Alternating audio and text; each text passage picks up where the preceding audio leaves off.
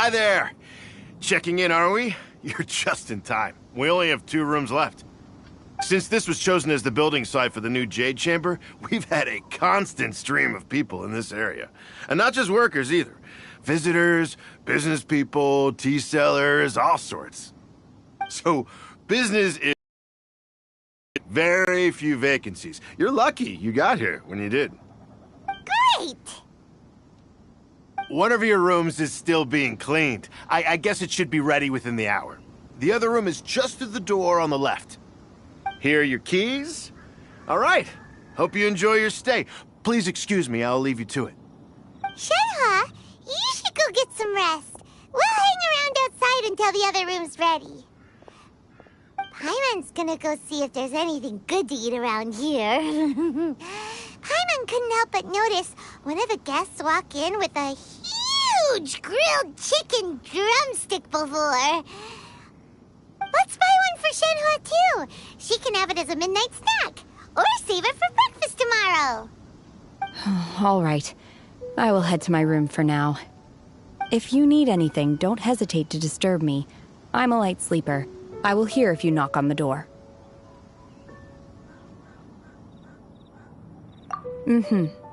See you tomorrow.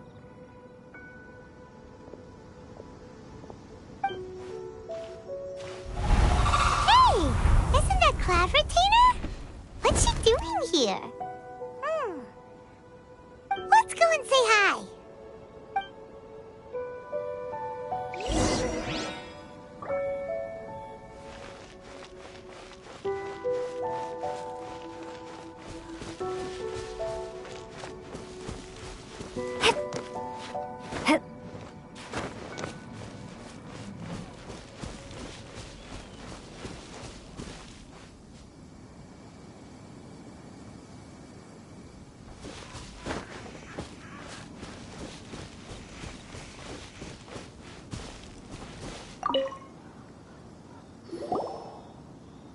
One trusts you have met Shenhe.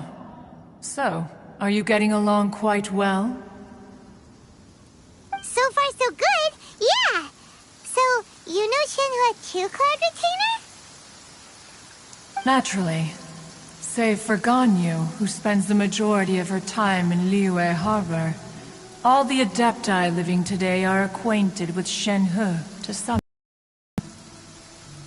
Cool. So, what's her Adeptus name anyway? Calling her Shenhe feels kind of friendly, but also kind of disrespectful. So Paimon's thinking maybe it'd be better if we called her by her Adeptus name instead. Her Adeptus name? Why, pray tell, would Shenhe have an Adeptus name? Don't all Adepti have a special title they go by? On this latter point, you are correct. However, Shenhe is human. Oh, right. Wait, what? Paimon neither! This is a real surprise!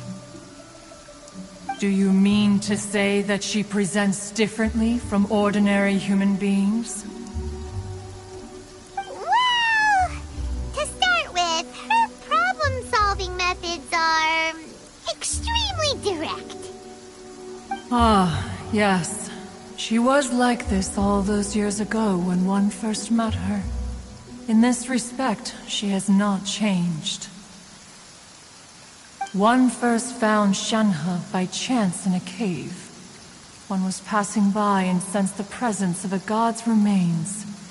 Being of an ever-vigilant disposition, one entered immediately to inspect the scene. Inside was Shenhe, then aged around 6 years old. In her hand, she held a dagger with which she was confronting a monster that was the god's remains incarnate. That sounds so dangerous. When one arrived, she had already been locked in confrontation with this monster for several days. Most mortal children are fragile, both physically and mentally, and are highly reliant on their parents for survival, but not so her. That she was able to endure such terrible danger was due not only to her strong willpower, but also to the bloodlust and homicidal instinct with which she was born. One dealt with the monster, yet she still refused to lower her guard. She even pointed her dagger in one's direction and remained ready to strike. Only after she was satisfied that one had no intention to cause her harm did she finally relent. She then passed out without uttering a single word. In other words, if you hadn't passed by that day, Shenhua might have... Not necessarily. Upon one's arrival, one could sense that the god's wrath was gradually receding. Even had the stalemate continued, one suspects that Shenhe may have still emerged the victor of the confrontation. That's still so dangerous, though! Why was a tiny little kid battling against the wrath of a god in the first place? Alas, the mortal world is rife with suffering of every kind. And she had experienced her fair share of this, even at a tender age. Seeing that she was homeless, one decided to adopt her. Indeed, it is one to whom she refers. Shenhe has an extraordinary constitution, making her well adapted to practicing the Adepti arts. All the Adepti cherished her talents, and so we were willing to train her. However, her homicidal urges did not subside with age. Rather, they grew stronger day by day. Mooncarver once performed a divination for her. He declared that her fate is to bear the curse of calamity. Consumed by malevolent energy, she is prone to bring harm to those around her.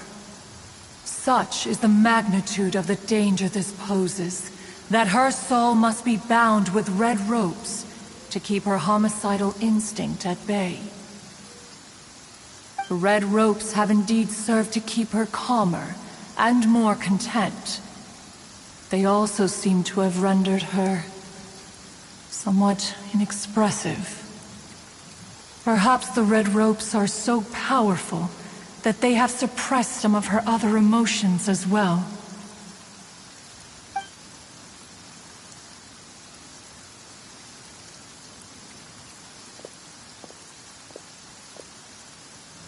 It is only by fate that people's paths may cross. Now that Shenhe's path has crossed with yours, please be sure to treasure the gift that fate has given you, and take good care of her. Paimon gets it. You came out here to check up on Shenhe because you were worried about her, didn't you? Huh. You dare draw such a facile conclusion on the nature of one's present excursion? Incorrect. The truth is that while Liyue Harbor may seem peaceful today, danger is always lurking in the shadows. Ningguang once made a bold assertion that this is to be the era of the contract between Liyue and the humans. Well, one is most curious to observe how she will respond to the coming storm. If she handles it admirably, one is willing to be a witness to her achievements. But if she does not, the Adepti shall not hesitate to seize control. Let us conclude our conversation here for today. One has occupied enough of your time, and night is approaching. Be sure to get ample rest.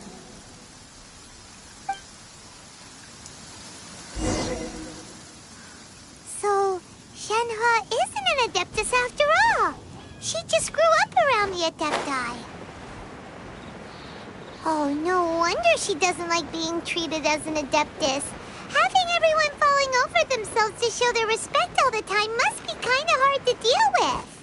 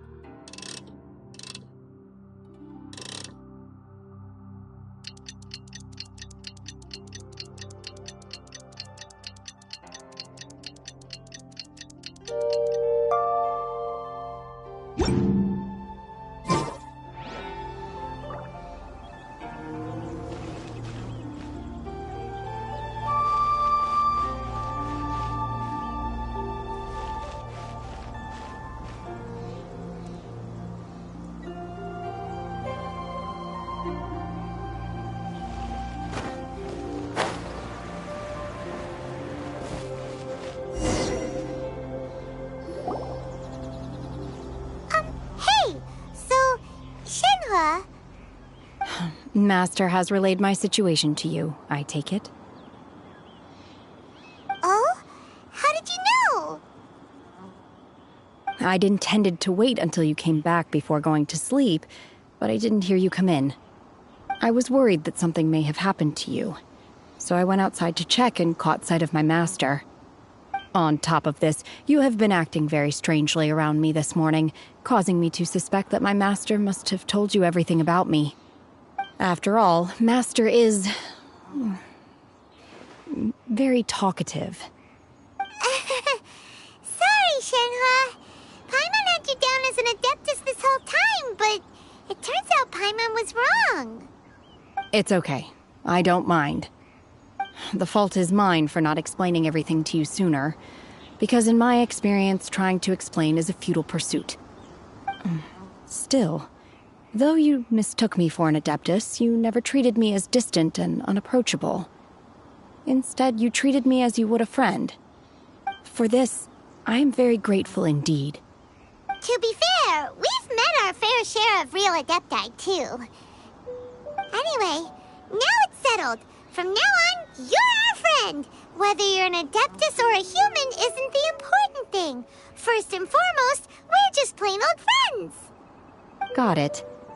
Although I don't know quite what it entails in terms of what I have to do, I must say I like the title friend very much indeed. Great! Well, now that we're all rested up, we should start searching for the other 2 items on the list. But before we do that, let's go to the building site and ask Ningguang's little helper how the progress is going. After all, Sunset Vermilionite is so rare. Paimon doubts many competitors will really be able to find any. If it turns out some of them have given up already, we'll be able to take things a little more slowly. Oh, and another thing. We bought some grilled chicken drumsticks on the way back last night. There was a place just outside. Here's one for you, Shenhua. Try it! They're so good. I concur. It has a rich flavor, far more agreeable than those I've cooked for myself in the wilderness in the past.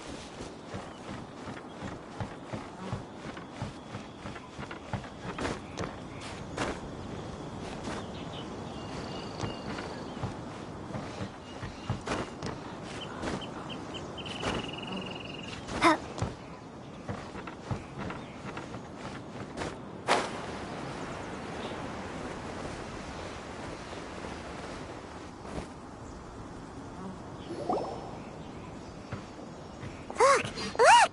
The Jade Chamber is floating into the sky! But it seems to be tied down by something. That's because it's not finished. Hey, Bylin! And hey, Beto! And hey! Person Paimon doesn't know? Given the enormous scale of the Jade Chamber, we split the construction work into 2 phases to make sure the structure remains balanced. Before we find some suitable plastrite, we build the Jade Chamber's keel at ground level. Once the plastrite is ready, we place it into the keel and let the partially constructed Jade Chamber rise up to the height of the surrounding mountain peaks. The remainder of the construction work is then carried out at that altitude. Once everything is ready, we release the iron tethers and allow the Jade Chamber to rise to its target altitude. Miss Bywin, we've brought some new materials to submit. One moment, I'll be right there. The construction work has only been able to progress this rapidly thanks to the plastrite provided by you. Lady Ningguang is most grateful and looks forward to seeing more of your work. Wow, can't believe you sourced the plastrite so quickly. It's the key piece of the puzzle. Looks like you beat us to the punch. Beto? You're joining the Jade Chamber contest too? Sure am. I happened to get my hands on a chunk of Sunset Vermilionite on a voyage a while back, so I figured I'd bring it over. Huh. So even though it's rare, we're not the only ones who managed to get a hold of it. Oh, I've got some introductions to do. This is the renowned Miss Yun, or Yunjin, probably the most famous figure in the Liyue opera scene. Greetings. These two are Paimon and the Traveler, both good buddies of mine. And this is... sorry, not sure we've met. Shenhe. I am their... friend. Good to meet you. A friend of a friend is my friend too. Or, as I like to say, a mate of a crewmate is part of the crew. Miss Yoon is also here for the contest. Turns out she needed to borrow a boat, so we came together. It's an honor to finally meet you both. I've heard much about you. Miss Shenhe, though we are only meeting for the first time, I have a feeling that we will get along very well indeed. To be honest with you all, I am in great need of this opportunity to ask Lady Ningguang a question. That's why I joined the contest. Thanks to my father's connections, I was able to acquire a specimen of the plastrite required. Fortunately, it was approved for submission, despite being a little on the diminutive side. Wow. So it looks like the three of us are competitors now. Excuse me for prying, Miss Shenhe, but are you competing as well? No, I don't have any questions for Ningguang. I just wanted to help her win. In that case, I have a proposal to make. Lady Ningguang said that the first 3 contestants to procure all 3 materials will be awarded the chance to ask a question. Well, there are 3 teams here. We can split the prize between us. Instead of competing against each other, we could work together to secure the top 3 places between us. What do you think? Sounds great, but how does it change things exactly? I think I see where you're going with this, Miss Yoon. The plastrite was the most difficult item to source by a long shot. Luckily, all 3 of us managed to get our hands on it. The 2 remaining items aren't quite so rare, so as long as one of us finds a way to source it, the other 2 can hop on the bandwagon. How'd I do? Is that what you had in mind? Precisely. Huh. Interesting approach. Okay then. All right, I'll go first. I have some leads on these wonder cores. From what I've heard, the core itself is really not that difficult to make. The hard part is getting hold of the ore used as raw materials. I'm gonna head back to the ship and ask Suling if he's heard of them. You guys... We will head into town and seek advice from Master Zhang of Hanfeng's Ironmongers. Thoughts? Wonderful. We'll split into teams then, and whoever makes progress first brings all of us a step closer to victory. I'm gonna take off. See you later. Okay, let's go! By the way, what question are you gonna ask Ningguang, Yunjin? I'm looking for a venue to host the performance of our new opera. Lady Ningguang has excellent judgment, so I would like to hear her opinion. Ooh, what's the opera called? Paimon wants to go see it. The opera is a labor of love by my father. He wrote it based on a popular urban legend about an evil spirit and an adeptus. It's called The Divine Damsel of Devastation.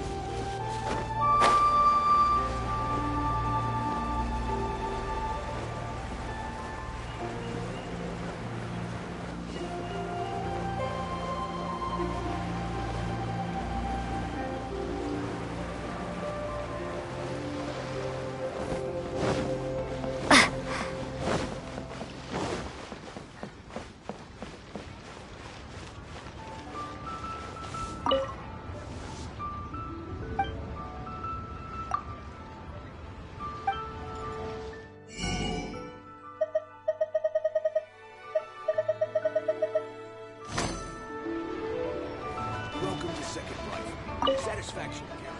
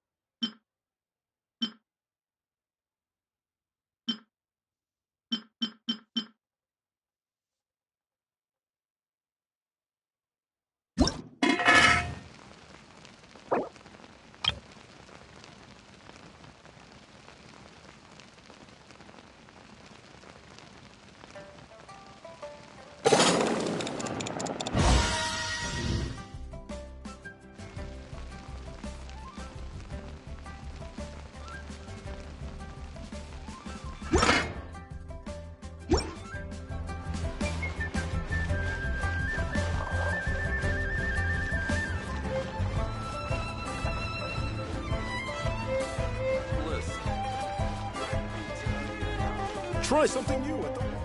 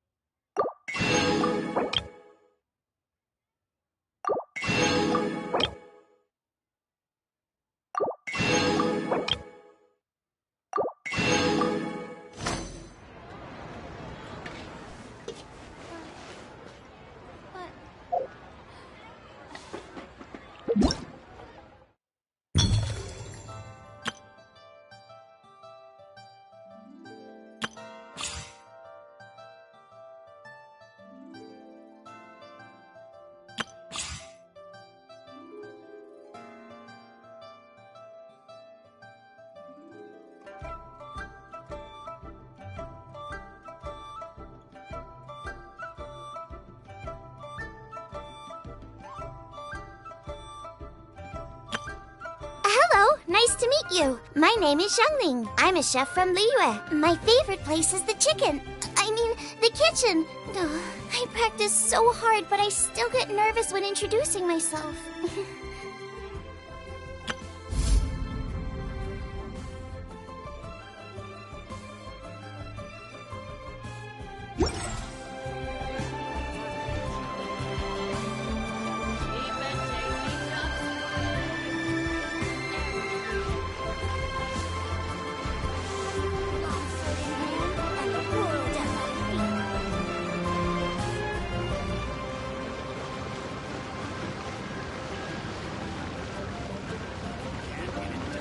Pack your stuff and go.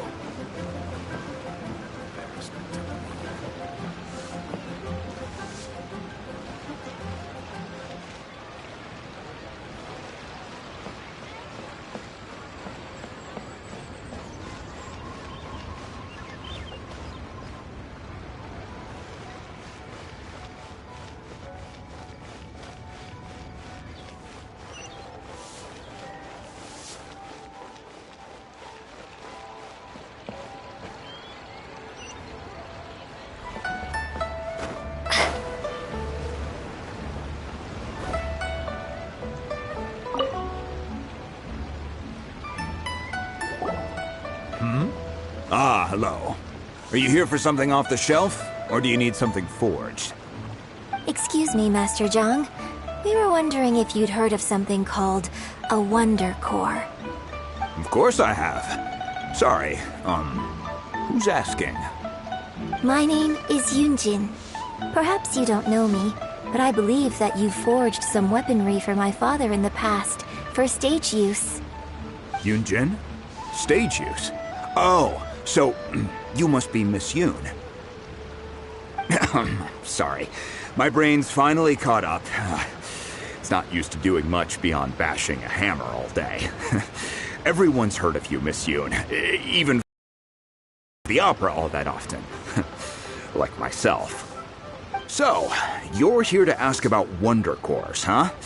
As it happens, I do know how to make them. Matter of fact, I made some for Lady Ningguang back when she was building the original Jade Chamber. The types of ore needed to make Wonder Cores are a little hard to come by. Lady Ningguang supplied them herself last time. I don't suppose you've brought any yourselves? No, we were gonna ask you what kinds of ore we need. Sure. Well, you'll need two kinds. Star Splinter Iron and Subrosium. If I remember correctly, Lady Ningguang sourced her Star Splinter Iron from the Mount Tianheng area. They say it resonates with visions. It could take some work, but if you stick with it, you'll find some eventually. As for the Subrosium, though, that's trickier. It's all but unheard of on the market. I'm really not sure. Sorry. What I've heard is that the people around Mount Tianheng have some sort of magic trick that can pinpoint the location of the stuff. Of course, it's probably just hearsay. If you want my advice, start by looking for Star Splinter Iron around Mount Tianheng. And if you run into any locals, ask them a few questions about Subrosium. Mount Tianheng. Interestingly enough, the story of the divine damsel of devastation also takes place on that mountain. I hear the view there is quite spectacular. A favorite destination of the Adepti, in fact. Perhaps it can give me some inspiration. Let's not delay. We should head straight there.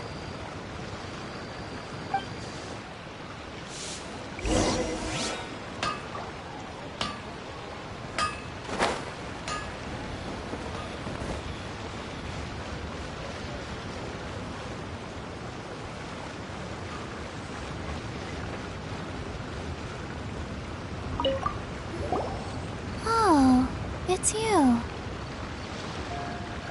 Seaside. Dangerous.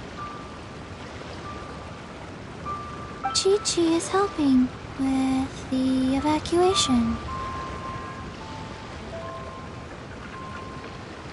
Yes, Ningguang said there's something bad in the sea. So, she sent Chi-Chi to evacuate everyone. But No one will listen to Chi-Chi. So instead, Chi-Chi is guarding this place. If danger comes, Chi-Chi will protect everyone. Don't go near the sea.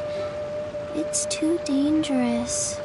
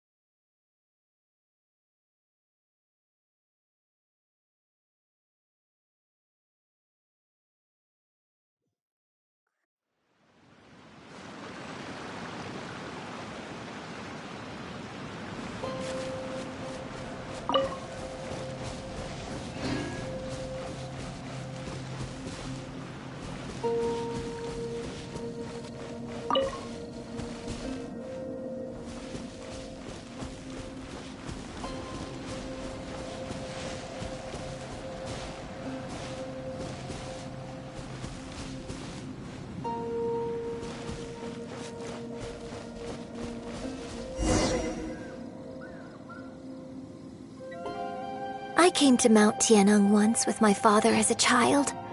I remember it being such a long climb that I could barely feel my legs by the time we reached the top.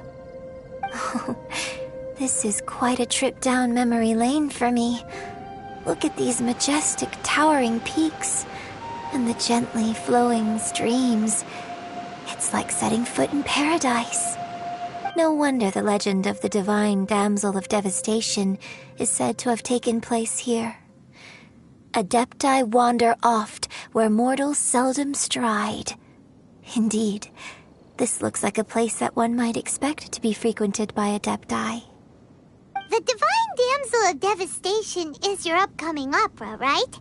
And the story takes place in Mount Tianheng. Huh. Seems like you have a real connection with this place. What's the story about, though? It's the story of a girl becoming a hero. Cool. A hero story?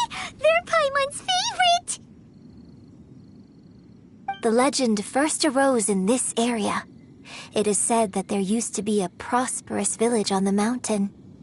In that village, there was a loving couple who were completely devoted to one another. One day, a terrifying monster appeared. The wife was out collecting herbs and was captured by the monster. Her husband was so distraught at the news that it broke his spirit and drove him to madness. The vile and vicious monster told the villagers, "If you want to live, you must sacrifice a child to me." What a nasty piece of work! Paimon sure hopes this monster gets put in its place!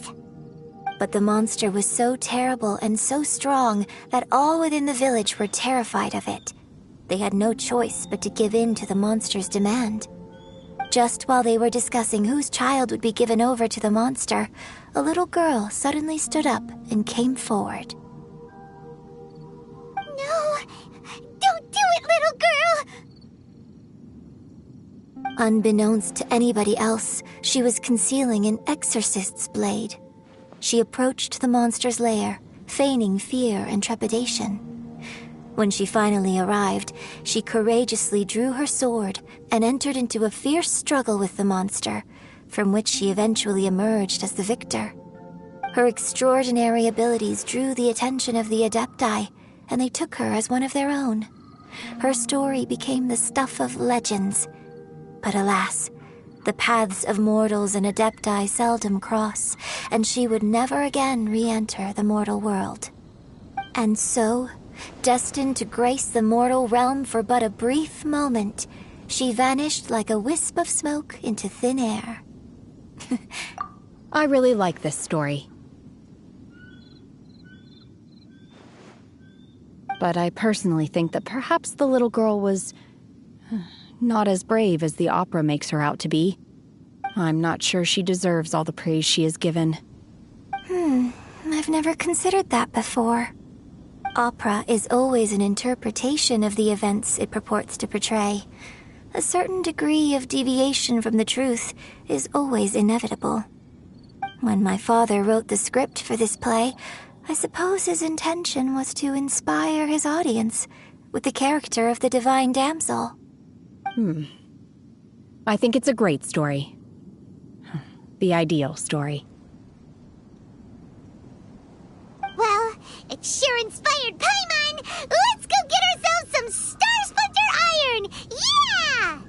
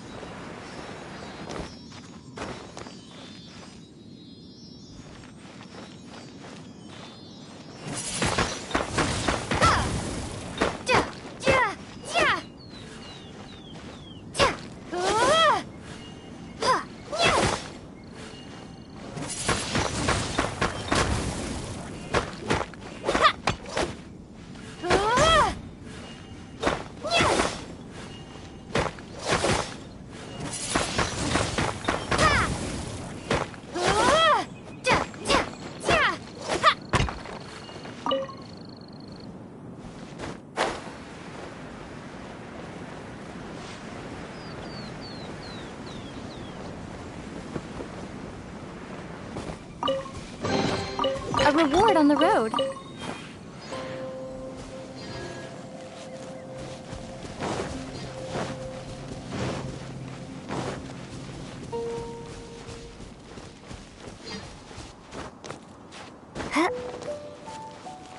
This should be enough Star Splinter iron. Now we just need to find that Subrosium. I think I saw a village on our way here. Master Zhang said we should ask the locals for help. Why don't we try there?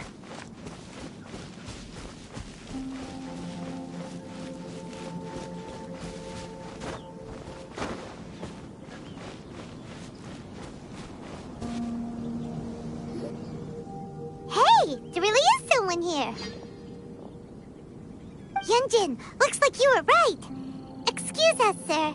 Can we ask you something? Huh. He didn't seem to catch that. Hello, sir. We were just passing by and wanted to ask if you happen to know anything about Subrosium.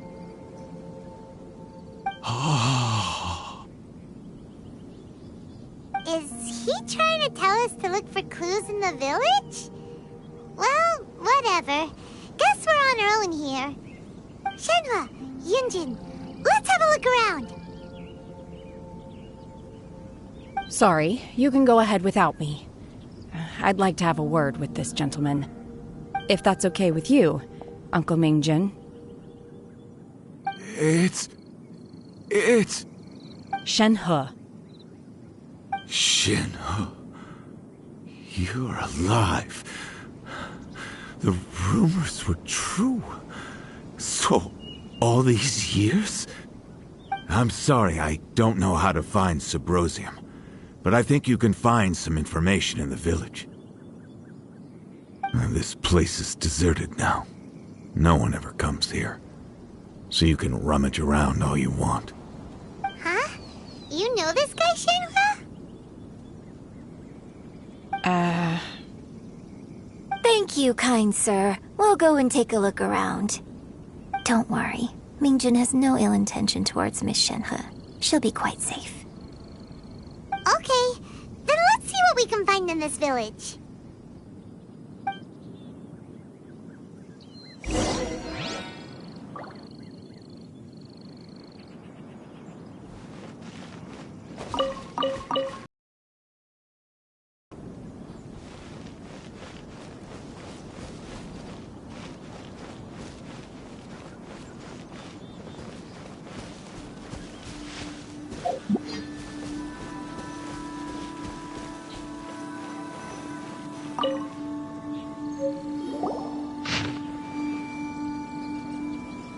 The remains of a god, an abandoned village, Mount Tianheng.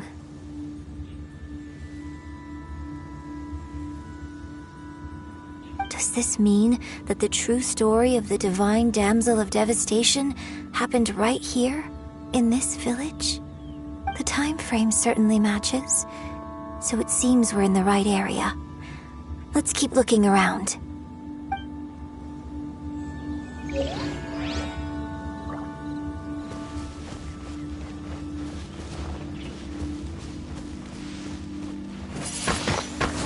Windblade!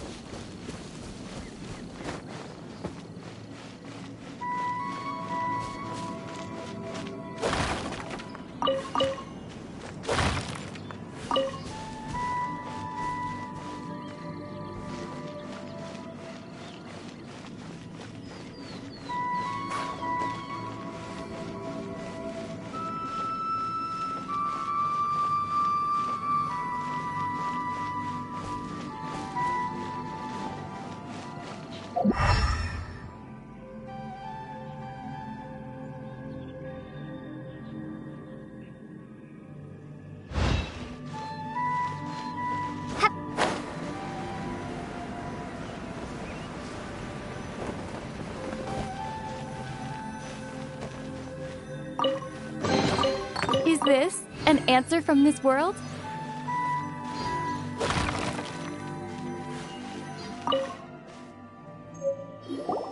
Huh. What's this?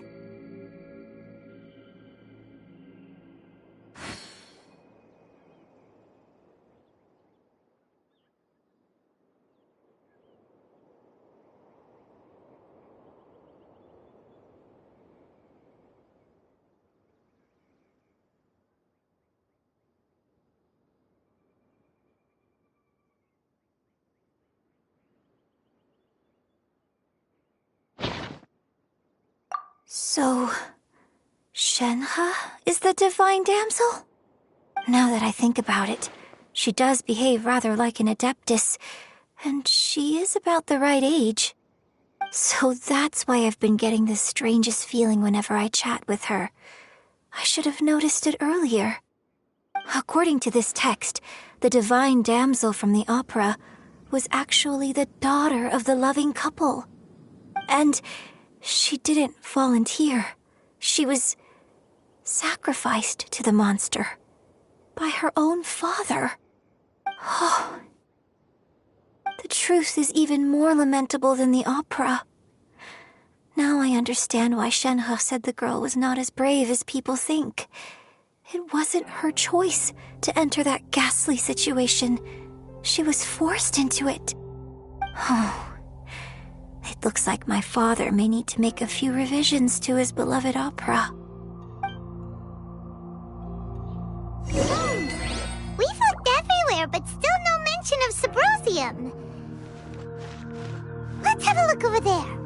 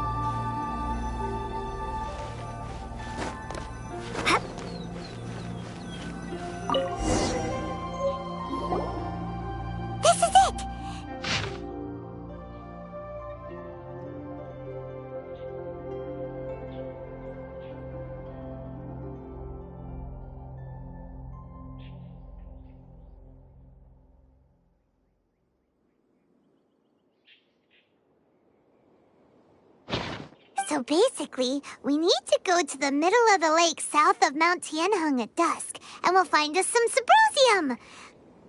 Let's go back and tell Shenhe the news!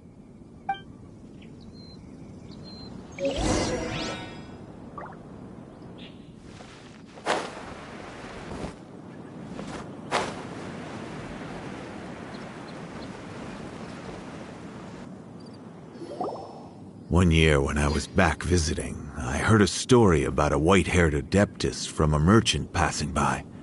I never imagined it was you. I was a very close friend of your father's. I could have stopped him from performing the summoning ritual. I had plenty of chances, but I couldn't bring myself to stand up to him. I just let things happen, let it all escalate. Well, we all know how that story ended.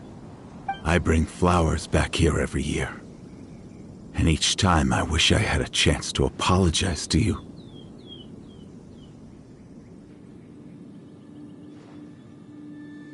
Apologize for what? If you'd stopped him, he'd only have found another way. There is nothing he wouldn't have done for his true love. Nothing. Do you still hate him? I don't know what I feel. I'm told my fate is to bear the curse of calamity, so my master bound my soul with red ropes to curb my aggression. But it also dampened my emotions, making me dispassionate. like the Adepti. So if you ask me how I feel about the past, if I hate my father or not, the truth is, I feel nothing at all. It must have been so tough for you all these years. Shenhe, we're back! Oh, then I will leave you all in peace. Shenhe, it brings me some solace knowing that you are okay. I'll tell you more about the old times next time we meet. Thanks, mister. We found some info in the end.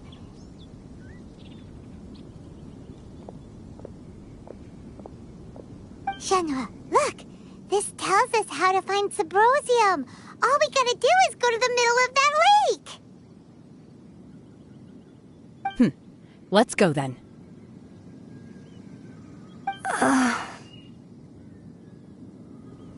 Miss Shenhe, there's something I'd like to talk to you about. Just now, in the village, we found your father's diary. It turns out that many of the details in the Divine Damsel of Devastation are not true to the facts. So I'd like to change them. Why? I know I say that opera always deviates from the truth, but now that the main character is standing right here in front of me, I cannot simply dismiss your lived experience in favor of my father's fiction. It's okay. I like your version.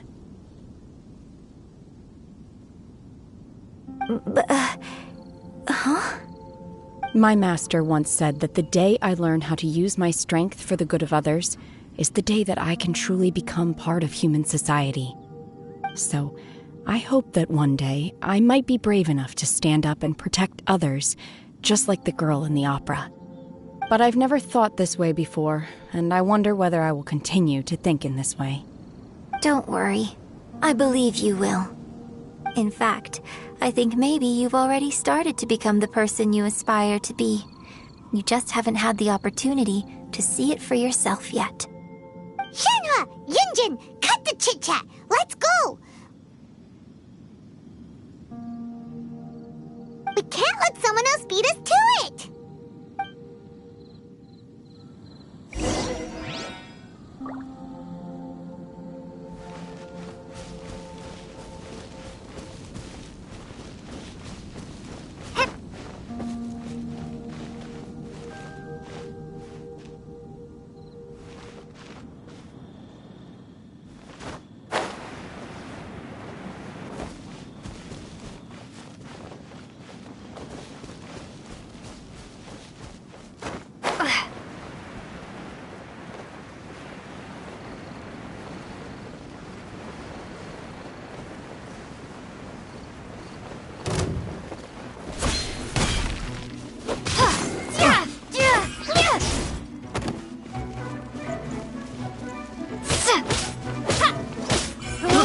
I got careless.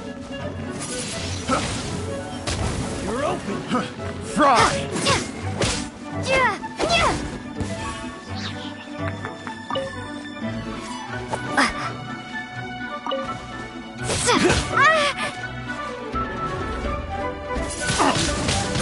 Windblade!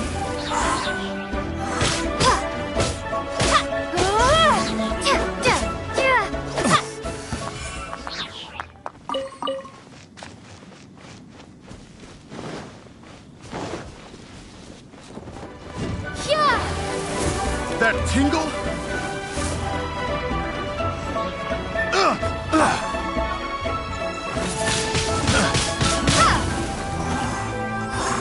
Have a little taste. Picked the wrong test subject.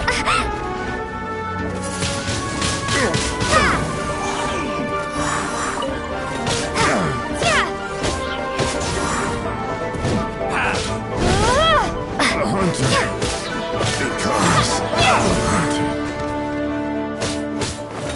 I should replace my hammer.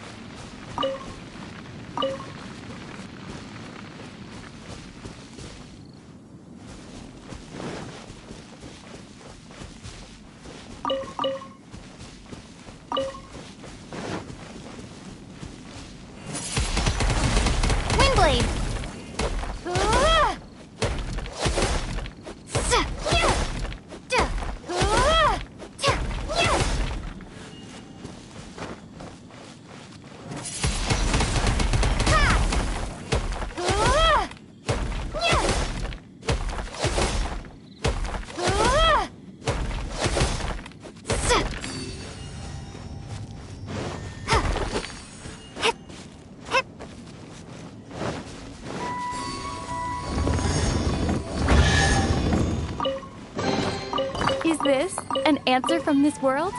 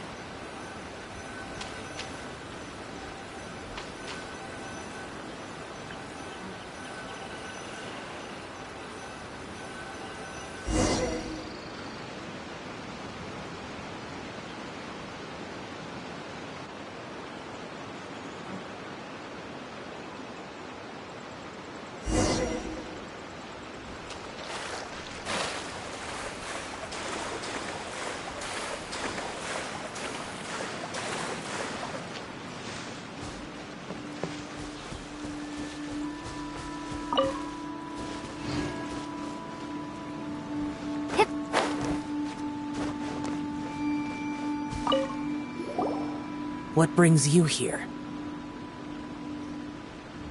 Have they found a solution to the danger in the sea? Ningguang didn't tell you. Something has happened in Guyan Stone Forest. According to the contract, as an Adeptus, I should not get involved for now. But these things can be unpredictable. I have a contingency plan of my own. Only a single mountain lies between here and Liyue Harbor. If things get out of control, I will...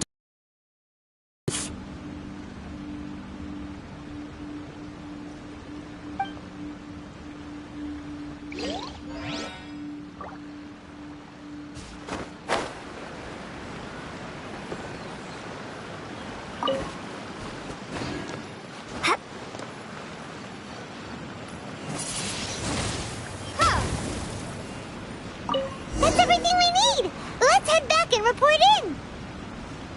Paimon's curious if Beto's made any progress.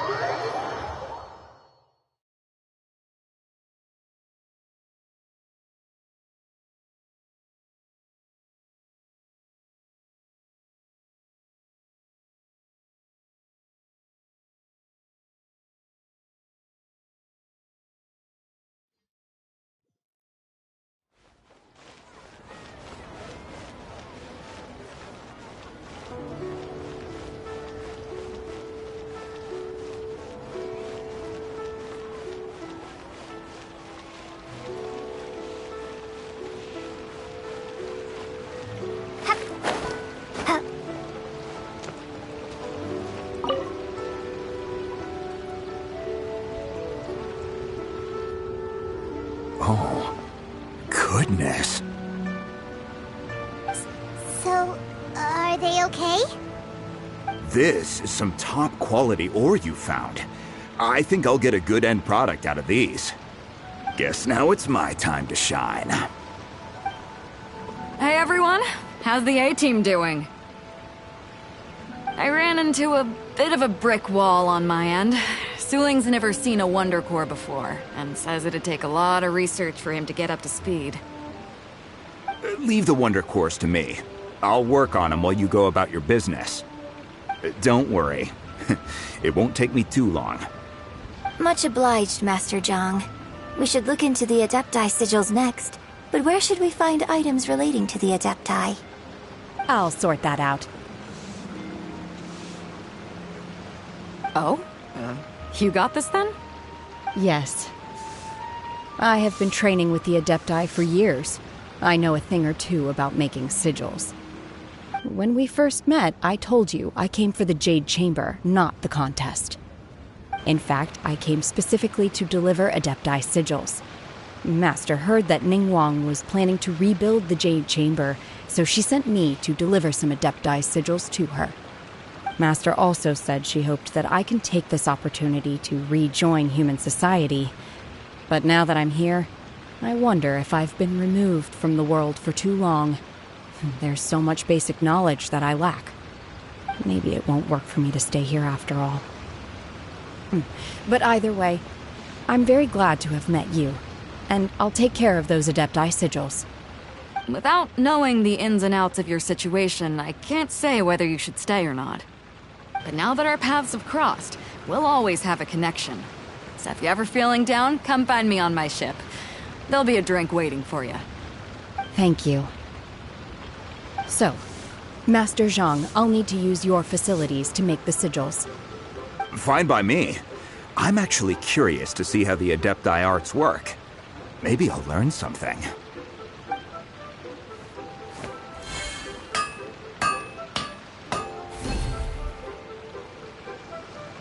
Whew. The sigils are ready. Though they are in some respects inferior to my master's, I can assure you there will be no quality issues. I've finished forging the things you asked for, too. Great! Let's go submit them before someone else gets there ahead of us.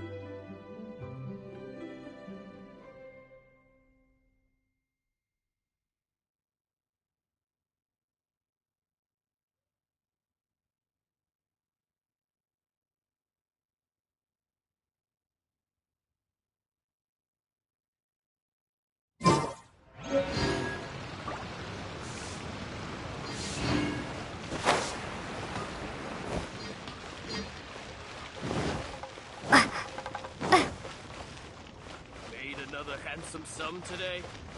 A toast to Alan?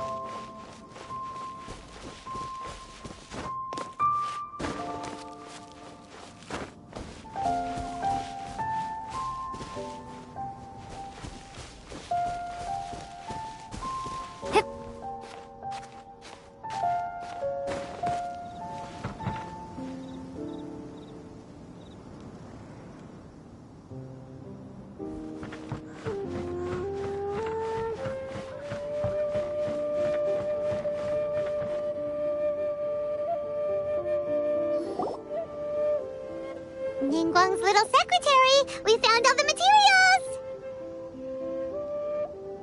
Oh, already? All three of you found them together. Okay, I see. The Wonderclaws and Adepti sigils look good. It seems that we found our winners.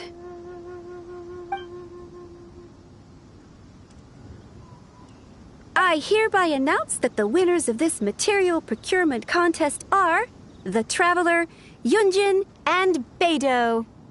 What? It's over already? I haven't even found the plus strike yet! I can't believe it. So close, but so far. I'd like to invite our three winners to please proceed to the Jade Chamber, where Lady Ningguang is waiting for you. Huh? Where's Beidou? She was right here! Captain Beidou has some business to attend to. She will join later. Please come with me for now. Alright then, guess we'll head on up to the Jade Chamber first! This has been a long time coming. The last time we went up to the Jade Chamber was ages ago!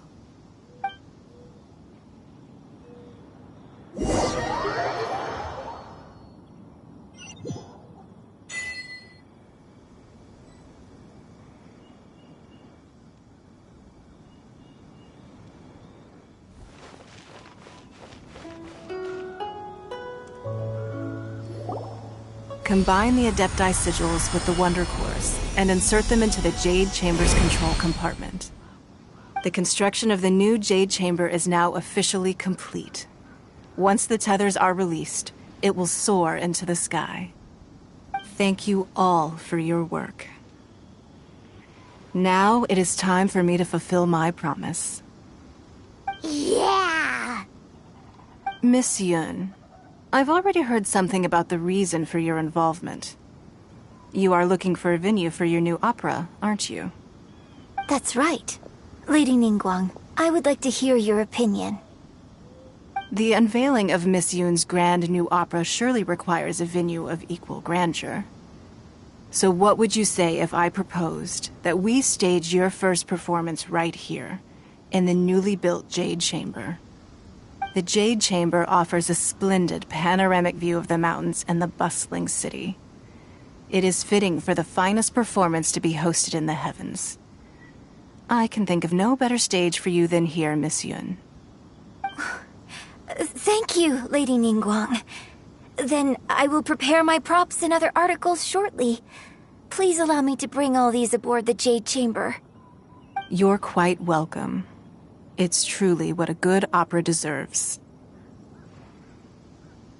Oh, a traveler, Shenhe, Paimon, I'll be leaving now. Do come and see my play when the time comes. You're next. What is your question? I should clarify. I do not know your brother's whereabouts.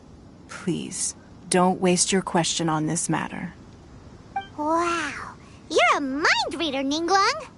Oh well, guess Paimon will ask a question then. Managing a successful business is not as simple as you might think. Capital, connections, sensitivity to the trends, an instinct for what is a good opportunity. All of these traits are crucial. If you want to know how to make money, I will honor our agreement and give you an answer.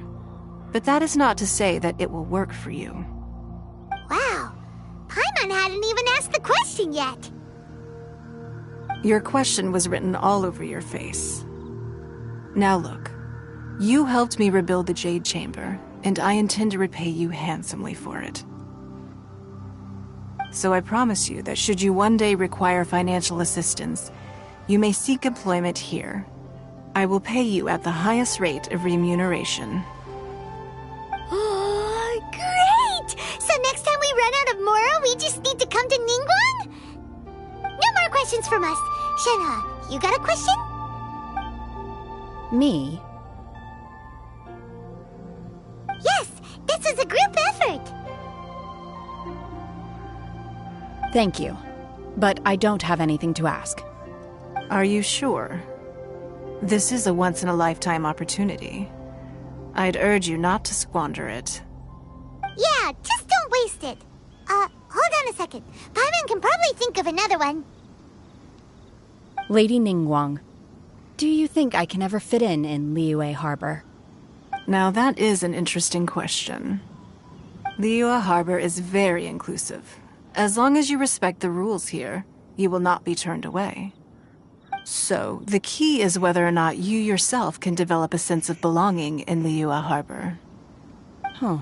A sense of belonging? Yes. To become fond of a place, to feel part of it, it always requires a reason. Perhaps someone you've met, or something you've experienced here.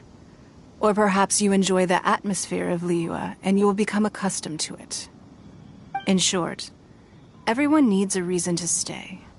I hope you can find yours soon. I see. Hey, what's going on? I just went to see the fleet. I'm a little later than expected. Come on, Beidou. It's your turn. Do you have a question for Ningguang? Me? Nah, I ain't got any questions. She forced me to help out, so I figured I may as well get involved with the contest. Ningguang, don't forget what we talked about. It's not gonna be easy to deal with. I don't think my fleet can take it on their own. Don't worry. I have made preparations. The wound dressings are ready, and the Millilith have set up an ambush. Glad to hear it. Watch your back. Stay alert. Beidou? Ningguang? What are you talking about? You'll see when the Jade Chamber ascends. However, it's not the most pleasant topic of conversation. Maybe it's better that you don't know.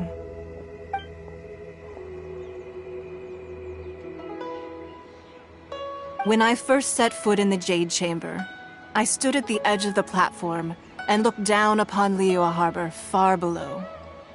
At that time, I dreamed that one day the Jade Chamber's shadow would be seen in all 7 nations of Teyvat. My wish has not changed to this very day. However, it is not only out of consideration for myself that I have built the Jade Chamber anew at this time. I hope the Jade Chamber will always float in the skies above Liyue Harbor, bearing witness to the prosperity and peace of the human world. And I hope that you can all witness it with me. Let the Ascension ceremony commence!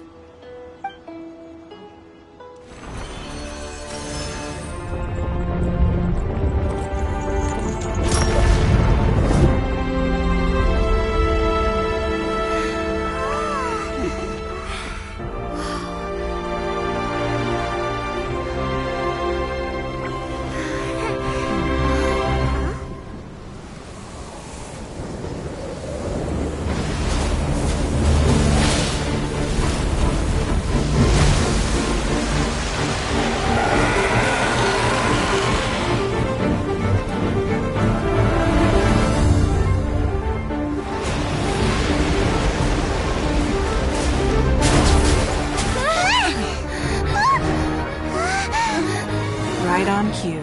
The Avenger of the Vortex, Beisht. Who is that? Osial's wife. Final follower of the Overlord of the Vortex. Sounds like you knew this was coming. Beidou sensed something was stirring in the deep. She warned me months ago. Knowing she harbors hatred toward the Jade Chamber, I chose to rebuild it now as a way of drawing her out. Got it. Well, let's go fetch the Adepta. No. Huh? In this human age, the people of Liyue must find a way to overcome this crisis on our strength alone!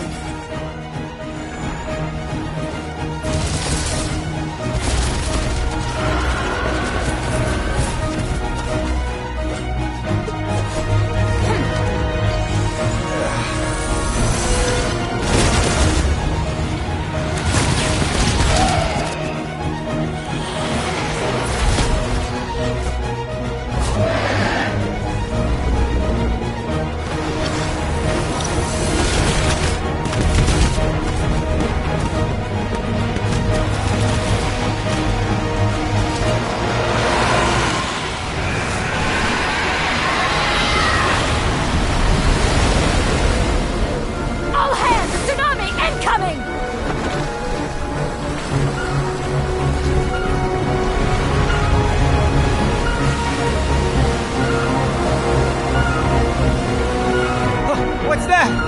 Wait! A giant wave!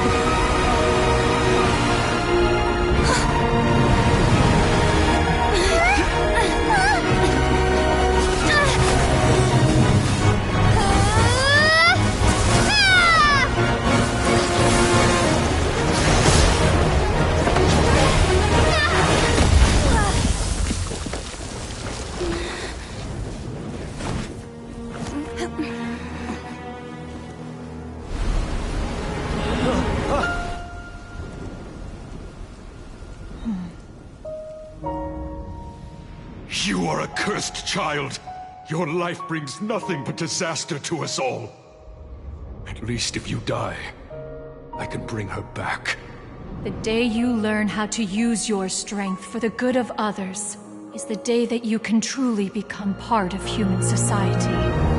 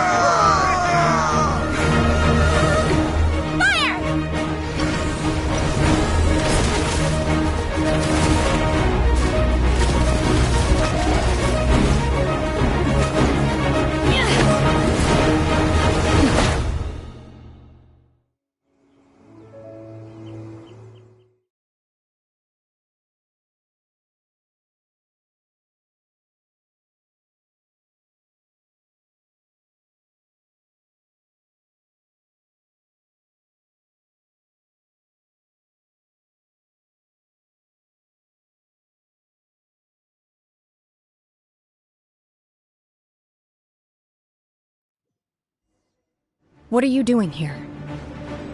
We can't let you be the only one taking this risk! I hardly see this as a great risk.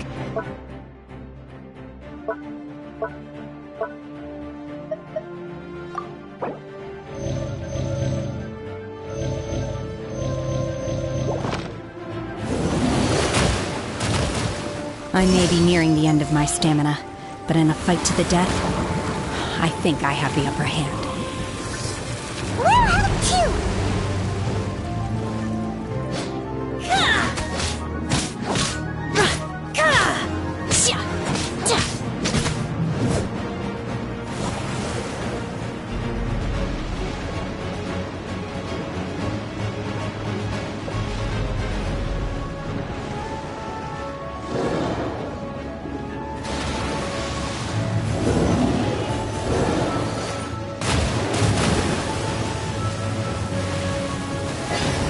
My will embodied!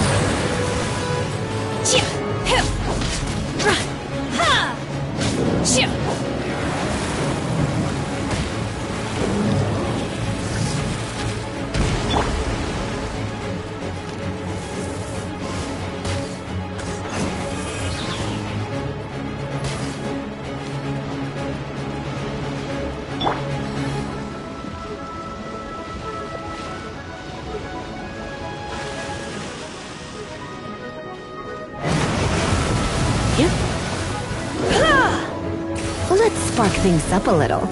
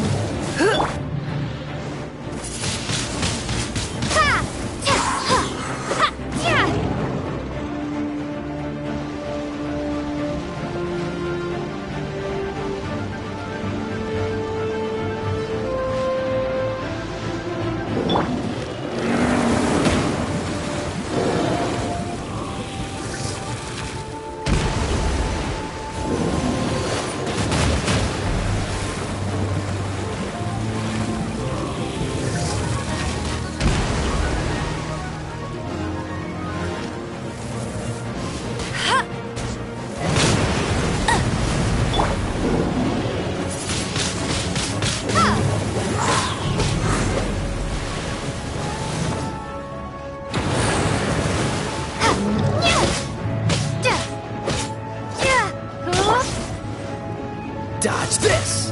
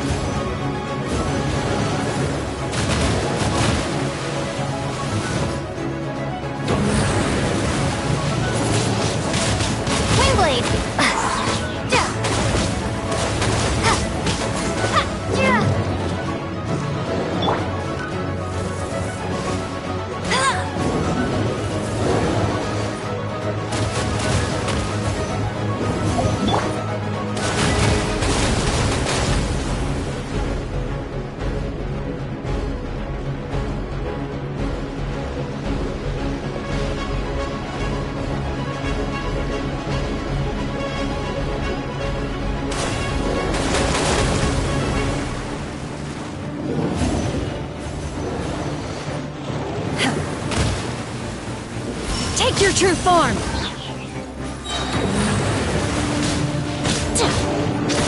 Transfiguration!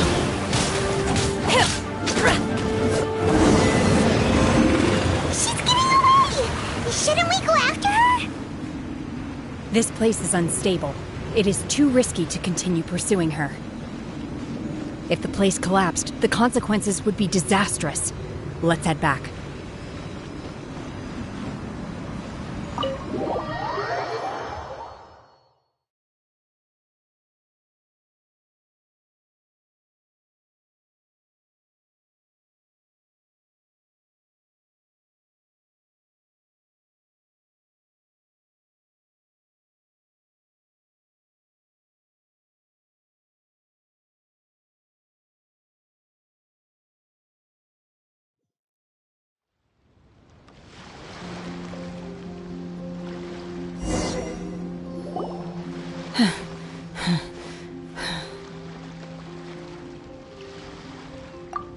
I'm just a little exhausted.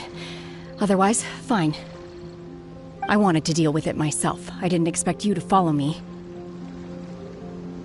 Don't worry. She's not coming back anytime soon.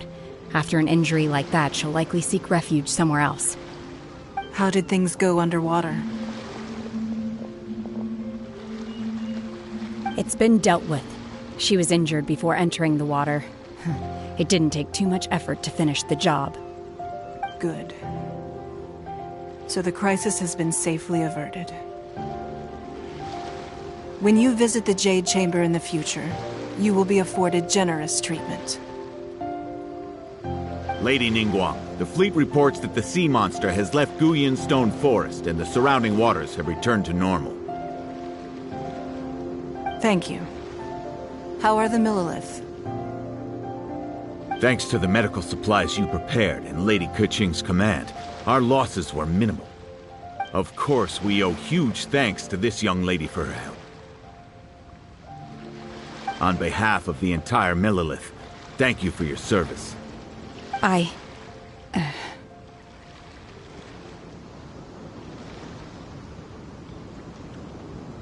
Great. Then next time I watch Miss Yun's opera, I'll be able to take the compliments. I wasn't trying to be a hero, though. I just wanted to protect you. Let the soldiers recuperate, but don't let your guard down. If she returns with a vengeance, we must be prepared. Yes, ma'am. You've been monitoring us for some time now. I trust you've reached a conclusion. You wish to hear one's opinion. Well, things would have hardly gone so smoothly had it not been for Shenhe. That I do not deny. However, final victory was always going to be ours, even had things been a little more arduous. If it came to it, I could always destroy another Jade Chamber. One has observed your adaptation of the Guizhong Ballista, and find oneself compelled to admit that you have evidenced some degree of novel thinking. You have learned from past failures and prepared for this crisis in advance. This is considerable progress compared to the last time. Hence, on balance, one finds your performance during this trial satisfactory enough. But there will no doubt be further trials to come in the future. Do not suppose that one will not continue observing you hereafter. While the position of Tianquan remains mine, I will always ensure Liyue's safety. Shenhe, one saw you secretly venture out from the mountains a few years ago, and noticed the air of dejection in which you returned. Hopefully this trip to Liyue Harbor has been a different experience. Yes. I can't explain it, but I feel happier than I expected. Good. Traveler, please take good care of Shenhe. She is a dear child.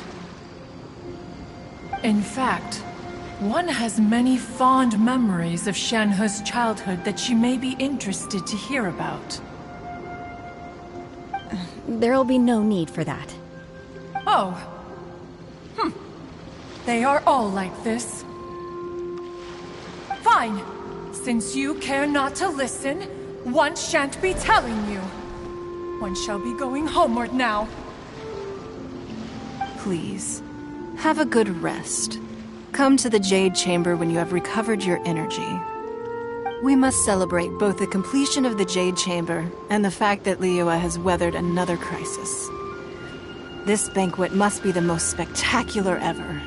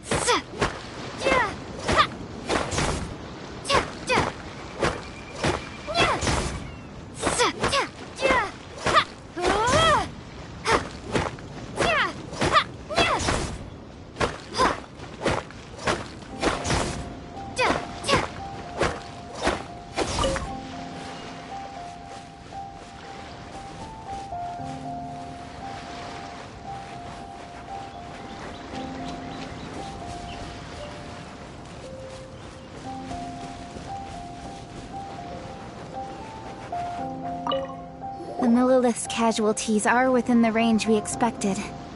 But in hindsight, there were still flaws with our plan. If we'd had more time, we could have built a barrier here to absorb the impact of the waves. We must learn from this experience and never repeat the same mistakes again. We were fortunate to have your assistance this time. Thank you.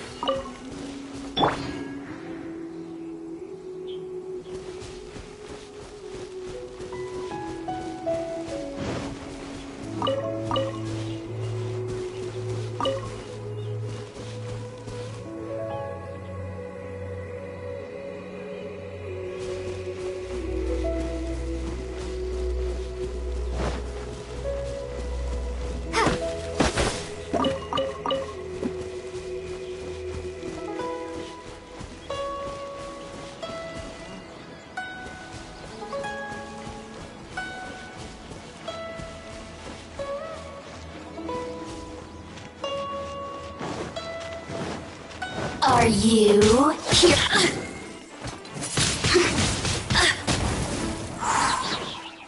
The more, the merrier.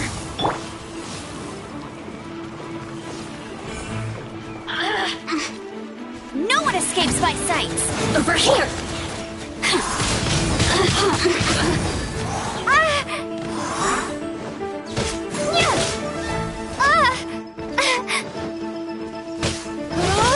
Look at me. Just once more.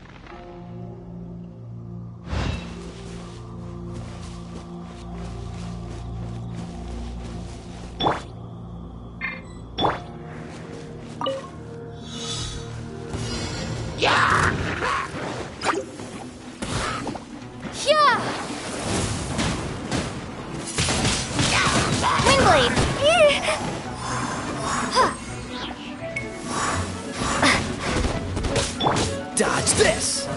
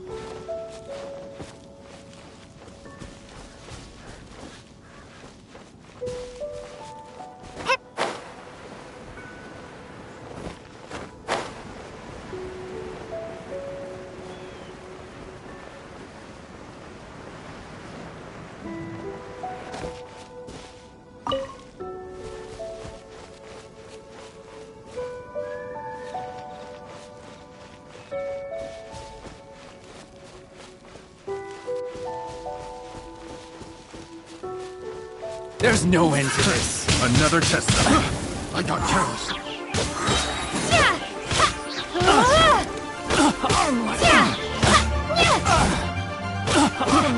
Start carrying.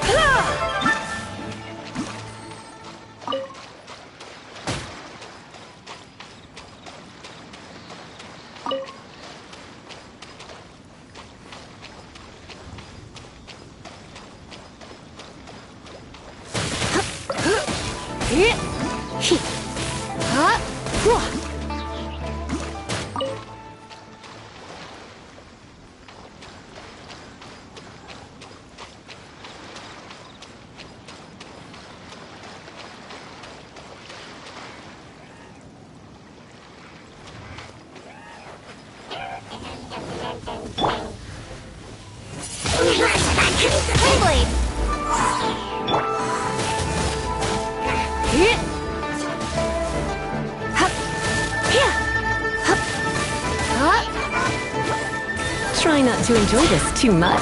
Let it rain. Prepare to be blown away.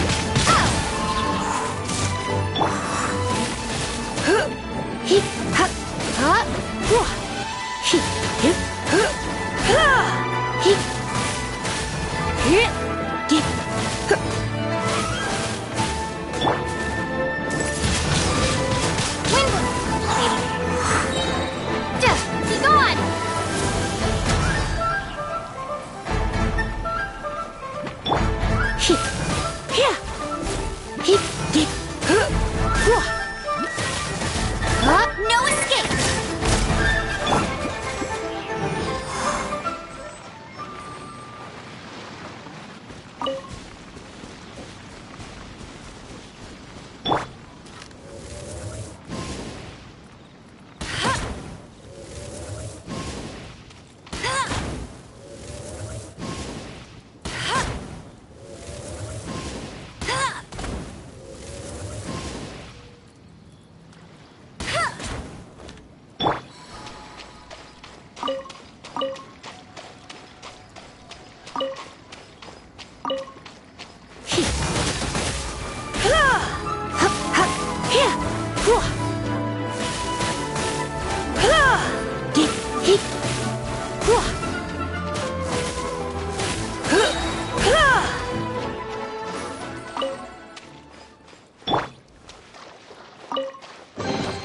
I'll keep this close.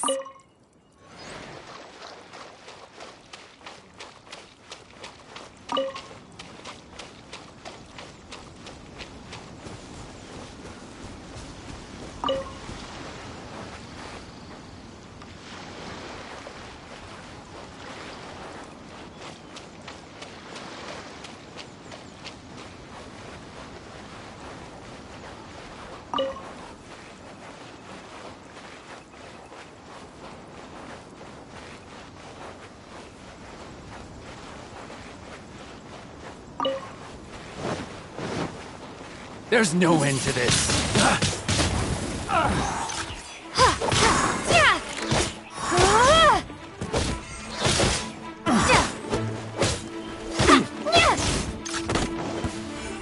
You're open.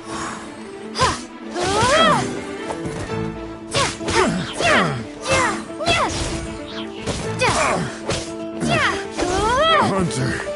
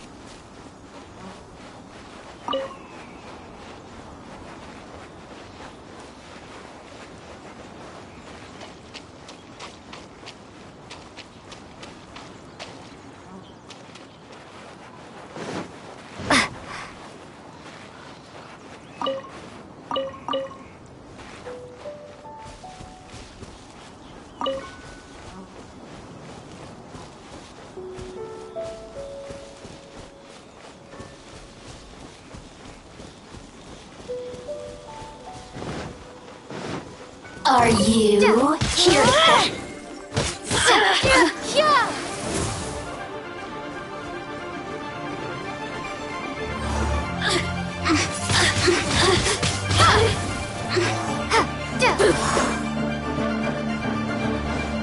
The merrier.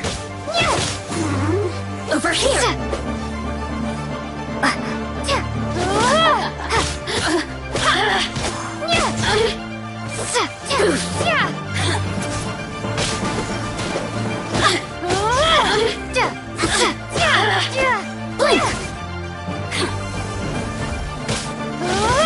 Look at me. Just once more.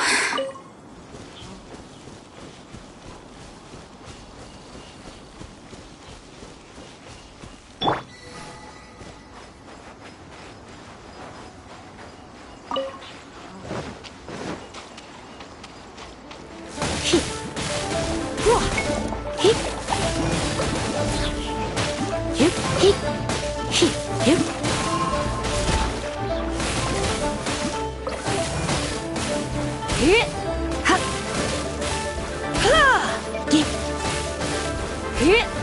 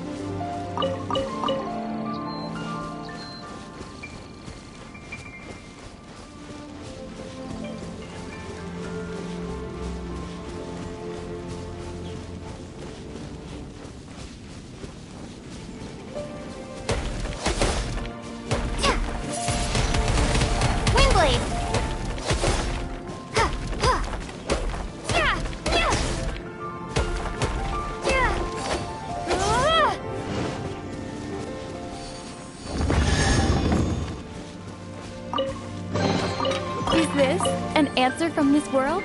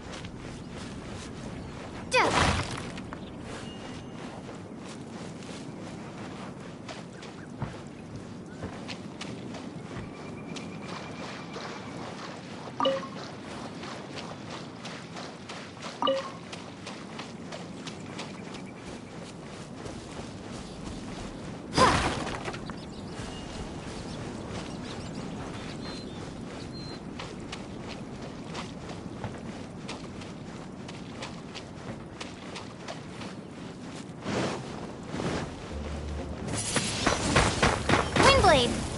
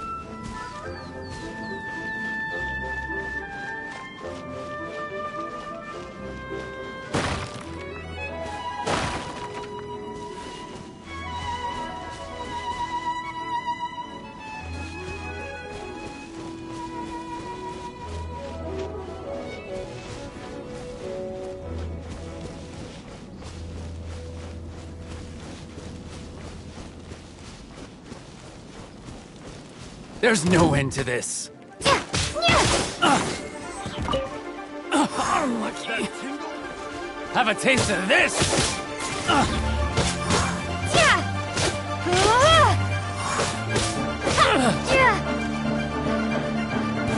That tingle? Freeze.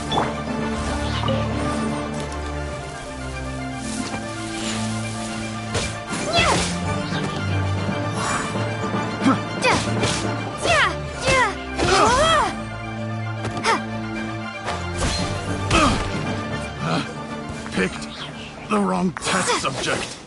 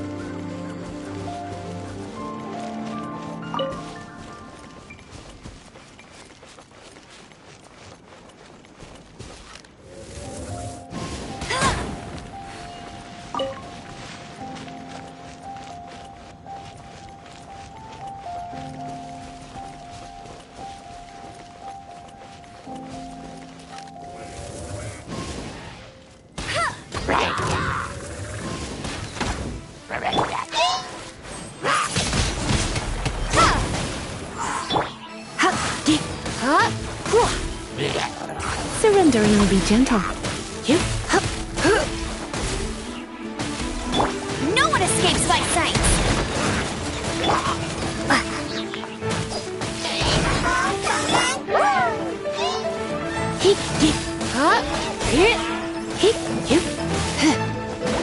Oh no, I'm gonna ruin my gloves.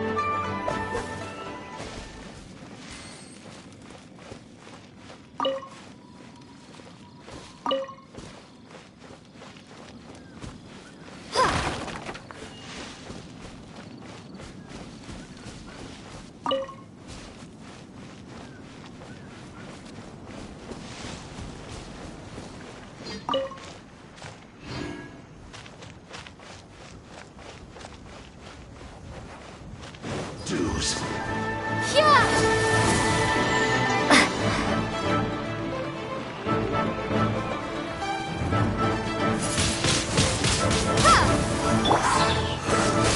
Oh, so sorry. Don't push your luck.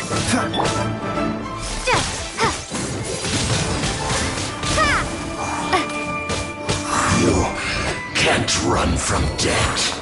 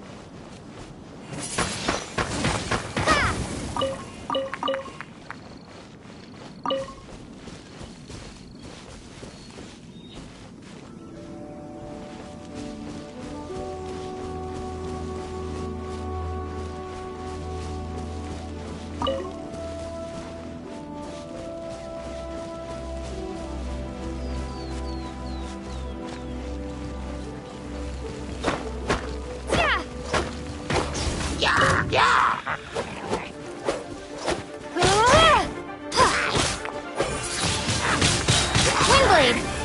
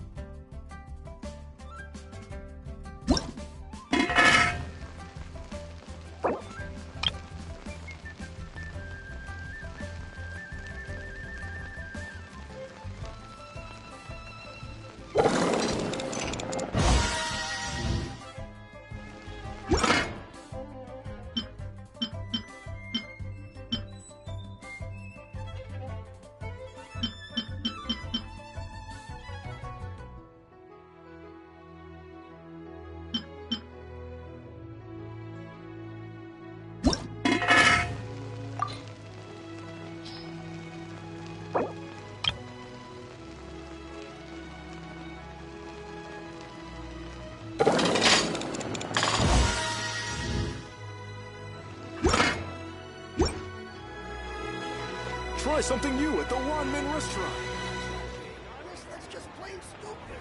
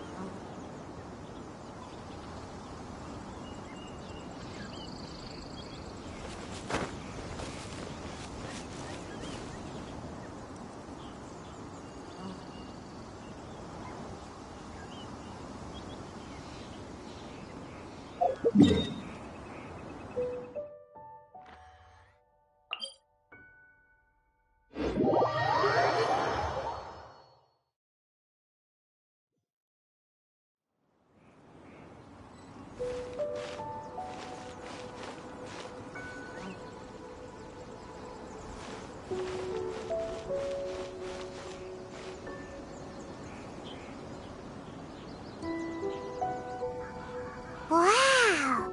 Everyone's already seated! It's Paimon's first time attending a banquet in the Jade Chamber. The food here looks amazing. All of you here are my distinguished guests. I am determined that each of you thoroughly enjoys yourself. Those who don't drink alcohol, please, help yourself to other beverages. Fine wine is a delight to the senses, but it is far from the only one. I trust you will find the marvelous view from the Jade Chamber to be an equally gratifying indulgence. Have you heard? Miss Yun's going to be performing today. Sure have. Honestly, it's the main reason I'm here. I've never missed any of Miss Yun's performances, and I don't intend to start now. I hear she's going to perform The Divine Damsel of Devastation today, the one written by her father. I've been so excited that I've barely slept the last few nights. Hey, look! Miss Yun is going on stage!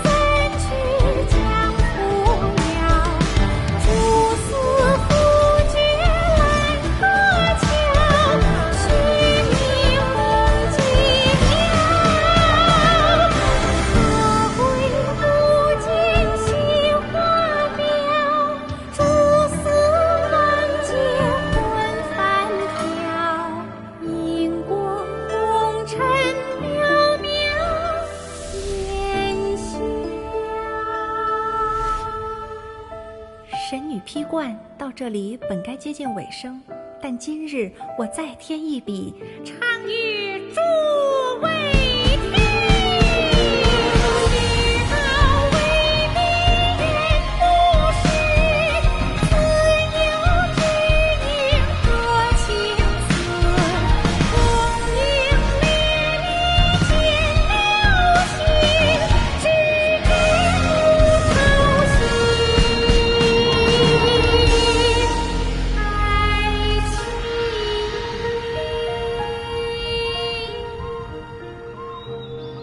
彼时鹤归，茫茫天地无依靠，孤身离去。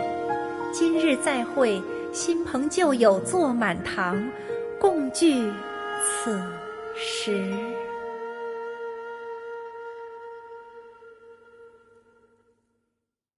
What did you think? Personally, I thought I sang rather well. It was beautiful. Paimon wants to learn too. It was wonderful.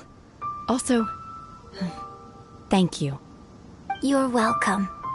Thanks to you, the Divine Damsel of Devastation is a more nuanced tale than ever. The play has an ending, but life goes on. I believe you will find a way to fit in Liyue Harbor. Thank you. I think I've found the opportunity I needed to change. Ms. Yun, here you are. Great to see you. Huh? Hey, this young lady with the white hair looks like some kind of VIP. Yeah, that's it, like an adeptus. Wait, you're the girl from the opera, aren't you? The Divine Damsel herself. And look who else we have here, the illustrious traveler. Well, I'll be. This was definitely worth showing up for. Let me pull up a chair, all right? We'll all have a friendly chat, get better acquainted. Alternatively, you could leave us alone. That is, if you'd prefer to finish your drink via the orifice of your own choice. Uh-oh, this feels all too familiar. Shenhe's back to her old self again. Hey, what are you doing? Calm down, Shenhe. Calm down.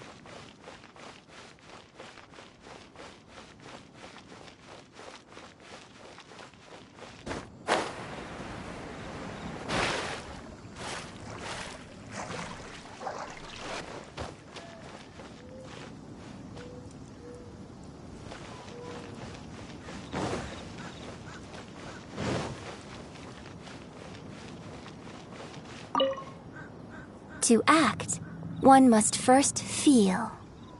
After our trip to Mount Tianheng together, I felt much more in touch with the character today. I believe I was able to deliver a more profound performance because of it.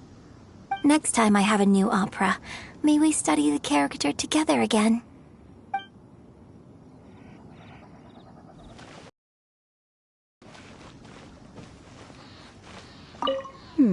Now that I think about it, I'm glad Master sent me here to deliver the sigils. Otherwise, I wouldn't have had the chance to meet you. I'm sure I have much to learn from you in the future.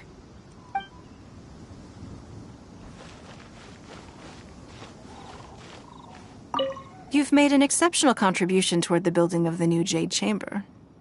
I will not forget this. I shall be sure to repay your kindness at an appropriate juncture.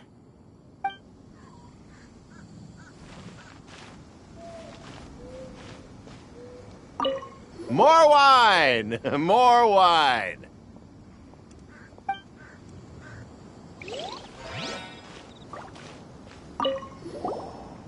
Drinking and watching opera in the Jade Chamber. A rare and exquisite pleasure.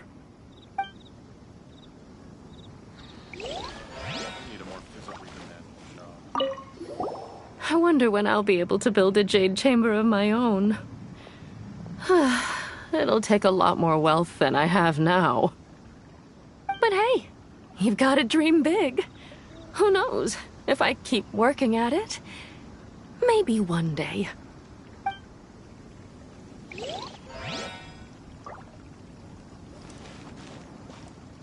I need a more physically demanding job.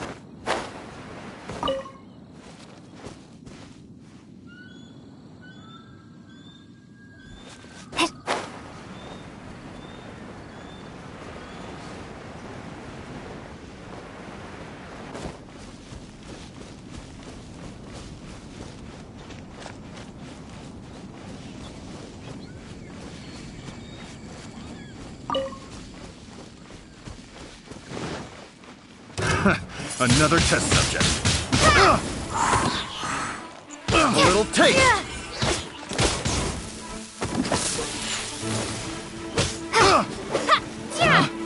Picked the wrong test subject. I got careless.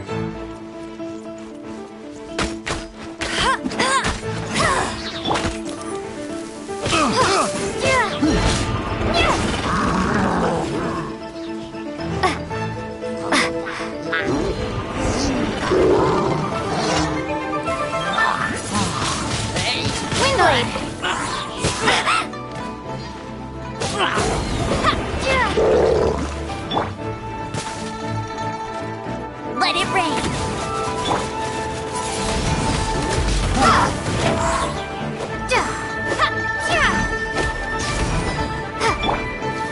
Try not to enjoy this. Windblade.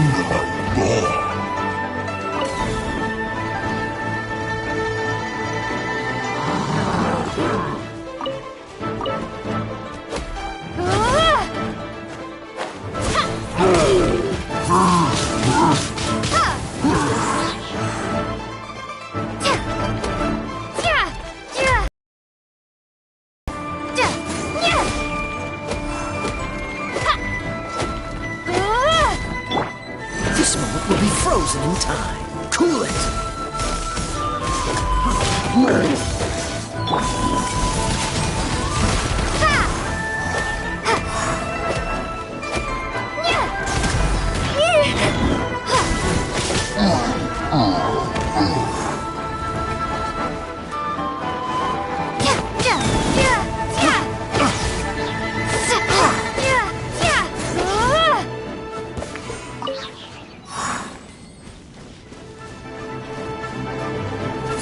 You're open!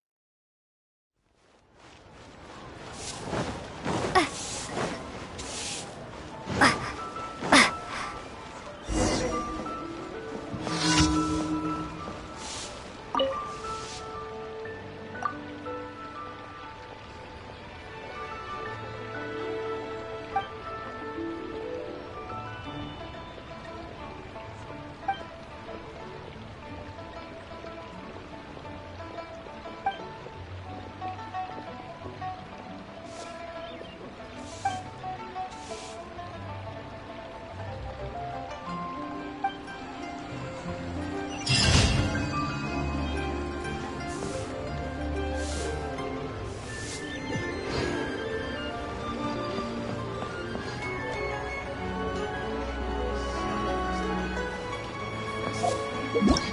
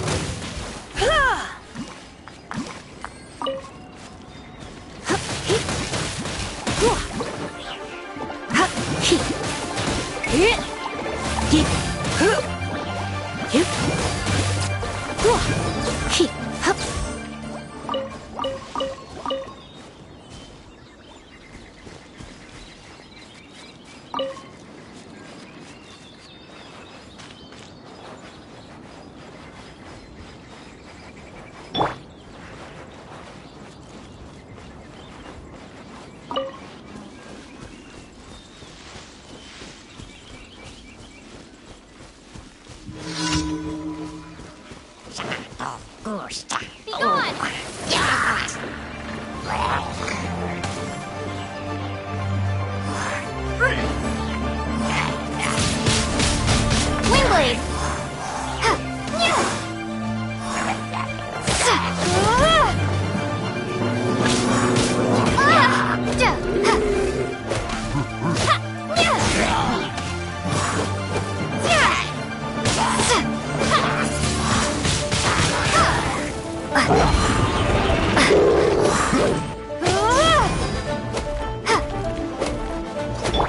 No escape!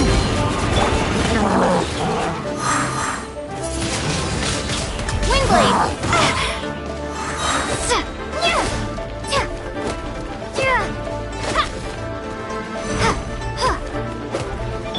Don't get frostbite.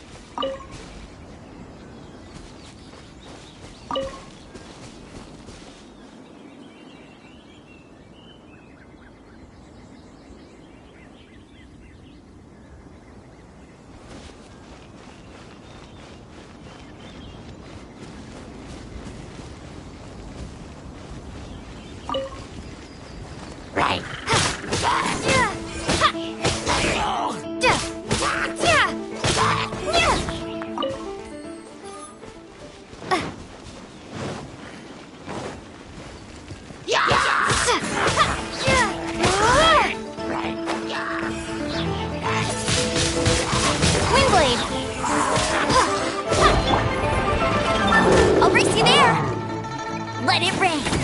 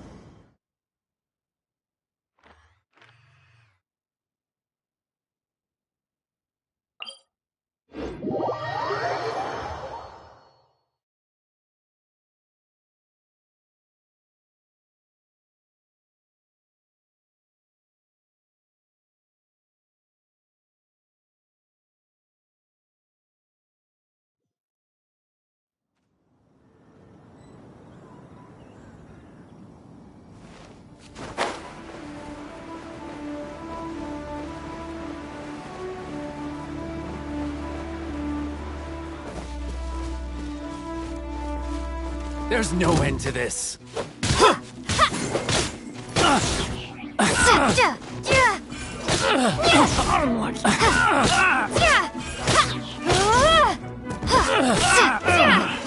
Finally done.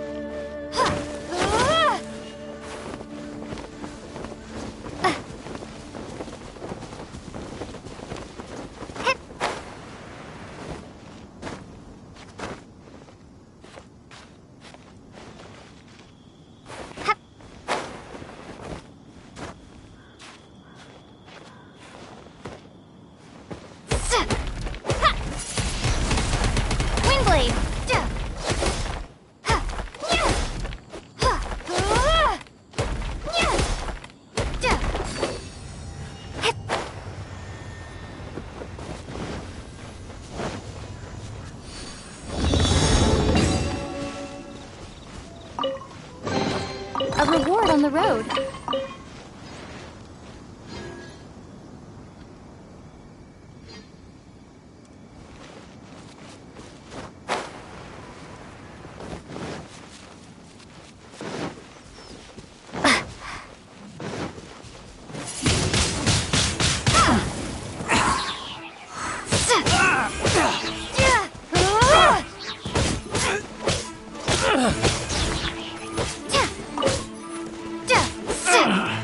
Finally done.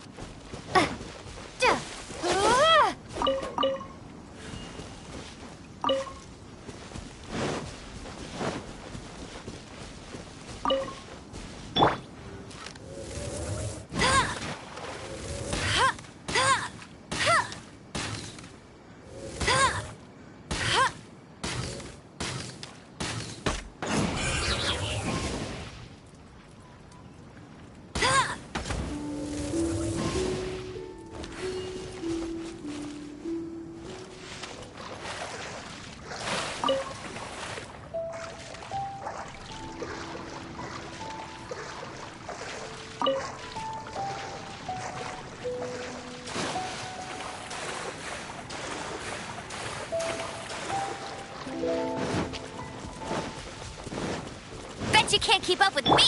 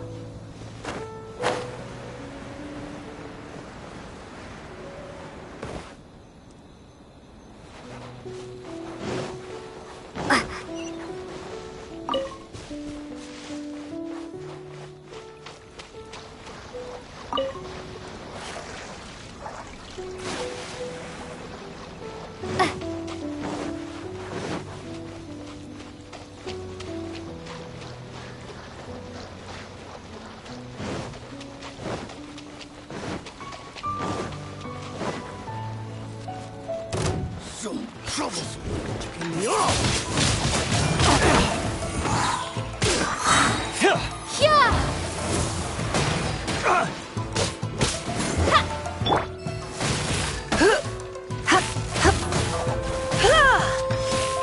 Light blade.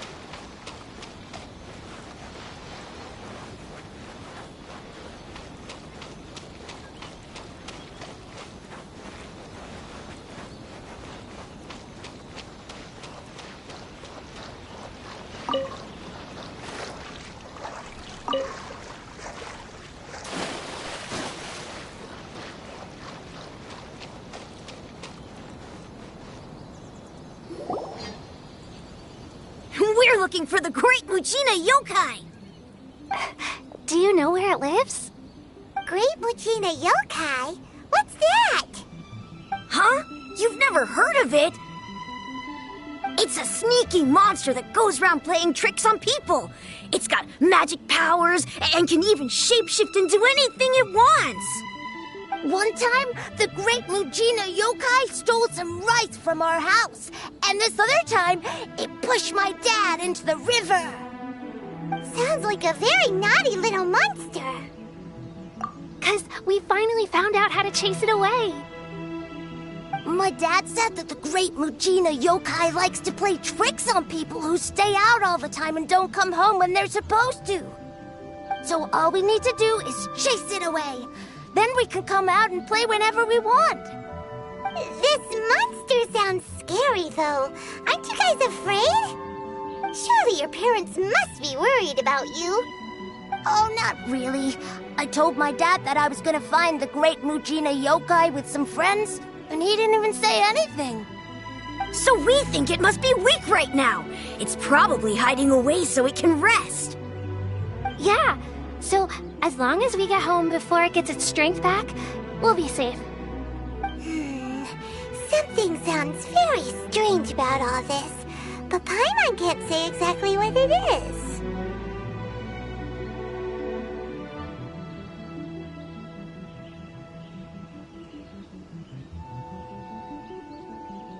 Yeah, Paimon feels like the Great Mujina yokai is one of those storybook monsters that doesn't exist in the real world.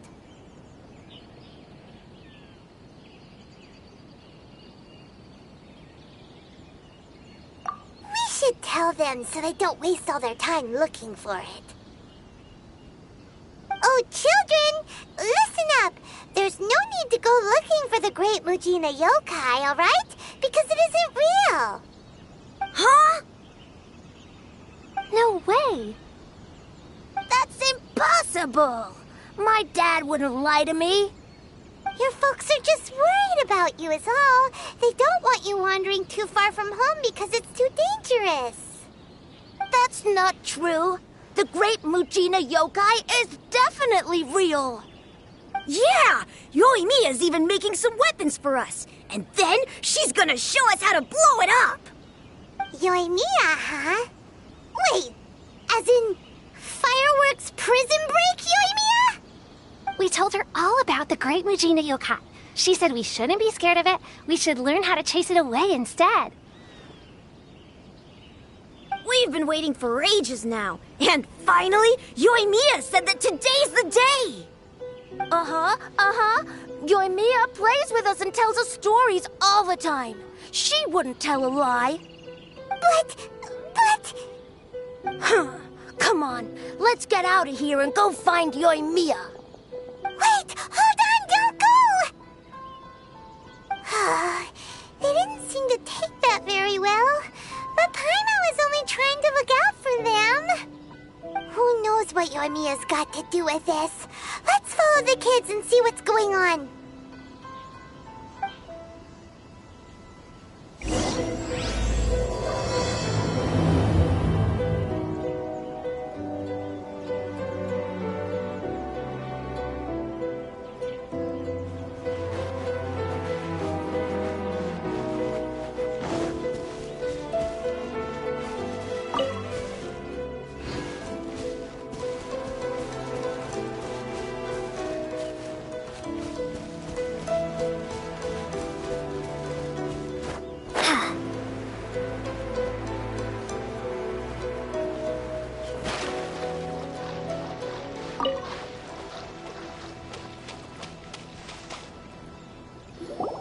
Cheer up, guys. Don't be so down.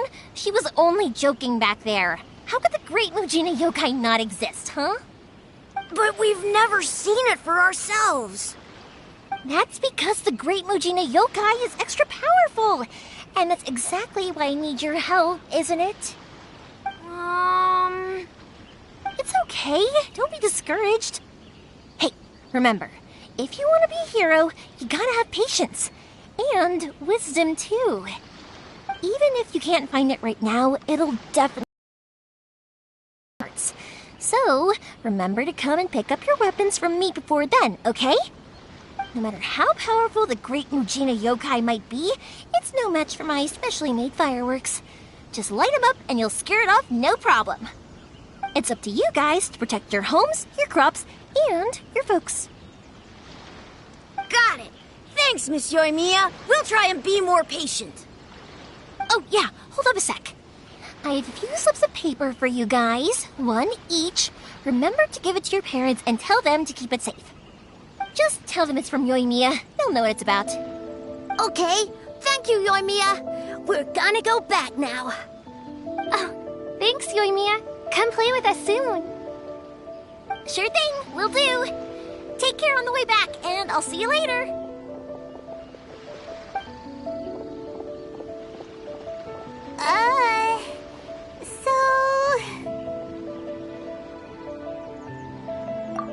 So it was you guys. I guessed as much from the way the kids described you.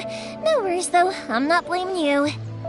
The Great Mujina Yokai is pretty popular with the kids, so of course they're gonna get upset if someone tries to tell them it doesn't exist. Okay, but it definitely doesn't exist, right? Yeah, the first time I heard about it, I knew straight away that was probably something the parents had come up with to stop the kids from running off all the time. But when the kids asked me about it, I didn't want to break it to them. I just told them that it looks cute and likes to play pranks and doesn't hurt people. So, I guess now the kids' impression of the Great Mujina Yokai is mostly influenced by me. Huh. So in a way, this monster is all a product of your creativity? Maybe so. In any case, I'm not gonna be the one who exposes it. Sure, it's likely that the parents just wanted to stop the kids from staying out all the time, but they could have easily had other reasons too. If I just go ahead and tell them that the Great Mujina Yokai doesn't exist without knowing the full story, then who knows? I might be doing more harm than good. Besides, they're just kids. They should be allowed to believe it if it makes them happy. That's more important to them than questioning what's real and what isn't.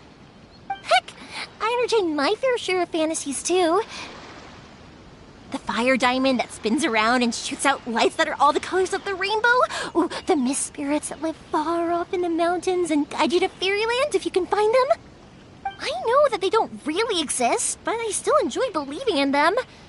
If someone came up to me and started telling me to stop being so stupid, they don't exist, I'd give them the evil eyes and tell them to get the heck out of my face because it's just so annoying.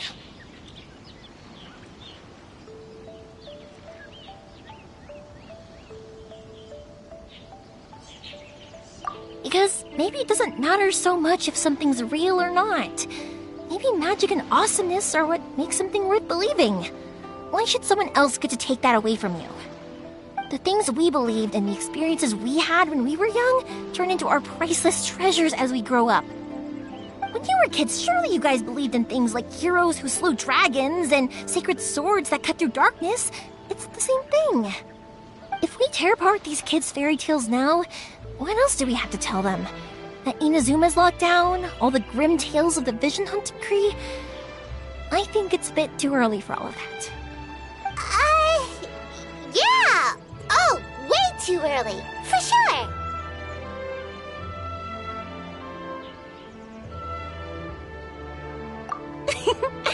Whether you understood me or not, don't you worry.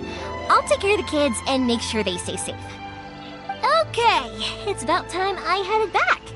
The Naganohara fireworks show is just around the corner, and there's still a lot of things to get ready.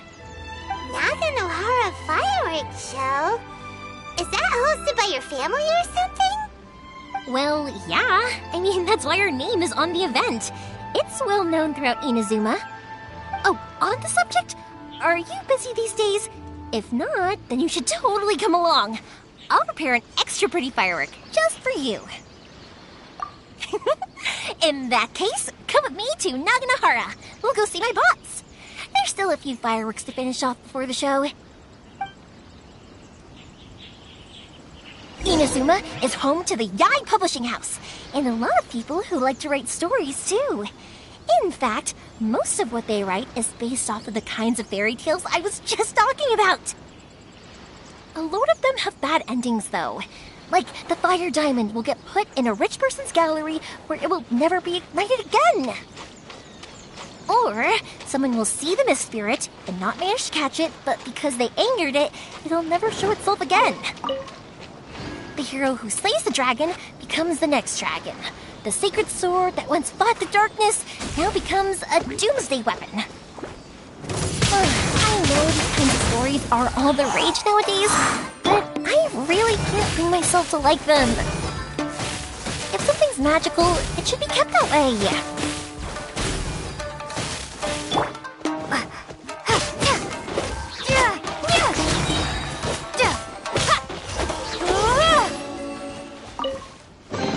A reward on the road.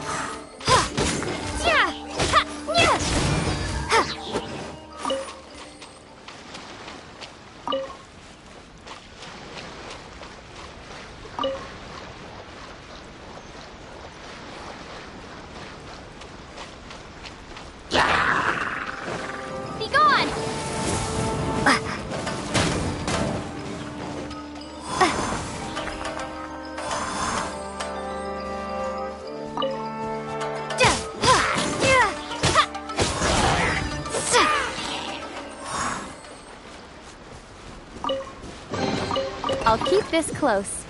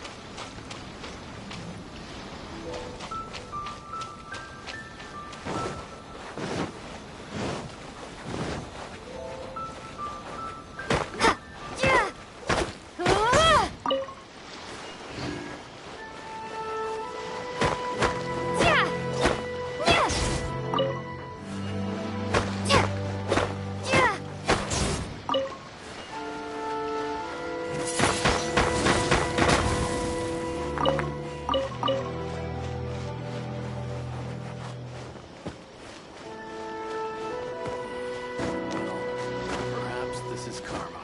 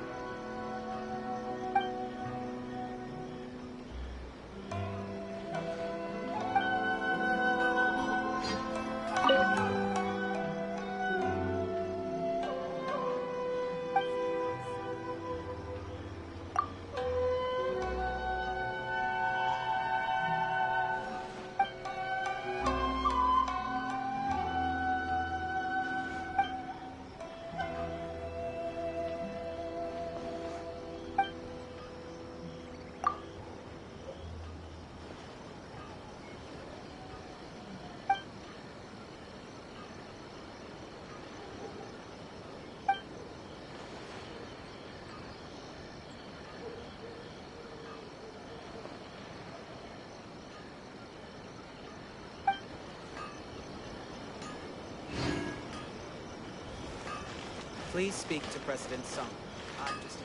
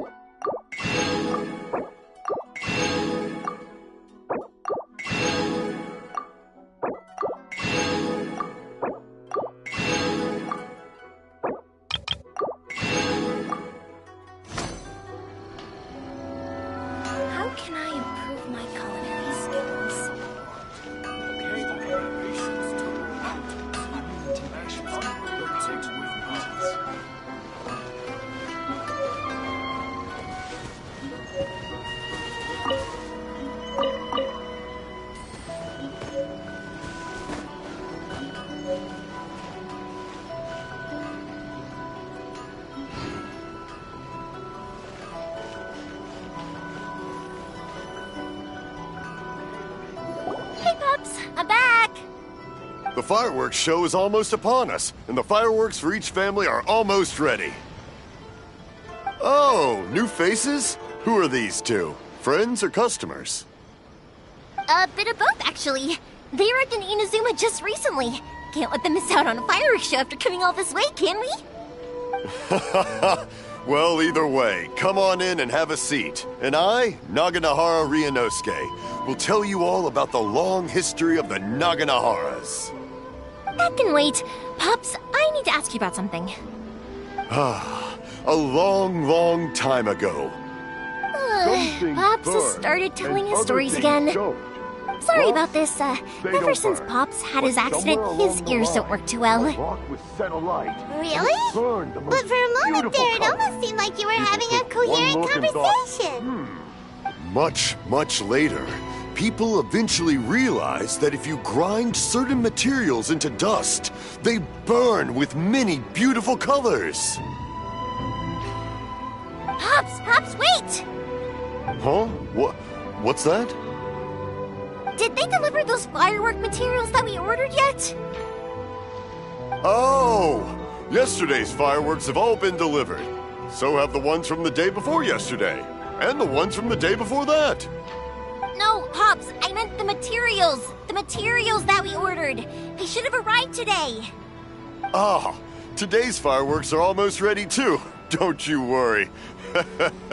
Your old man's skills are still as sharp as ever. No, Pops, the materials. The raw materials for making fireworks. Sorry? Materials! Oh, the materials! Yes, the materials! Sorry, Paimon got all excited because you finally got the message across. The materials aren't here yet. The couriers did come over to explain why, but, well, I think they did, but I couldn't quite hear what they were saying. No worries. As long as we know, that's fine. We can just make them later. Don't forget to take the goods in when they deliver them. Okay, Pops? Of course. Leave it to me. Oh, sorry if we were a little loud. It's always the way, though. It's like that every time I need to ask Pop something.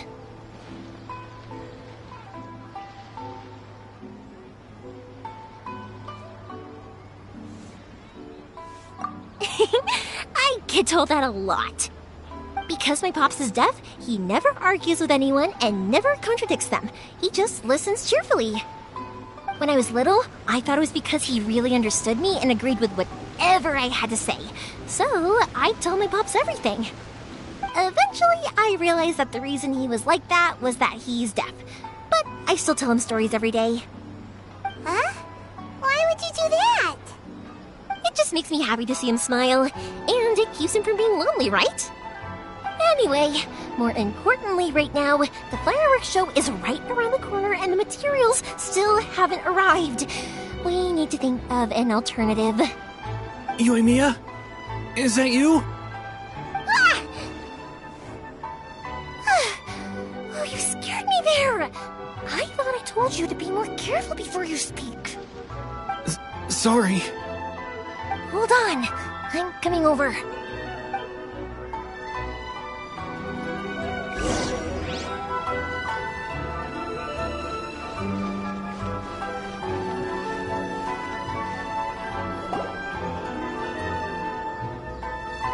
No one's looking. Okay, you can come out now.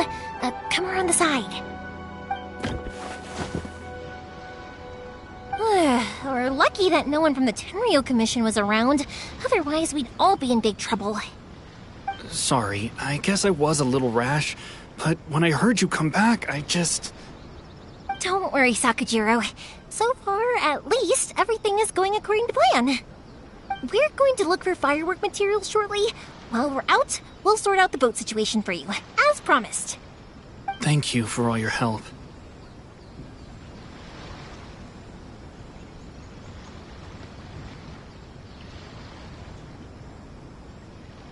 He's one of our old customers. He came back to Inazuma from the outside world not long ago. While he was smuggling himself in, the Tenryo Commission found him and put out a warrant for his arrest. An arrest warrant? Shh! Keep it down! We don't want to draw any unwanted attention. If Sakajiro was caught, there's no knowing what crimes they could charge him with. All we can do is find him a boat and send him out of Inazuma again. Yeah, we know it's going to be dangerous, but there aren't many other options left. What if the boat capsizes? Drowning is really scary. If things are this bad, couldn't you just not come back in the first place? Well, there's something I felt I had to do. But as soon as I got back, I started hearing about all these unbelievable changes. I had made my mind up originally, but now I'm not sure anymore. I didn't want to cause any trouble for Yoimiya or Mr. Ryunosuke, but I'm very grateful to them for taking me in. Hey, no worries. You're more than welcome. Remember what I said? As long as you've got that little piece of paper, you'll always be a valued customer of the Naganoharas. Little piece of paper?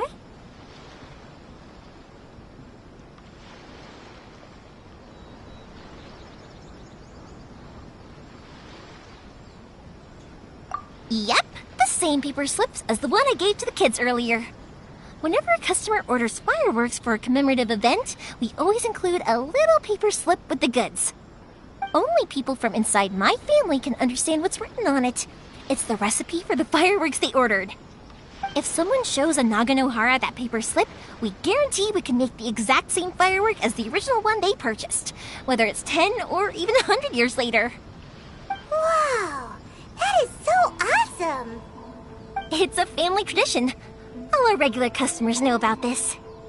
The slip I have is from back when my parents ordered fireworks from Mr. Ryunosuke. Now that I think about it, it must be nearly 20 years ago. I would have thought that things would turn out the way they have. It'll be fine. Escaping in a boat is just a last resort for if there's no other way. I'll still try and come up with a different solution. Much better if you could stay in Inazuma.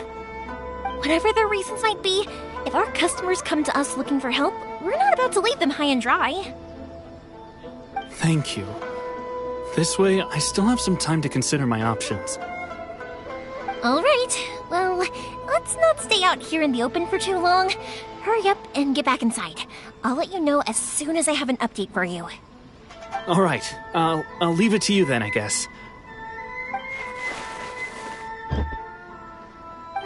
It's a shame.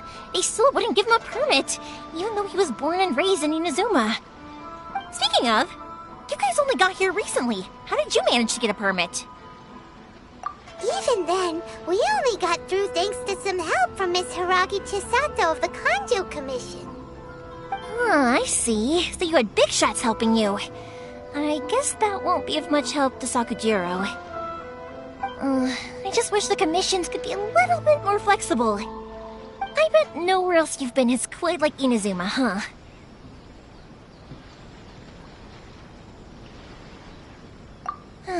Well, no matter what, I have to find a way to help him.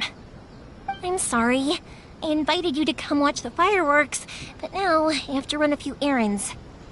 You don't have to join me if you don't want to. I can go sort out the firework materials in the boat by myself, and then you can come meet me back at the house later.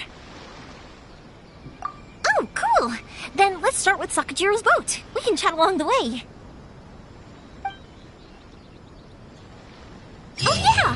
If it's fine with you, can I ask how you two first met? She saved me from drowning this one time, and after that, we started traveling together. Why do you ask? Nothing. I'm just quite envious of your relationship. If my pops had a person like you around, his being deaf wouldn't hold things up all the time. Why do you look so excited? Because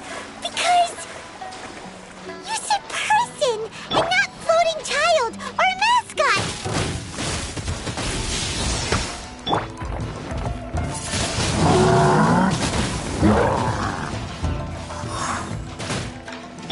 Dodge this! Yeah!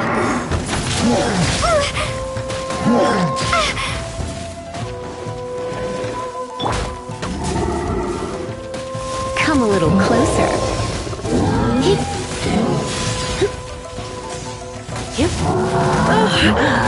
My. Freeze!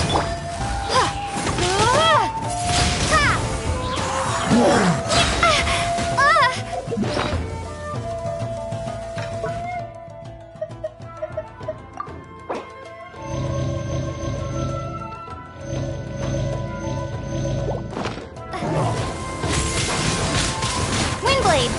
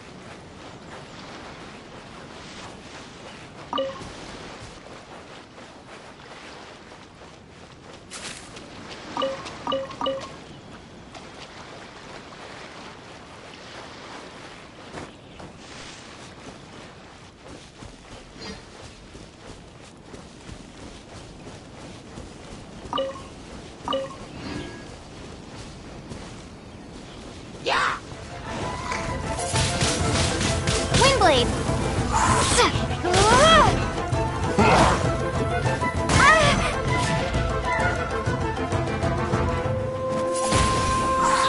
Prepare to be blown away!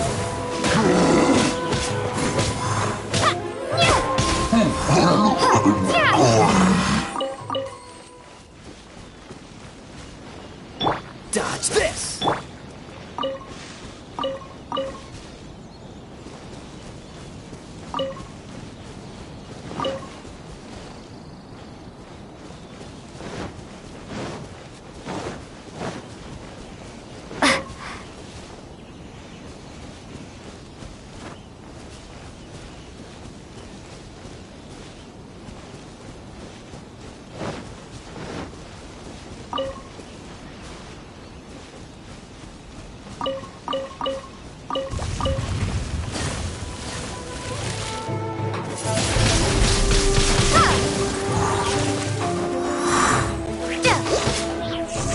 No one escapes my sights!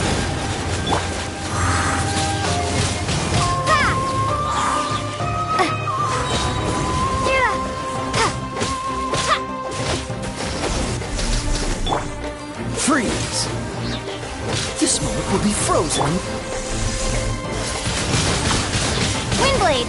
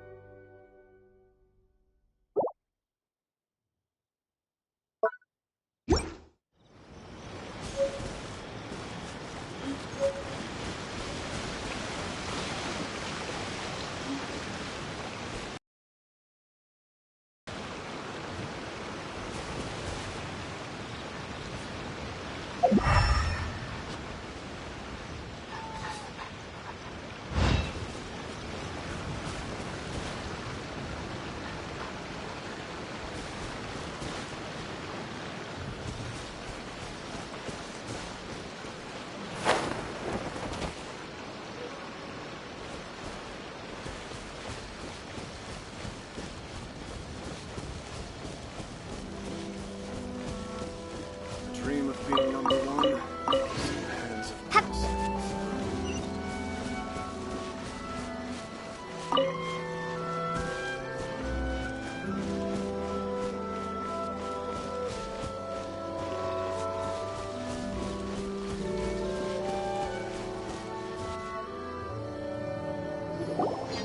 Koichi, I'm here! How is the boat coming along? Yeah, it's, all right, I guess. I was questioned, though. Wait, should we really be talking about this in front of them? Oh, don't worry, they're my friends. You can trust them. They came with me to check up on the boat. Yeah, you could say we're all in the same boat here. Oh, I see. Sorry, I didn't mean to doubt you. I'm just being cautious.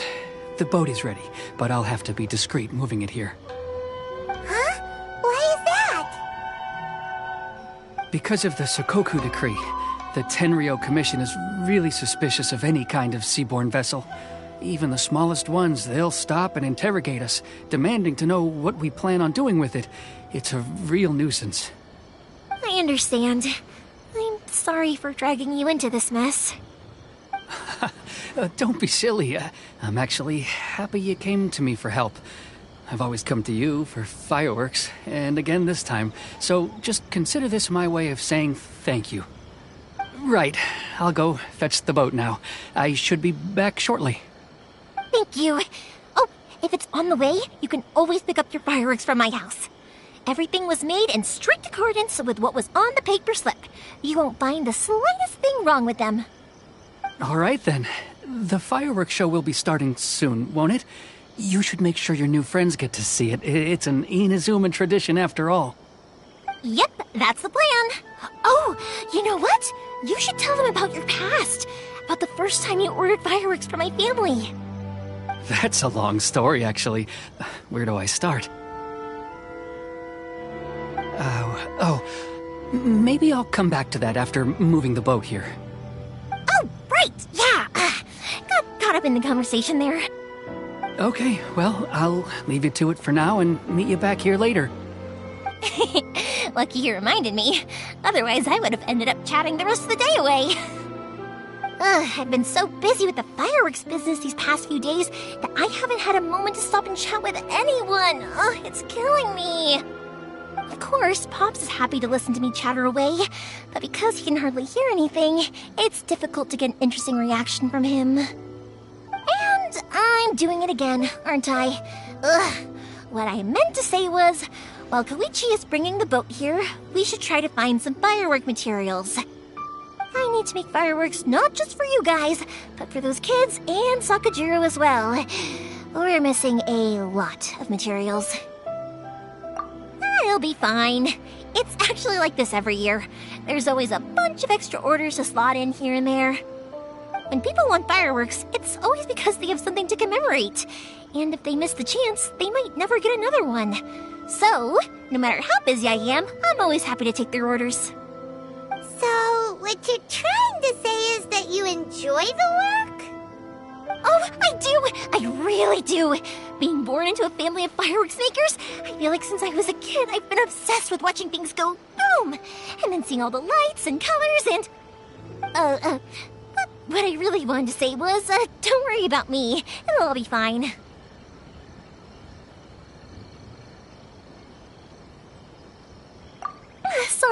Sorry. It's just that good conversation can be as fleeting as fireworks sometimes, you know? So, when I'm in the mood and I've got a lot to say, I just have to get all out there in one go and leave no regrets. Let's head to the city. I think I'll try my luck with some people that I know. Question! Doesn't it hurt your voice talking all the time? It can get uncomfortable, I guess, but what else would I be using my voice for? Huh. You kinda have a point.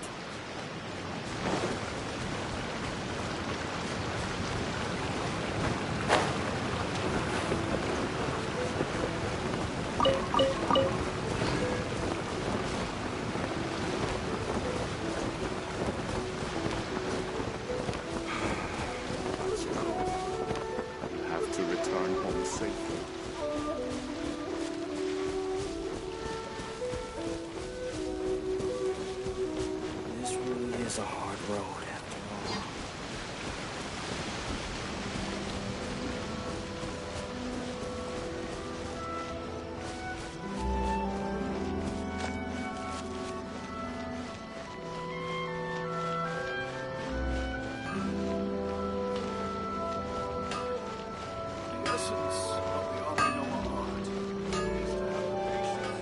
Please speak to President Sung. I'm just a helper. Welcome to Montan's Academy. Just as I planned. Ah, here we are. Adding abilities to the characters. Hello, Morihiko. How's business these days? Yoy Mia, there you are. I thought you might show up. Ha, no need to beat around the bush. You're here for the fireworks materials, I assume. I put a batch aside just for you. It'll definitely be enough. Huh? Really? How did you know? Because a fireworks show is coming up. And that usually means you'll be running all over the place trying to get your hands on some last-minute materials. I've come to expect it now. There's always a few extras unaccounted for, eh? Oh, I'm so sorry for bothering you every time. Ah, come on now. You know I didn't mean it like that. I'd sooner have my business go under than turn down one of your requests. What about you two? Are you the ones needing some fireworks made?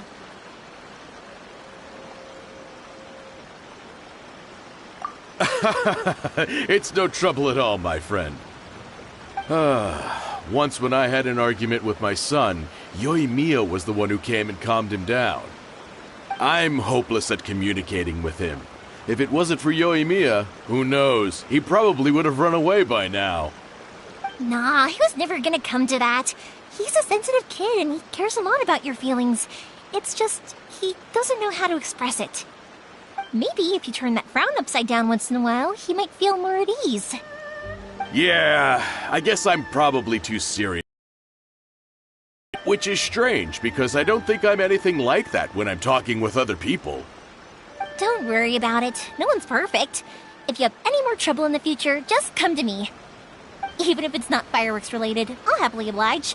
Customers come first. Always. All right then. Everyone's always saying what a good kid you are. Your father must be very proud of you.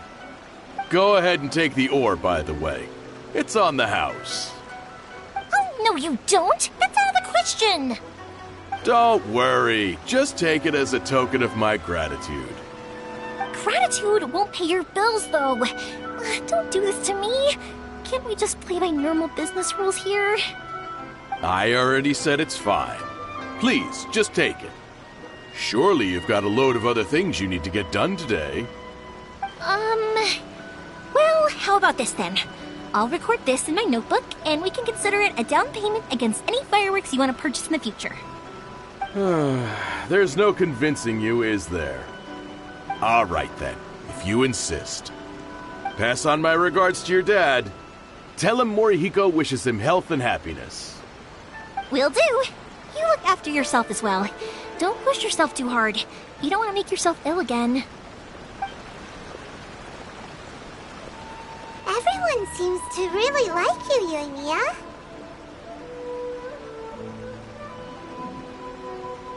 You're not the first person to say that. In fact, some people think I'll literally do any favor they ask me to. When that happens, I say to them, hey, this is a fireworks store. We do fireworks. But they don't always listen, so it can't be helped. But also, it's not really a big deal. Anyway, we've got all the materials we need now, so that solves that problem.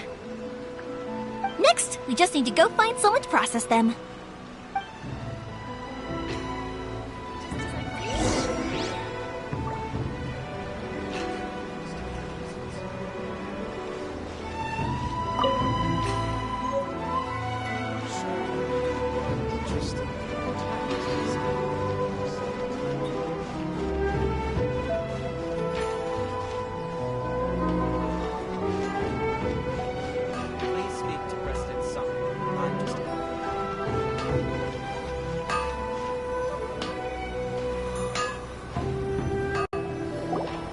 Hajime! Mr. Aminoma, it's me!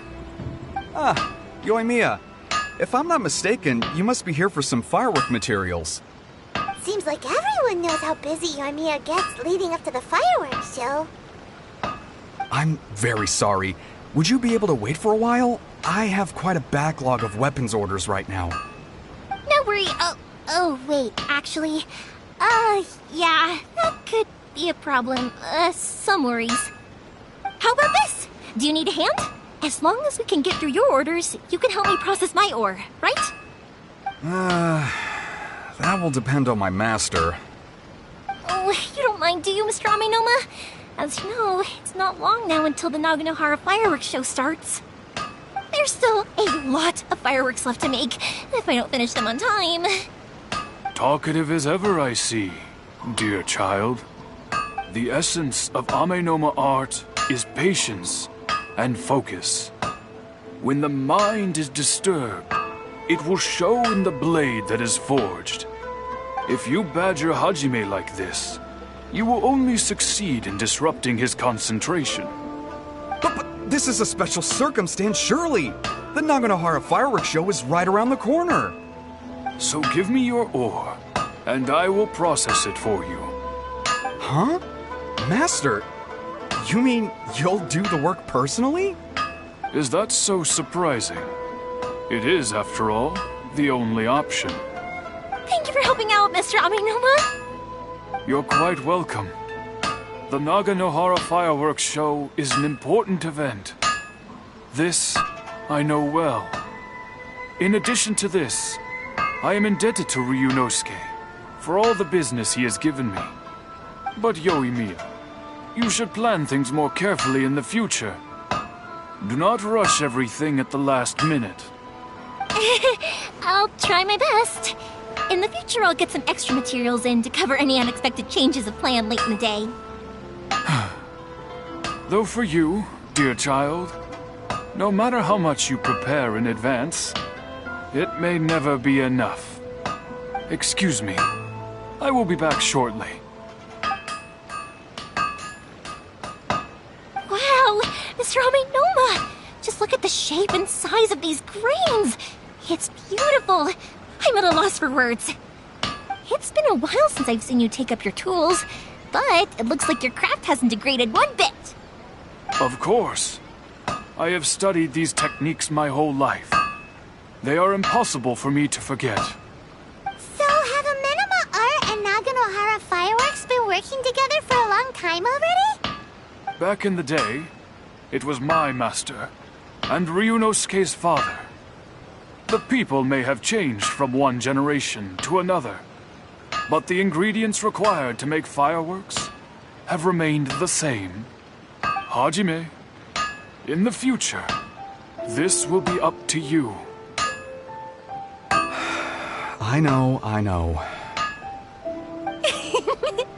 All right, I won't bother you guys any longer. Oh, remember to come and watch the fireworks. Okay, time to head off. Koichi probably isn't back just yet, but let's go wait for him.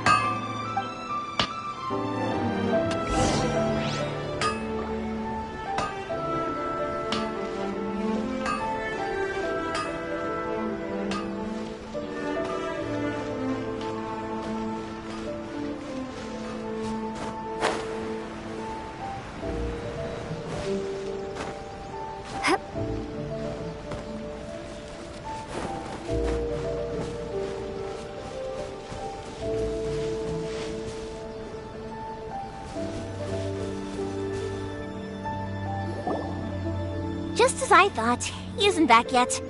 But not to worry, because actually, I've been hoping for a chance to have a nice long chat with you all day. Sorry for dragging you with me everywhere. Everyone's been so good to me, though. It's all gone really smoothly. Feels like Paimon has barely spoken a word this whole trip. I felt like I was neglecting you guys, so I wanted to find an opportunity to catch up. When we first met, I was in a hurry. We didn't have a chance to sit down and have a proper chat. You guys are travelers, right? So, where else did you go before coming to Inazuma?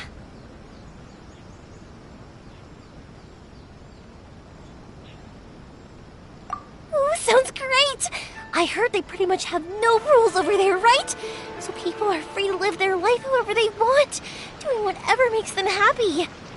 My pops actually received a gift from one of his old customers over there. It was from the winery or something. Dawn Winery! Their dandelion wine is super famous. Yes, that's the one. I remember when he drank it. I've never seen him enjoy a bottle of wine so much in his life. He was telling me all night about how good it tasted. My friend once said to me that only people with a strong will and a clear purpose decide to go traveling. Maybe it's to see a certain view or to fulfill a certain wish. So, what made you guys embark on your treacherous journey to Inazuma?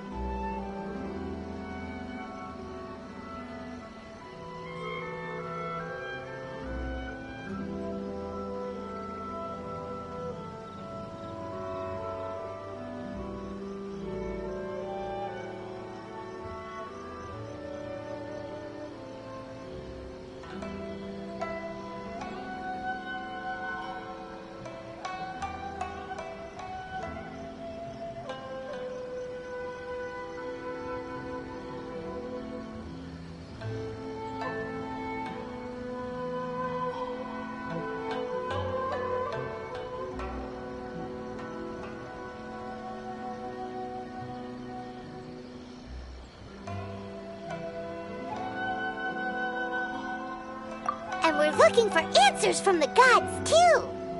You were separated from your family because of a god? Oh. That must be really tough.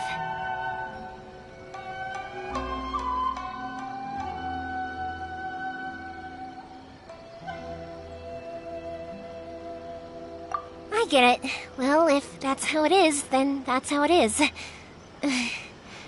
You know, I was going to ask if you guys wanted to stay here in Inazuma.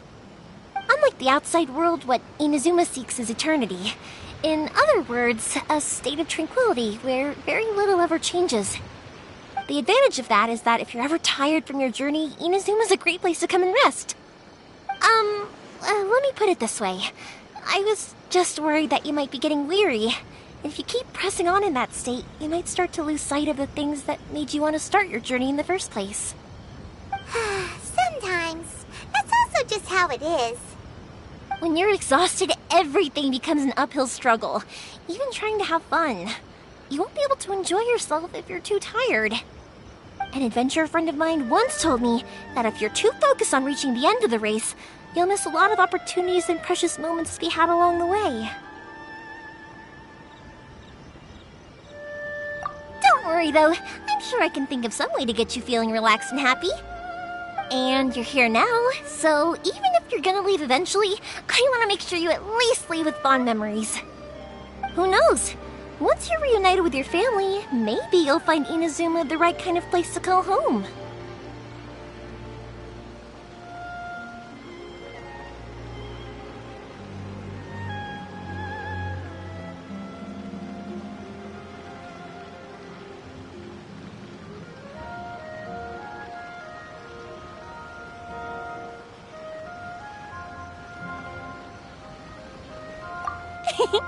I already have an idea of the color and type of fireworks I want to give you guys. I'll keep it a secret for now, though. Yoimiya, I'm back. Sorry to keep you waiting. Let's head over to the boat. Or, did you want to keep chatting a little longer?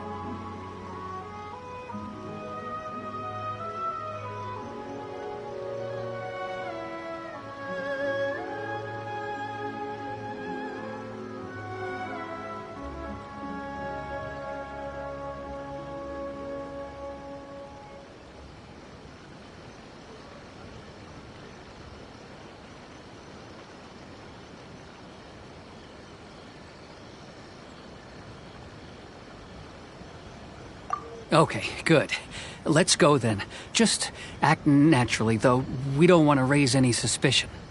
If it can withstand the storms out on the ocean, it must be super sturdy, right?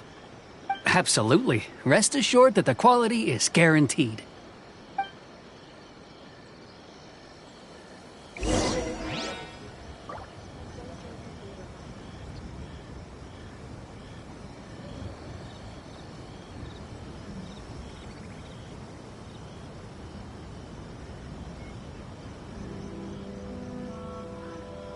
Dream of being number one.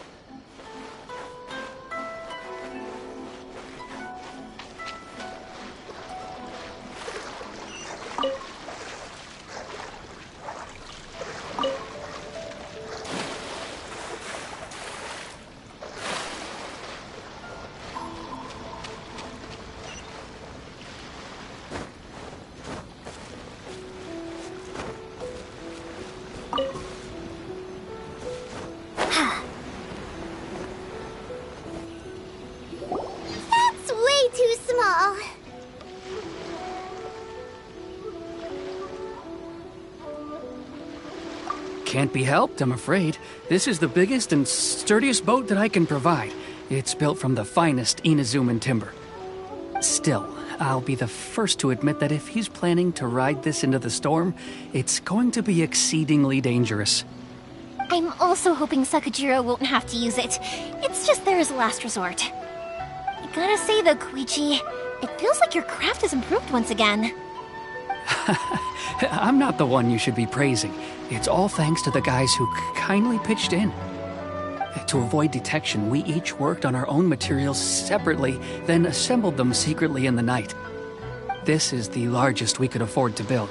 Any bigger and there's no way it would pass the Tenryou Commission's inspection. Let's store the boat here for now then. I'll fill Sakajiro in when I get back. He'll need to make some preparations before setting sail. Uh-oh. Paimon feels really worried all of a sudden. Doesn't helping Sakajiro make you a collaborator in the eyes of the Tenryou Commission? Maybe it does, but I knew what I was getting into from the moment I agreed to help him. My family has pretty good connections with the Yashiro Commission. We work very closely with them, and whenever there's a national event of any sort, the other two commissions come to us too. As long as I'm polite and respectful and don't cause a fuss, they won't look to cause trouble for me either. And anyway, to your point about collaboration, you've been helping out too, right? That's true. This was all a collaborative effort. Wait! Oh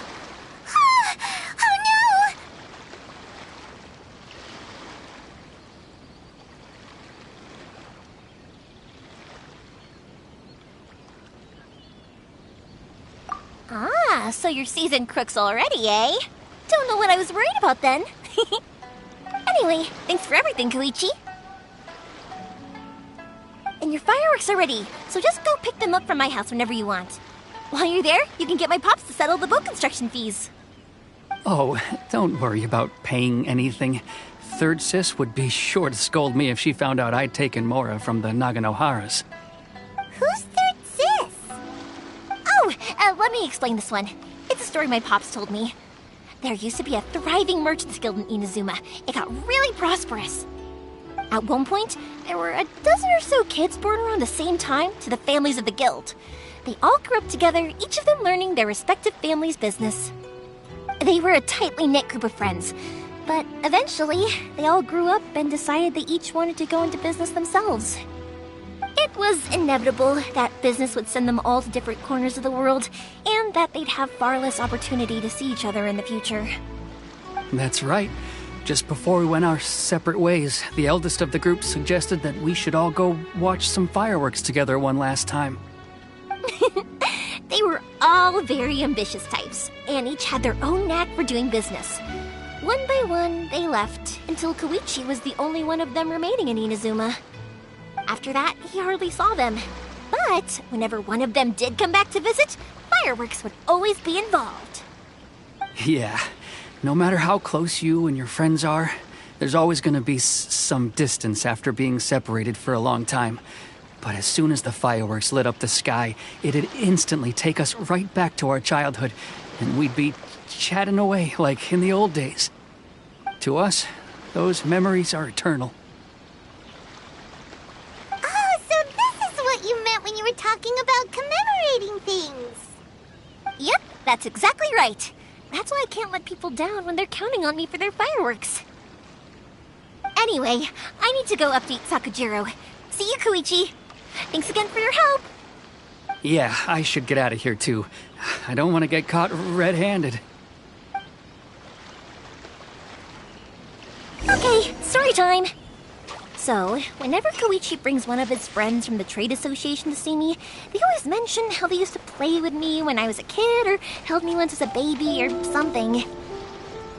But there are so many of them in that friendship group, and I don't remember anything from that age anyway, so I never have a clue who they are. One time, he shows up with another one of his friends, and the friend asks me if I remembered him. So I'm like, yes, I do! You held me once when I was just a baby. Koichi just bursts out laughing and says, actually, this is one of his carpenter friends. Turns out he's a lot younger than he looks. Just a few years older than me. I went bright red and must have apologized like a million times. It was so embarrassing.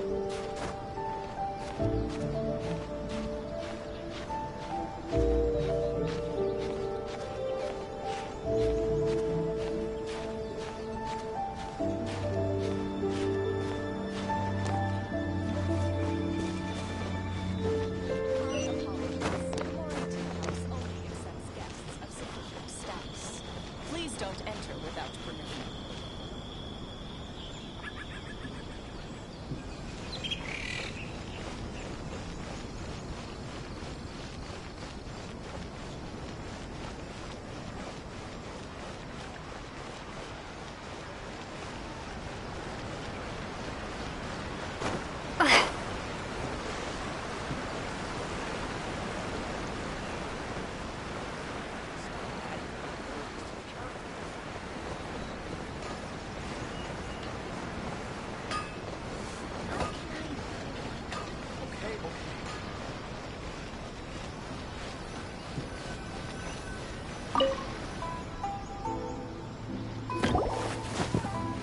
The boat is ready and waiting.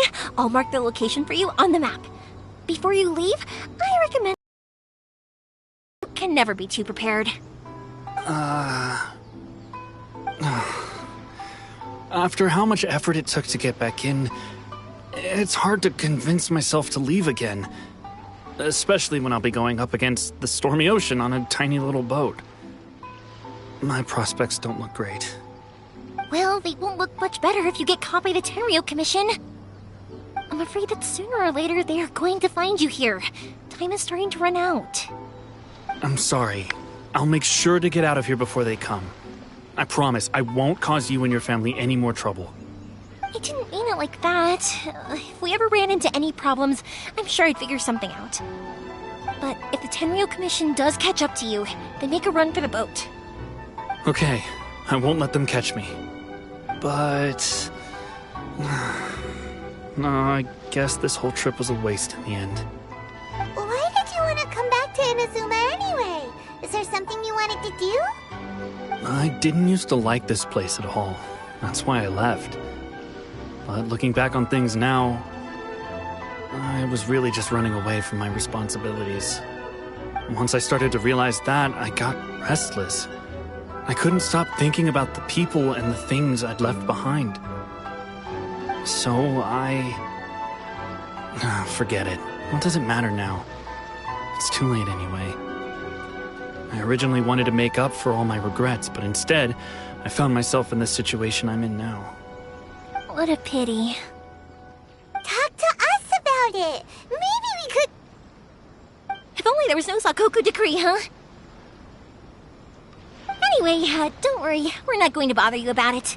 We'll keep trying to buy you as much time as possible until you reach your final decision. The Tenryou Commission. If only they weren't so overzealous, there might be a way. Oh, that's right! That elderly couple, old customers of ours, their son's in the Tenryou Commission, isn't he? Yeah, quite high up as well. That's it. I'll go talk to them. Maybe they can do something. Are you sure they won't just report me instead? Oh, don't worry about that. They're really nice people. I know them well. They won't cause us any issues. All right. You should get back indoors, Sakujiro. We'll be back in no time at all. Okay, let's go. Time waits for no one. Wait, hang on. What about the fireworks? All those materials? There's so many orders to finish. Pops! Pops! No, never mind. I know. I'll write him a note telling him to sort out the fireworks. Ahem! Why did you cut Paimon off earlier? Because what he needs isn't an answer, just time.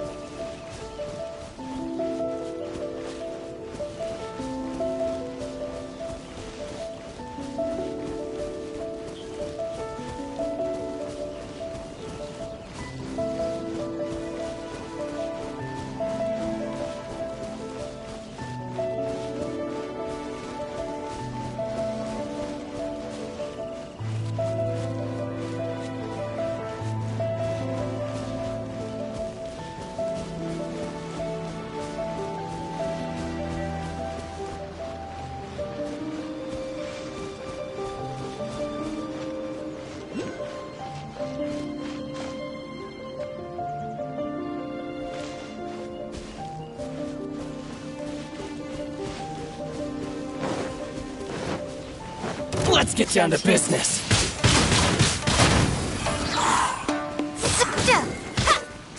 To the very...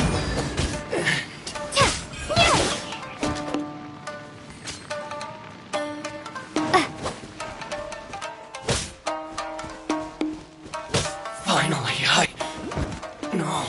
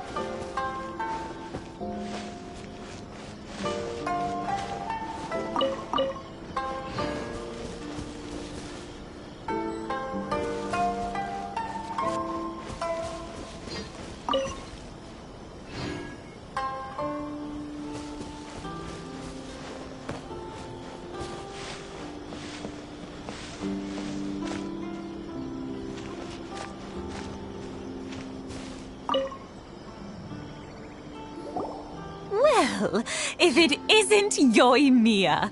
Come on in, dear. Come and take a seat. Are these two your friends? Yes, they're travelers from afar.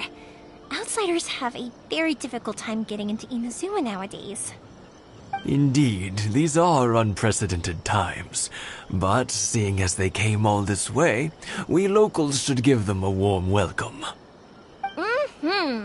Oh, before I forget, I brought the fireworks that you ordered. Oh, thank you, dear. Your family is so good to us every year. First your father, and now you. I wonder if I'll still be around to see the next hair of Naganohara fireworks. Of course you will. You're both in great health. Don't say things like that. It's bad luck. We aren't as young as we once were, though. The body knows it. It used to be that I could spend all day working the land, carrying water back and forth. But now, even a moment of light work leaves me with all sorts of aches and pains. I wanted to do some weeding yesterday, but as soon as I bent down to get started, I suddenly felt that if I went any further, I wouldn't be able to get back up again. No worries. Say no more. We'll handle it. No. We can't be putting you to work when you're a guest in our home.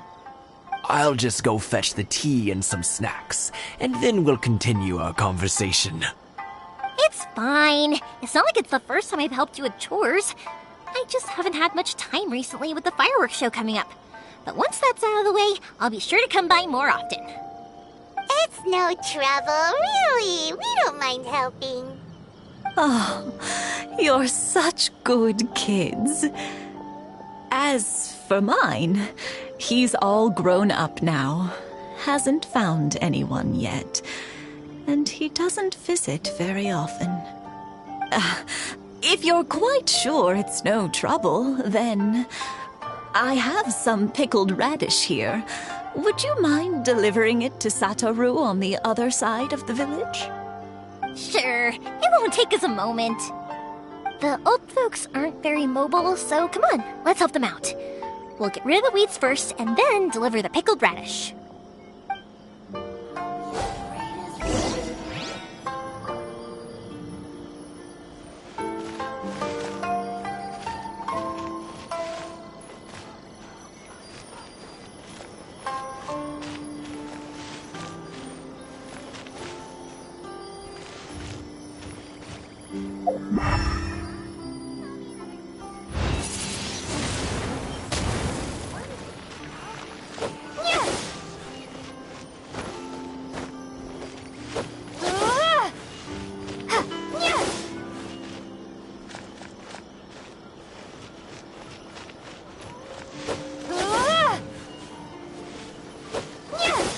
You got it! And that should just about do it. Satoru is on the other side of the village. Let's go see him now.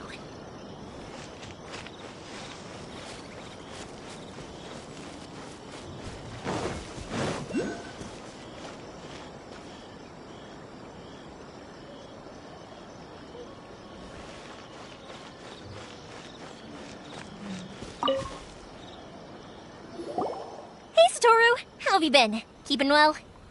Yeah, same as usual. Not much has changed. You're looking full of life, as always. All thanks to the support of our loyal customers, the family business just keeps getting better and better.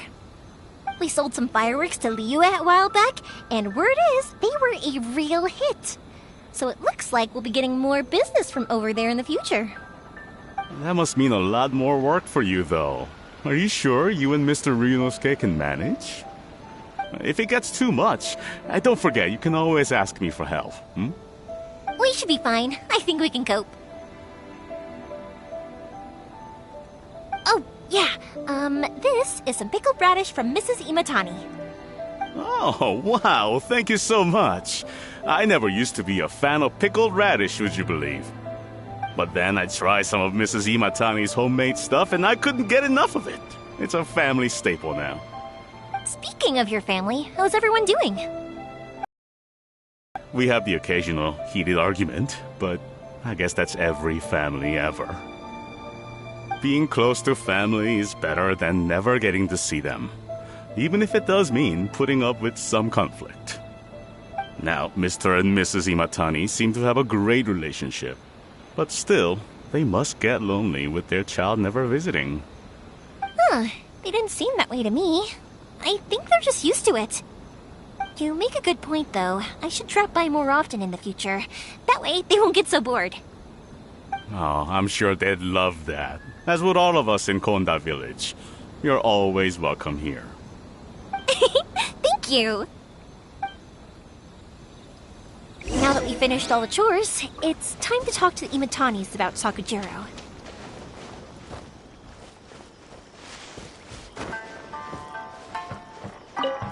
Already waited this long. May as well keep waiting.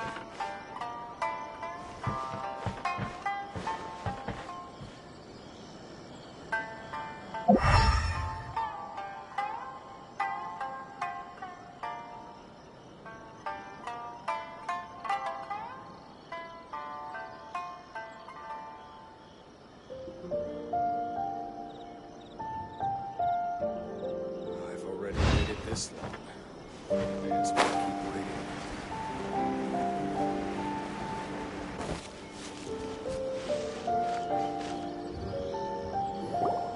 That was quick. Ah, young people are so handy. Younger people have bundles of energy, and older people have a wealth of wisdom. Each have their strengths. Speaking of youth, do you know what? It's been 50 years this year. Oh, so it has. Goodness, how the time flies. You barely notice as the years go by, but then suddenly 50 years have passed. 50 years since what? Some important day? Well, if you must know, it was 50 years ago, back in the days when this young lady was still trying to win me over, that... Oh, stop trying to impress them. We both know you were the one who was hopelessly smitten and desperately trying to win my affection. Well, maybe you're right. 50 years ago, I proposed to my wife at the Naganohara fireworks show. We've been together ever since. To tell the truth, I was still a little uncertain. I wasn't sure what I was doing when I walked into the Naganohara's shop and ordered my firework. Even as it was rising up into the sky, I still had no clue what I was going to say. But then it exploded, the sky lit up. I looked back at her and saw her eyes twinkling in the light of the fireworks. Before I knew what was happening, apparently, I'd already said it. And, well, she'd said yes. 50 years. In some ways, it's a long time. In others, it's no time at all. Really, it's just a number. But 50 years of being together? Now that is something worth commemorating. I had no idea it was your 50th anniversary. If I'd known, I would have made some extra fancy fireworks just for you. Oh, no, it's quite all right. We always set off the same firework every year. It wouldn't be the same without it. Seeing that firework go off takes us right back to those days. Even at this age, we still look back with not a single regret. Ah, what a great relationship they have. Enough about us, though. Yoimiya, aren't you busy with the fireworks show coming up? Was there something you needed to discuss? Yeah, it's a difficult thing to talk about, but here goes.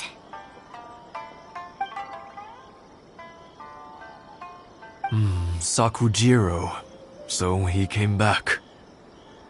Huh? You know him? He was our boy's best friend when they were young. They were inseparable. They grew up together, shared everything with each other, and went everywhere together. But one day, they had a terrible argument.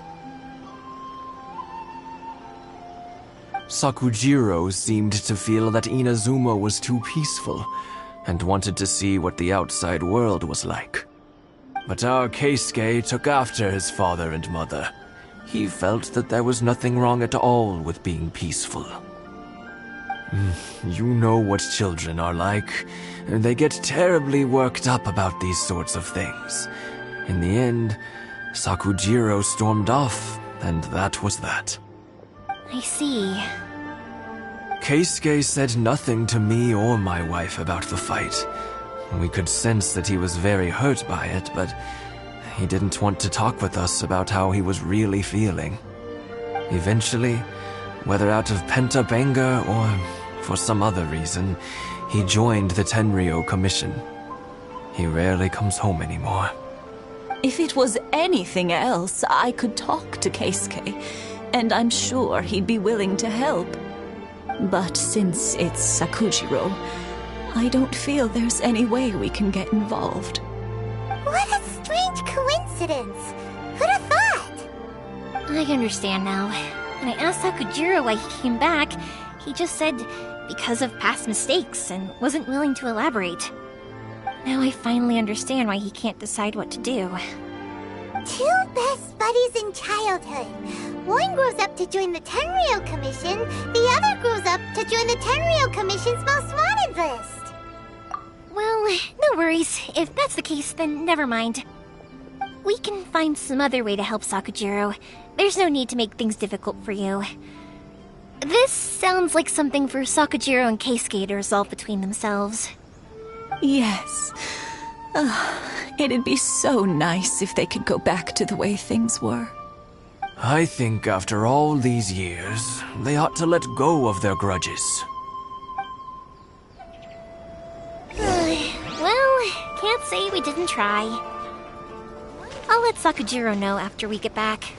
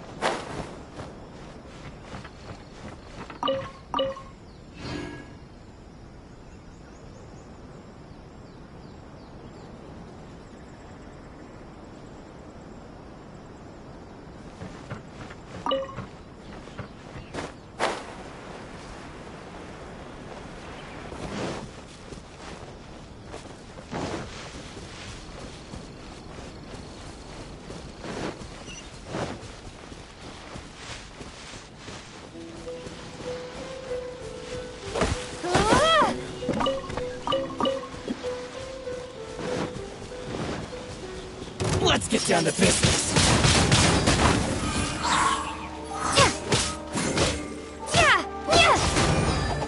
How's this?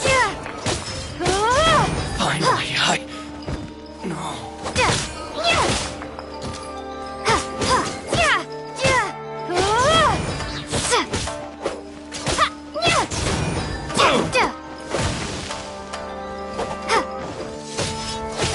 my flattery.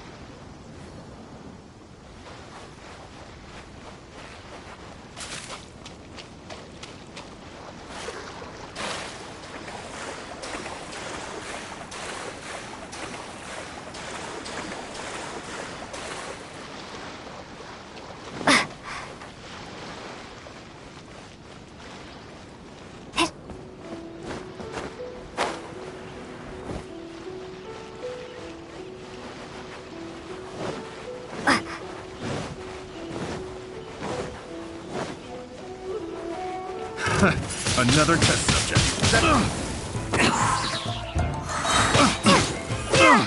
That tingle? I got careless. That tingle?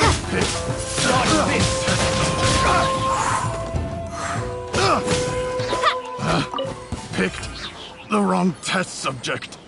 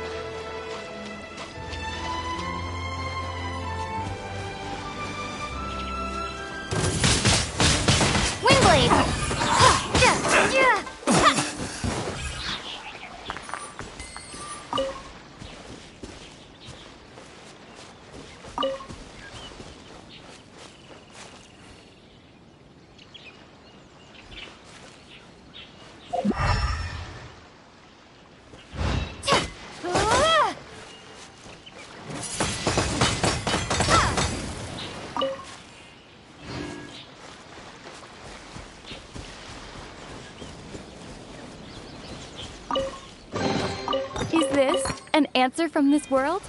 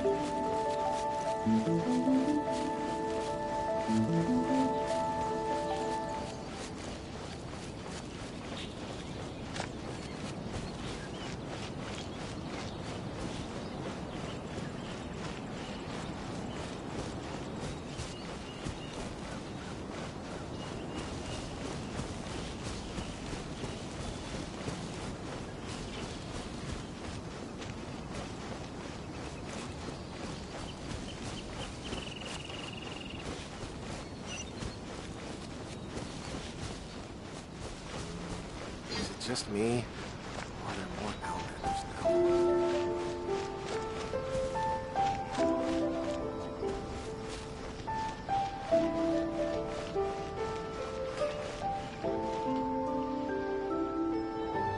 Yoimiya, something bad's happened. Some people from the Tenryou Commission came by. Huh? Why? Do they know? Pops, are you alright? They didn't do anything to you, did they? I told them the show was starting soon and the place was filled with fireworks, so they shouldn't go in because it's a fire hazard. But they didn't listen. It seemed like they knew Sakujiro was inside. Luckily, Sakujiro heard them coming in time and managed to escape through the window. The Tenryou Commission wasn't able to capture him. Oh, this is bad news. I don't think Sakujiro had enough time to make his mind up. Pops, did you see where he went? Oh, the Tenryou Commission will definitely be chasing after him. Good point. Names. We need names. Suddenly showing up like this, surely it must be Keisuke's doing. The Commission wouldn't normally cause this big of a fuss over a stowaway. Sorry, my ears are no good. And I didn't get a good look at them either.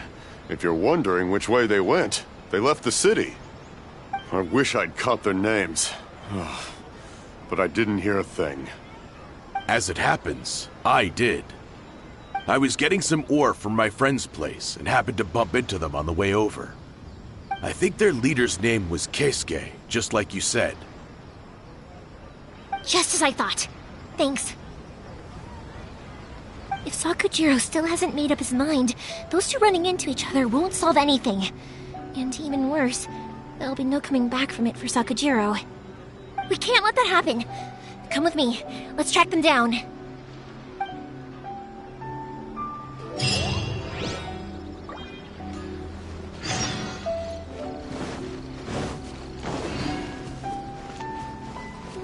Is it just me? It's Masazaka and his friends! Let's ask them! Hi, Yoimiya! Are the weapons to scare away the great Mujina yokai ready yet? Oh, Mr. Ryunosuke is making them right now. You can go collect them from my house later. Aren't you gonna play with us, Yoimiya? I'm sorry. I have something important to do right now. I'll be back later on. But I'll bring you guys some candy next time. The extra sweet candy, the one you guys love. Yay! We're gonna get candy! Woohoo! Candy! Whoa! Also, I wanted to ask you guys something. Did you see a bunch of scary-looking men come by here at all? Yep, we did. It looked like they were chasing someone. Are they trying to catch a monster too? No, don't worry. It's all just a big misunderstanding. Be good kids and stay out of trouble, alright? Stay in the city for now, and I'll come play with you after the fireworks start. We will. We'll be on our best behavior, especially for you, Yoimiya. It looks like this is the right way. Let's keep going. If Sakujiro still hasn't made up his mind, I guess I'll have to step in.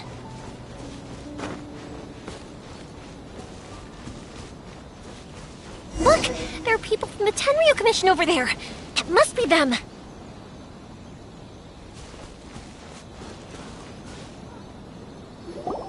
Sorry, official business. I can't let you pass. Sakujiro and Keisuke are up ahead, right? We need to talk to them about something. Didn't you hear me? You're not getting past. Ugh, what a nuisance! Well, you've only got yourself to blame!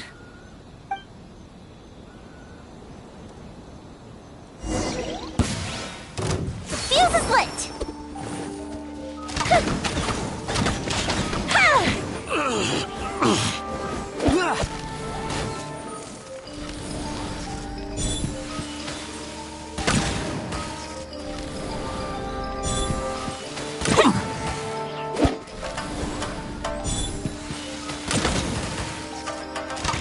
I must withdraw.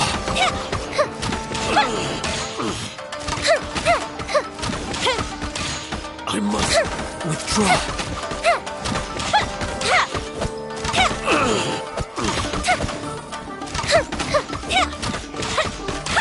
I must withdraw.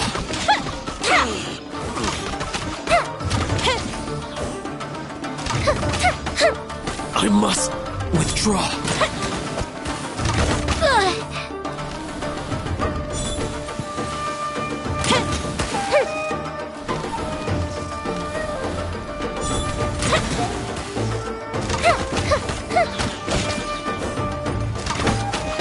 That didn't count! I must withdraw. How dare you impede the work of the Tenryo Commission? You will be punished for your actions. There is nowhere you can escape justice. Not even at the edges of the world. Look at that. The one with the loudest mouth had the fastest feet. We can't waste any more time on these guys. Let's push on. They should be just ahead.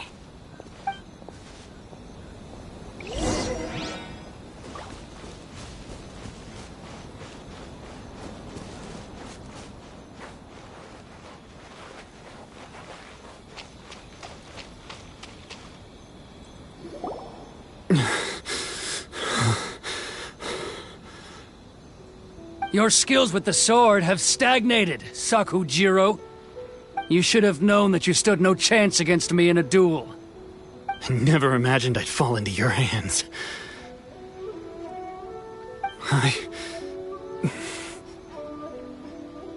If this is to be my fate, I accept it. I have nothing else to say. But your return says that you finally came around to my point of view. Whatever you say. You will return with me to the Tenryo Commission to await your sentencing. The one who made this boat will also be punished. Wait! It doesn't have to end like this! Don't you have anything else to say to one another? Hey, I know you. You're Naganahara's girl, who makes the fireworks. I know you like to get involved in other people's business, but stay out of this. It does not concern you. It's okay, Yoimiya. The past is the past. Then why did you risk life and limb to get yourself back into Inazuma? And why were you so reluctant to leave after you got here? I'll tell you why. This is why. This is the chance you've been waiting for. To talk everything through. I have nothing to say to him. He's a criminal. I work for the Tenryou Commission. There is never any room for discussion. Out of respect for the friendship we once had, I gave him a chance to fight for his freedom. But his skills with the sword are as disappointing now as they ever were. What are you talking about? And just who do you think you're kidding? You left all your subordinates back there to guard the road, making sure no one else followed you here. Seems to me like you were hoping for a chance to talk. I can see it in your faces. You both have so much to say, and you're just gonna choose to keep it all inside? Tuh. Don't flatter yourself. What would you know? Yoimiya, leave it. It was just my wishful thinking. No, I won't leave it. I will not stand by and watch when you haven't even done anything. Keisuke, you seem to like settling things with a duel, so let's do it your way. I challenge you to a duel. If I win, then you need to say everything that's in your heart. No more running from your feelings. And the same goes for you, Sakujiro. If I win, you will tell Keisuke exactly why you came back, no matter what the consequences are. You have to tell him everything. If you don't say anything now, you may never have another chance. And if you lose? Then I'll admit to collaborating with Sakujiro and accept the Tenryou Commission's punishment. Yoimiya. I accept. Let's settle this with a duel. Sir, we're here to back you up. Back up? Duels are supposed to be one-on-one! Alright, that's it! Let's help Yoimiya! We can't let her fight them all alone!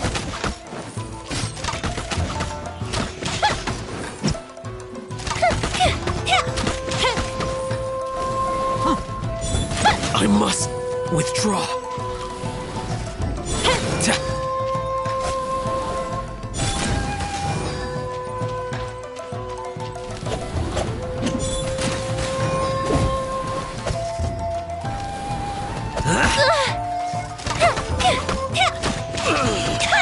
I must withdraw.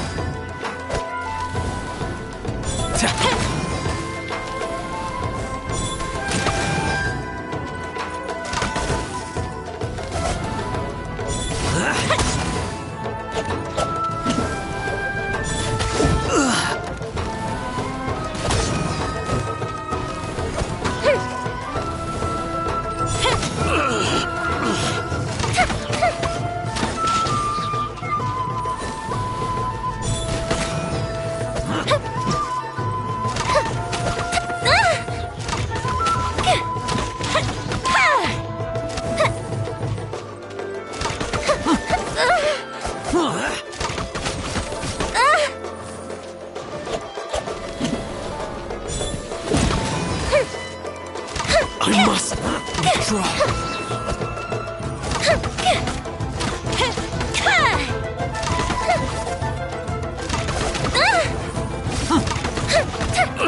I must withdraw.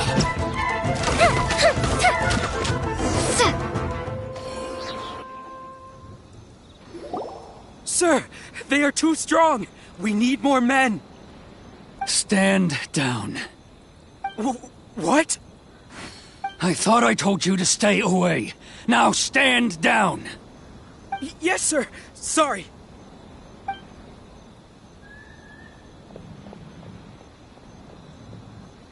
Young lady, you are just as obstinate as Sakujiro was back then.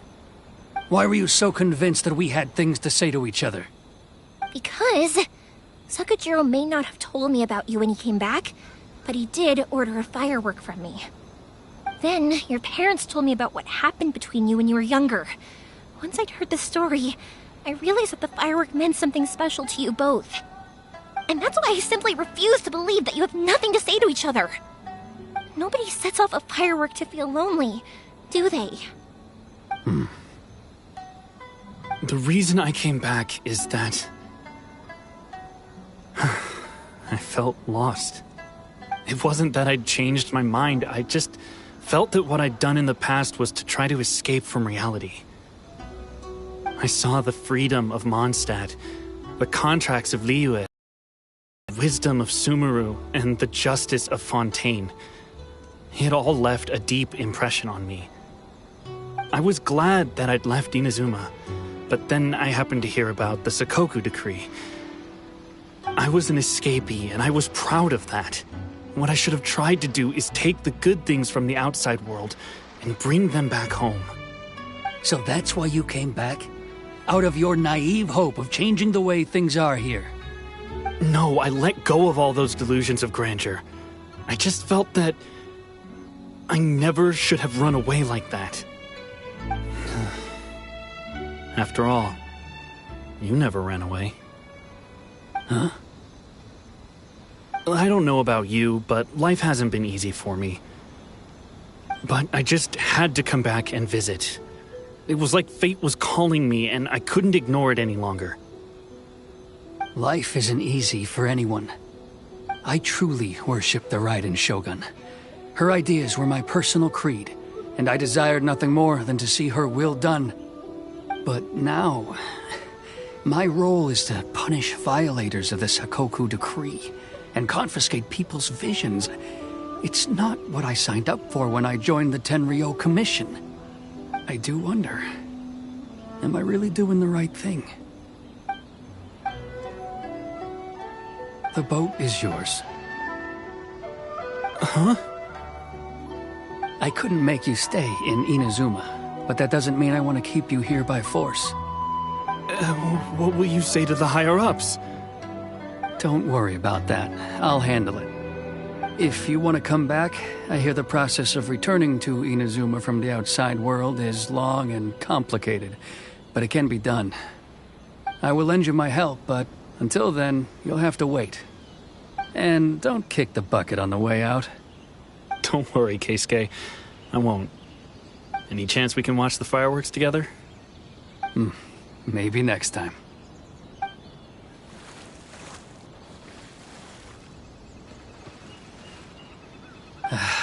I'll be demoted for sure.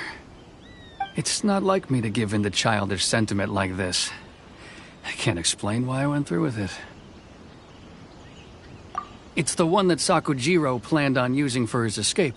I asked Yoshitaka and the others to transport it here, citing the temporary contraband storage clause. Forcing Sakujiro to this spot was also something I had planned all along. It's just like you said, Yoimiya.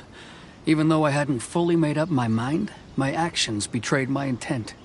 But I think you did the right thing. And look, now you've managed to resolve the grievance in your heart by talking about it. I understand now. Thank you. I didn't know you were quite so perceptive. You saw right into what I was thinking. That's only because I know your parents so well.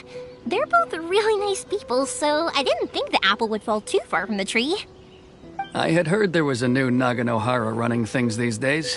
Little loud and reckless, maybe, but you live up to the family name. By the way, Naganohara fireworks can reproduce the firework that the two of us set off back then, right? Would you be able to make one for me? Sorry, no can do. Without the slip for reference, I can't make the same one again. And I'm afraid Sakujiro is the one with the slip. Ah, I see. Never mind then. Don't get too down just yet, though. I mentioned that Sakujiro ordered a firework from me, didn't I? I can't make another one, but I'm guessing Sakujiro probably won't be needing his anymore. It'd be a shame for it to go to waste, so I'll make an exception and let you set it off instead. Thank you very much. No worries. And don't miss out on the start of the fireworks show. Yoimiya! The way you took command of that whole situation was amazing! can I say? I like to talk. I'm a strong believer in the power of words. If you're not willing to communicate, then the problem just sits there. If you just keep staring at it without doing anything, eventually you'll watch every last opportunity to resolve it slip away before your eyes. Sakujiro and Keisuke can't turn back the clock in their relationship, but that's no reason to live with remorse. Anyway, follow me. I'll bring you to the perfect place to watch the fireworks. My pops will set off the firework that I wanted to give to you.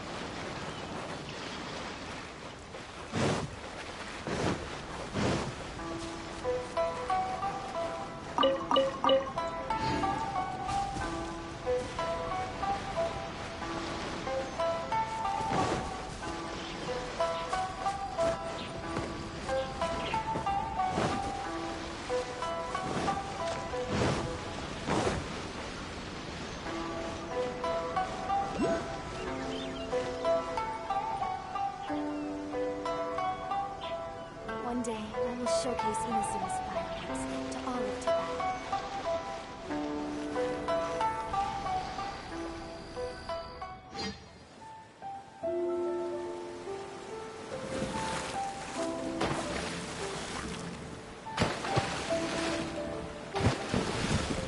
Huh?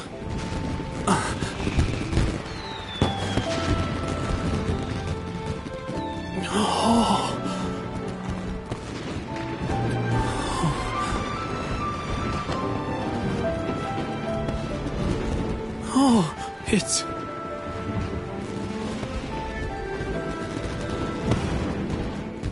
Keisuke.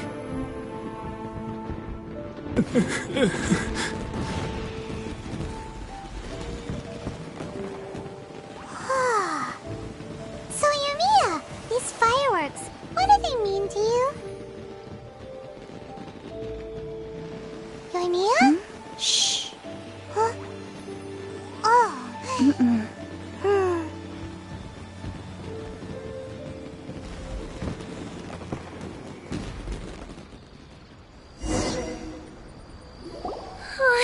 That was amazing. It was so beautiful I could weep. I didn't actually cry though, right? I just feel a bit misty-eyed. Oh, remember that big one that went up first? The gold one? That's the one I had Pops make for you. Oh, Paimon saw it! It was one of the best ones! They won't forget that anytime soon! That's what I wanted to hear. I was hoping it would leave a deep impression on you guys. No matter where your journey takes you, and no matter what hardships might lie ahead, I hope you'll always be able to look back fondly on the fireworks you saw tonight. I believe that as time goes by, this firework will only grow brighter and more beautiful in your heart. Oh, and also, you're technically my customers now. Here, this is your paper slip. If you ever want to see that golden firework again, just come and see me.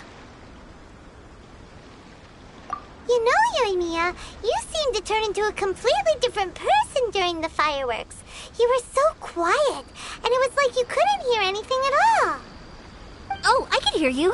I just have a habit of being silent while I'm watching fireworks. Quietly watching something you made with your own hands rise into the sky feels like a sacred ceremony to me. You asked me what fireworks mean to me, right? Yep. Well, for Koichi, who built the boat for us, and his friend, Third Sis, fireworks commemorate friendship. For Keisuke's parents, they commemorate marriage. And for Keisuke and Sakujiro, they were commemorating... Oh yeah, right, beliefs! As for me, to be honest, even though I've thought about it countless times before, I still haven't found an answer. Seriously?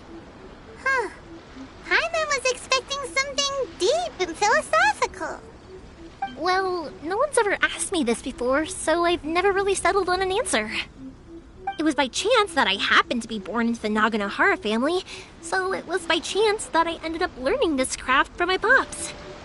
It's also by chance that I've met so many people, learned so many things, and discovered that people associate watching fireworks with the things that are most precious to them.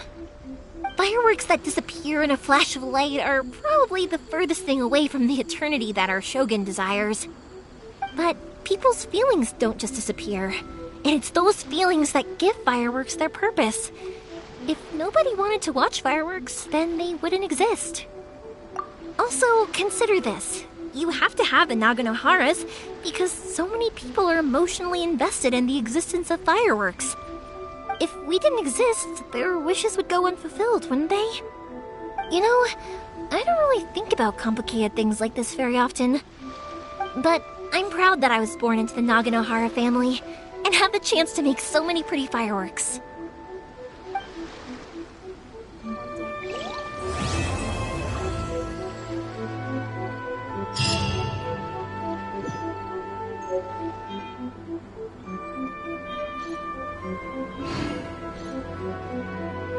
I think I'll stay here for a bit longer.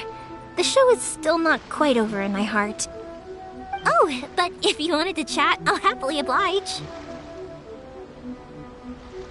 Matsuzaka and the others are still waiting for me so we can go hunt down the great Mujina yokai. I'm like a big sister to them, so I can't go back on my word. Also, I want to go and ask everyone what they thought of the fireworks. And over the next few days, I'd also like to thank everyone for their support. That includes you and Paimon too, of course.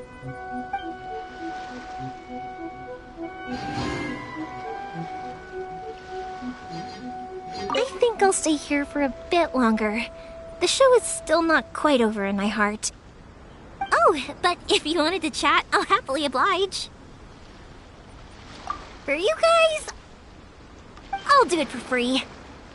I did kind of force it on you after all. Not to mention that I dragged you along with me and gave you all sorts of trouble along the way. I'd feel bad if I charged you anymore. It's fine. Look, how about we make a deal? After you find your brother, tell him to come to Naganohara Fireworks for all his fireworks needs. That way, I'll get another customer. Sound fair? Also, it'd be nice to meet him.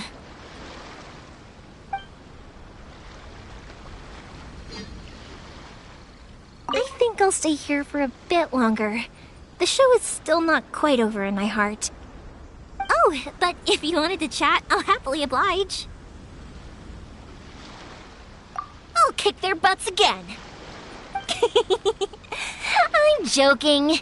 Didn't I tell you that my family deals with the commissions quite a bit? We have an easy enough time of it. At the worst, we'd have to apologize, smile, and pay a fine. It wouldn't be the end of the world. You two should be careful, though. Without the same connections, you can't afford to be as reckless as me.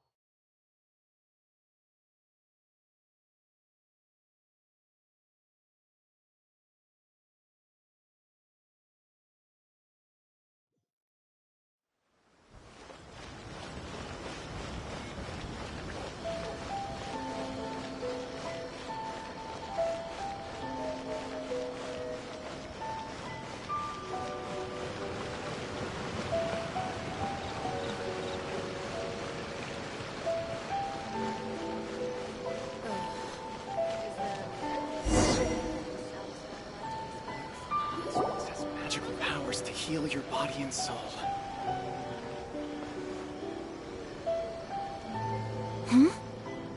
must be. It's a festival promotion. Hey, speaking of, we haven't been anywhere fun since we arrived in Inazuma. No, what made you think that? Festivals are a common occurrence here in Inazuma. We in the Yashiro Commission are very well acquainted with these sorts of customs. Each season brings its own festival, and each festival in turn brings a fresh challenge to the task of maintaining public order. So, while festivals are undoubtedly joyous and lively occasions, for us, they are also a cause for concern. Oh, my apologies. I should stop thinking about work. This is hardly relevant to the matter at hand. This store here is the place I wanted to visit. Oh, so you weren't checking out the promotion? Well, let's take a look inside then. Welcome. I have all the latest styles. Please take a look.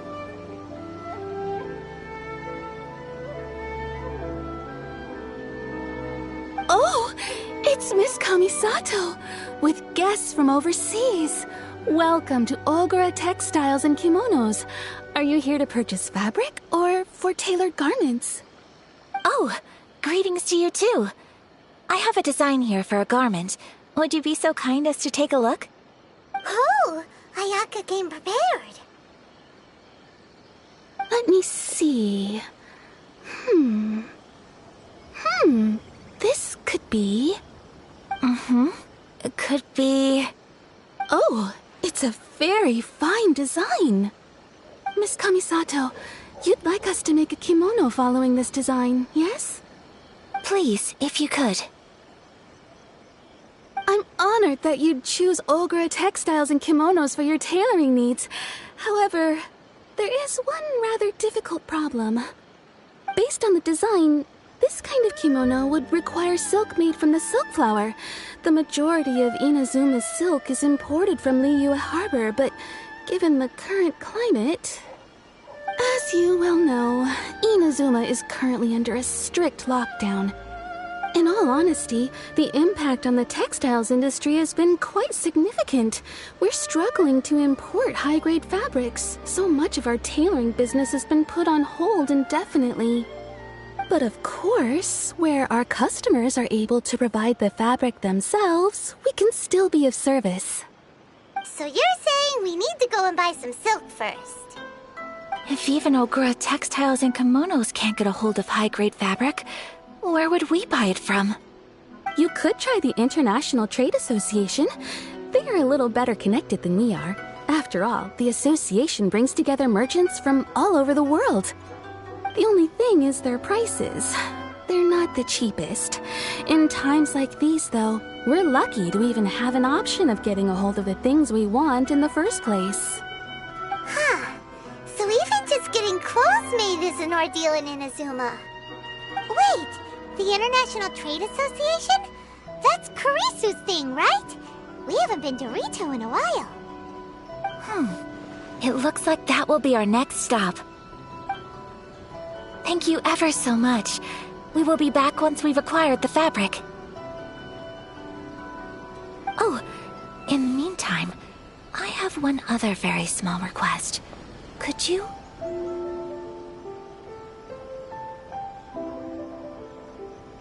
Why is she being so secretive all of a sudden?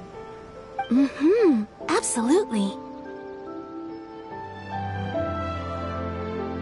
Much obliged. My pleasure, Miss Kamisato. Honestly, I'm just as excited as you to see the end product.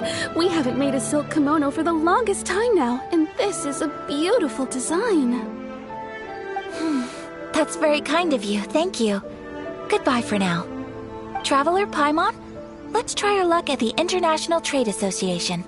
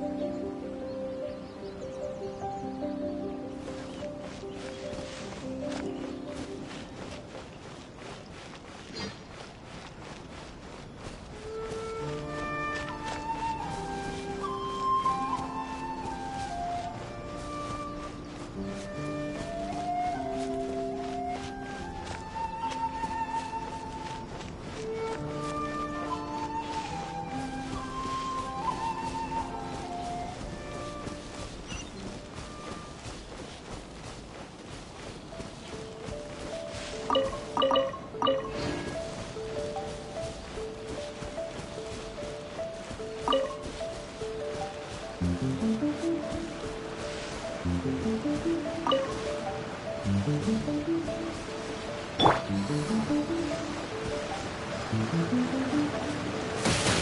been a lucky day.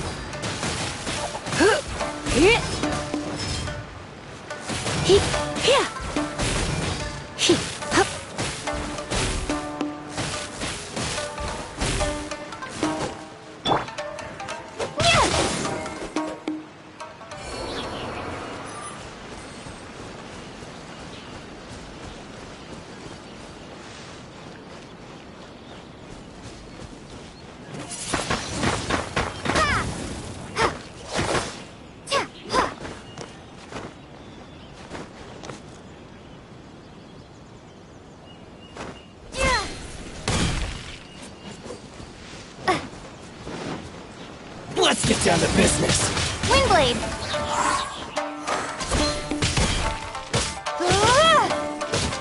To the ferry.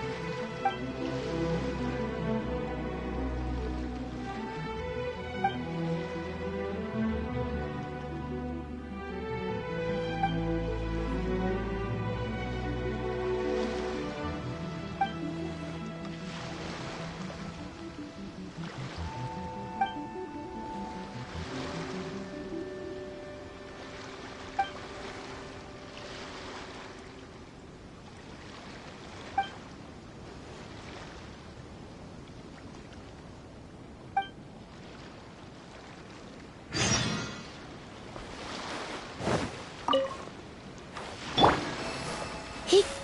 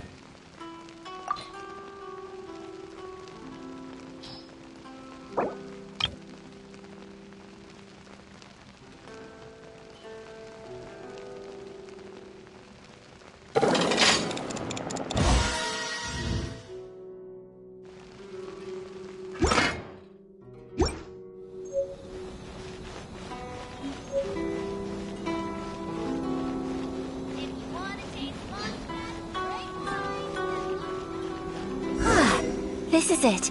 The International Trade Association. Okay then, we need to talk to Kurisu, right? Huh, doesn't look like he's here. Let's look around.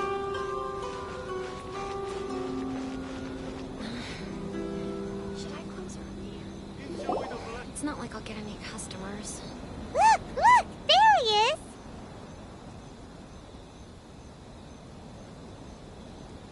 Ah, looks like we found him.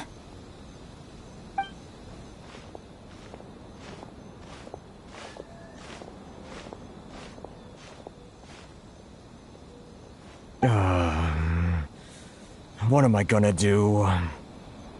Mr. Kurisu, are you alright?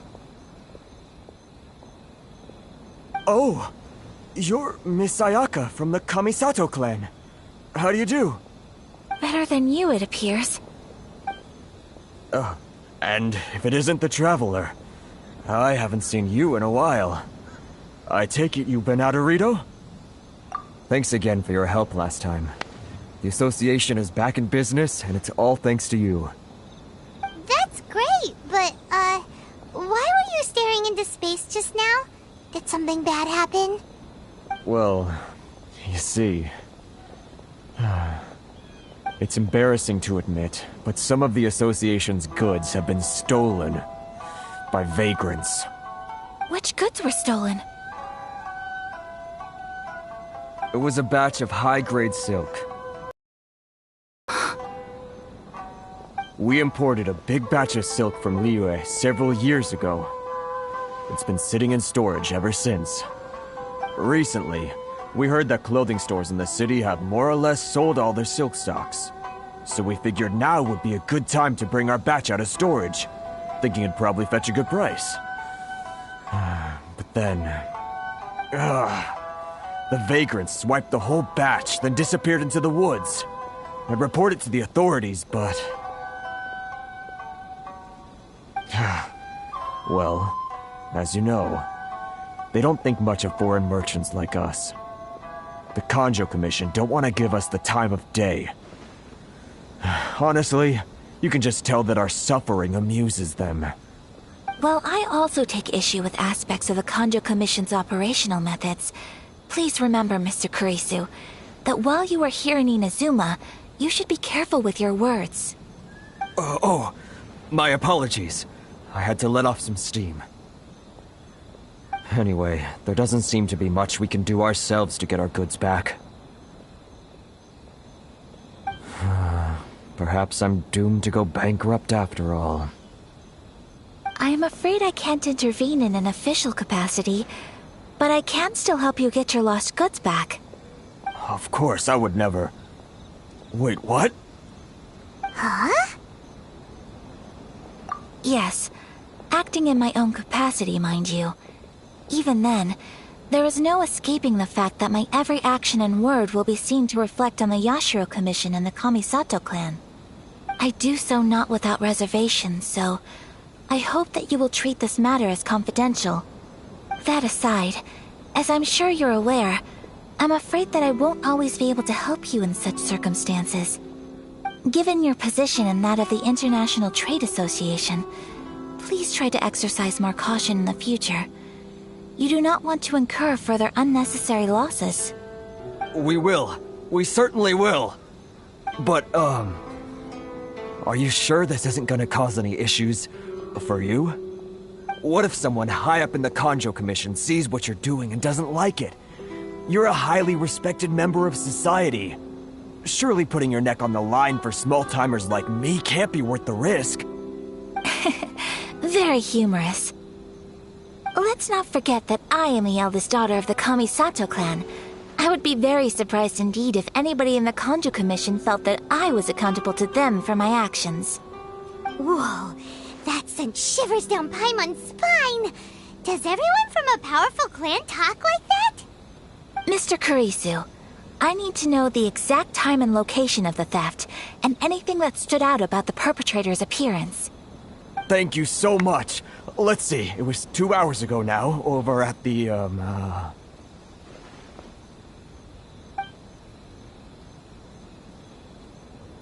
Everyone, Please follow me to the scene of the crime. The investigation starts there. All right, off we go! Why in the world can't I get my permit?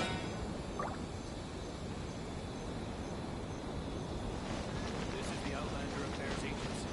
Please have your documents and proof of identification ready.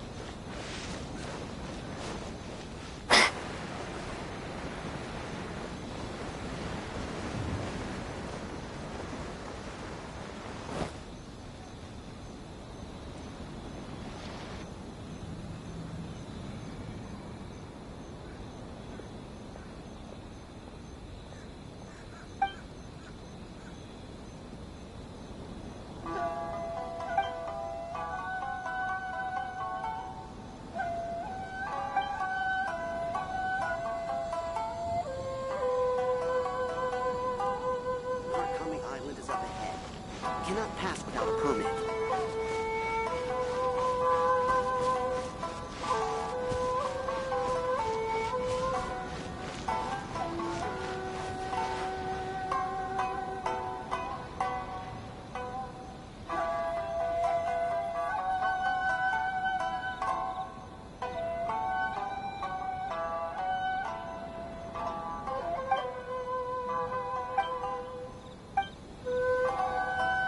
Murakami Island is up ahead. Cannot pass without a permit.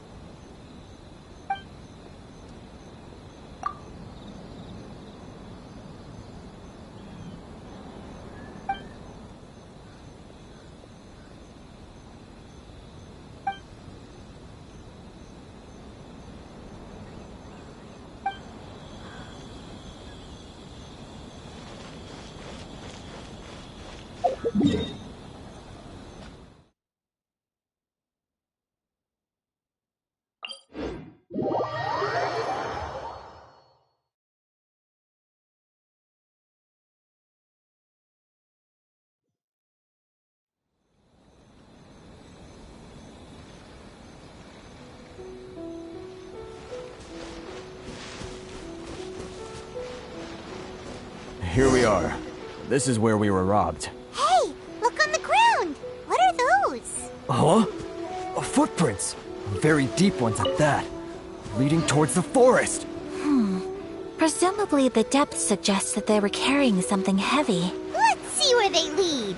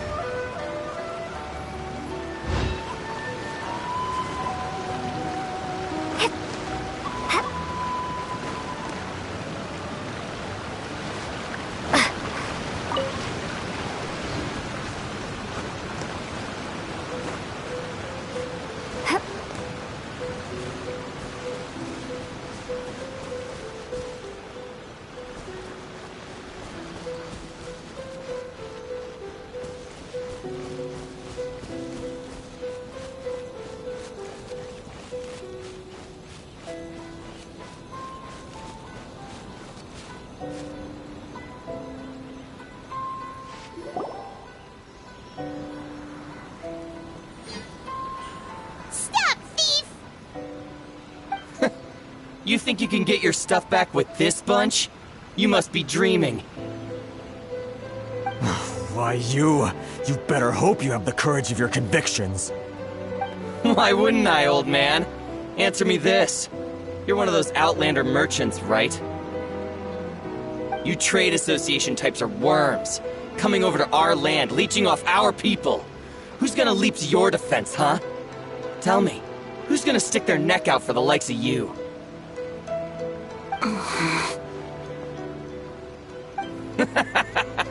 Look at that. No response. You know I'm right. face it. This is Inazuma. You've got no ties here. You're at the bottom of the pile. Can you really blame us for walking all over you? You are despicable. Hey! I just had an idea. Since you came all this way, how about we do some business? Business? Pay up, and you can take your fabric back. Sound good?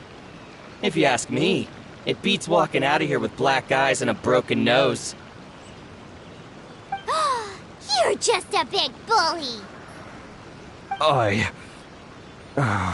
What choice do I have? Wait.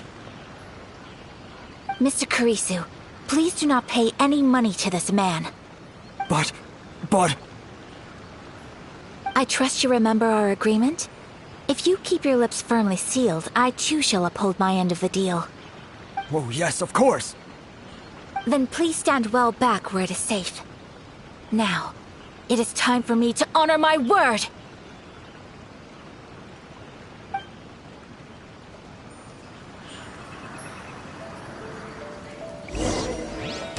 It's my lucky day!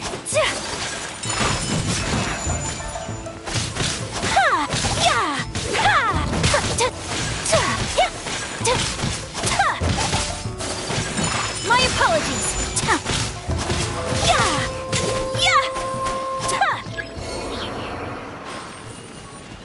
Let's get down to business.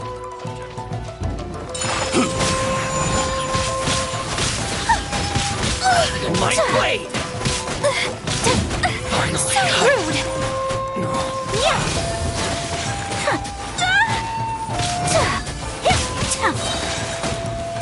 Whirling snow!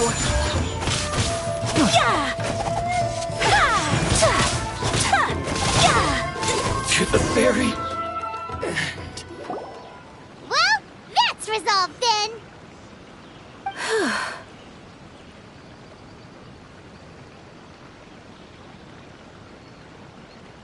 No, please, It was nothing.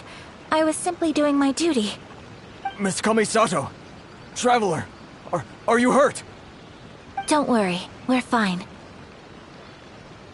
The vagrants left in quite a hurry. It would seem they didn't have time to take anything with them. I believe your stolen goods should all be here.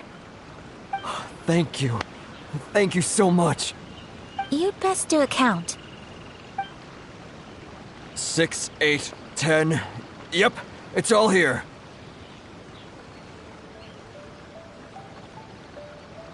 Great! Now we can finally buy some silk. Buy silk? You mean you need some of the silk here? This was indeed our intent. Don't get us wrong, though. That's not the reason we helped you out. Even if it were just a few carrots or cabbages, chances are we still would have helped you get them back. Paimon thinks we're pretty lucky. If we arrived any later, our chances of getting silk in Inazuma would have been 0. I honestly can't thank you all enough. Please, say no more. You need silk? I'll pick out a piece for you right away.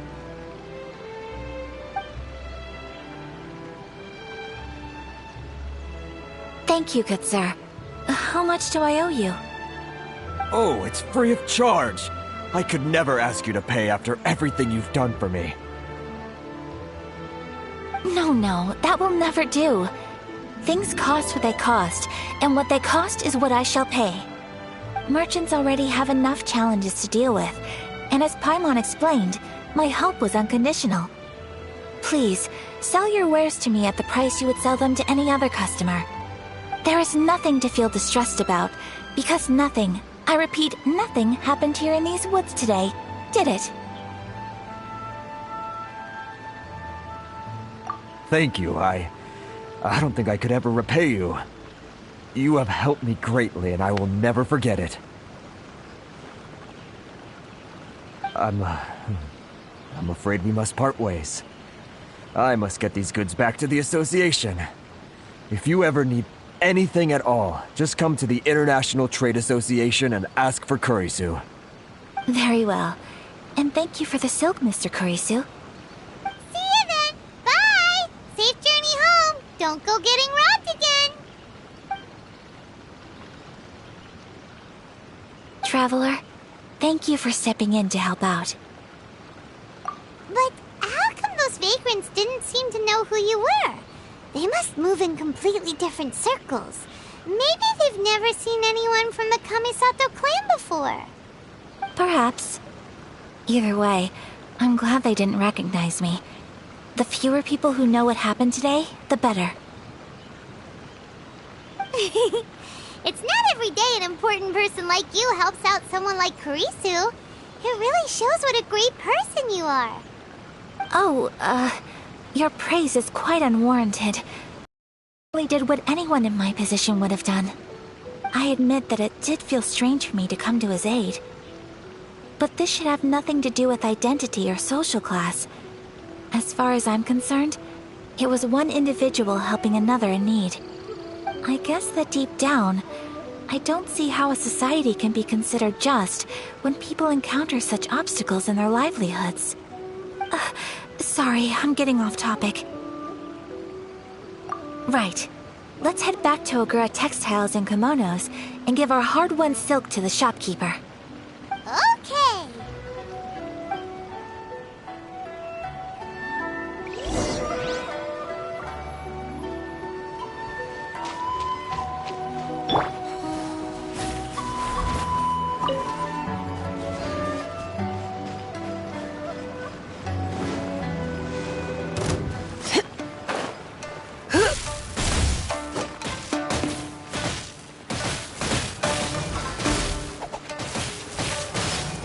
My blade! To the fairy!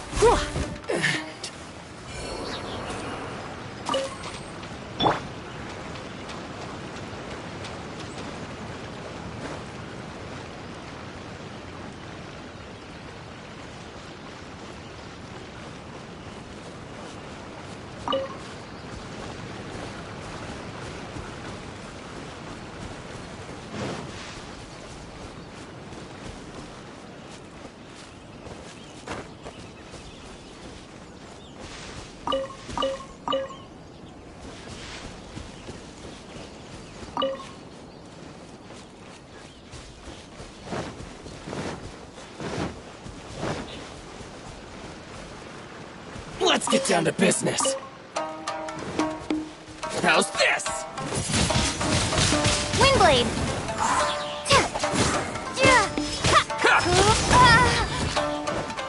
Prepare to be blown away! Feel my blade! Finally, to the fairy! Boom!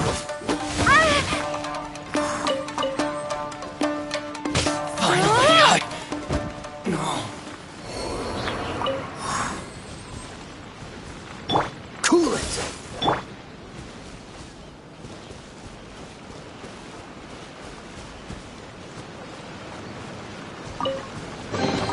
I'll keep this close.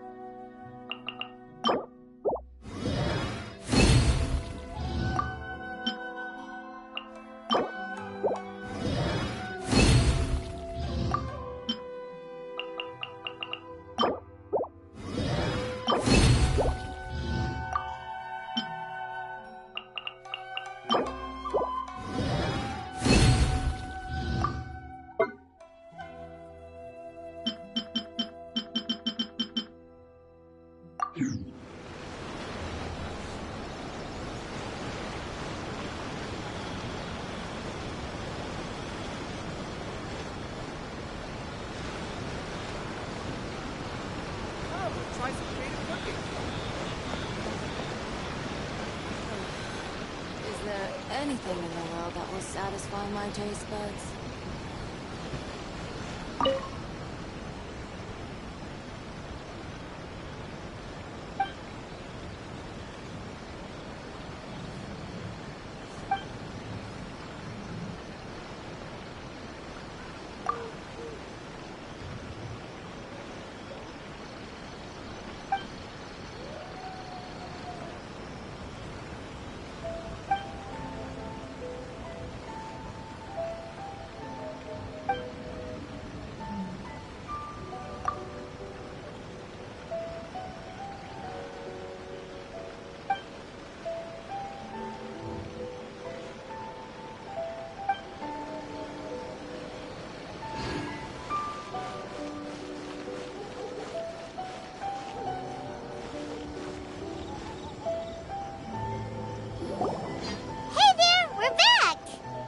Welcome back! So, any luck at the International Trade Association? Did they have any silk in stock? Yes, they did. Here. Excellent news! So, apart from the silk, I think everything else I need I've got in store already. I just need to go and take stock of our materials. It won't take me a moment. I'll be right back.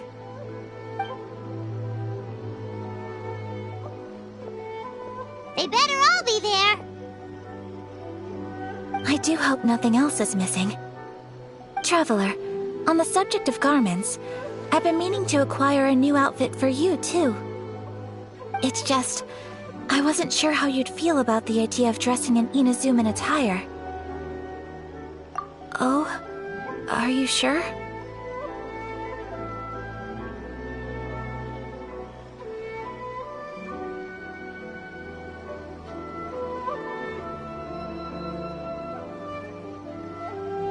Is that so? Impressive. So travelers of your stature hold themselves to a dress code, as well as a code of conduct. More like when you're away from home, you've gotta live by certain rules to survive, whether you like it or not. But Paimon would still love to check out some Inazuman outfits. Just what is that supposed to mean? They make them in whatever size the customer asks for. Your interactions are so adorable to watch. I can certainly find someone to tailor a Paimon-size outfit if Paimon so wishes.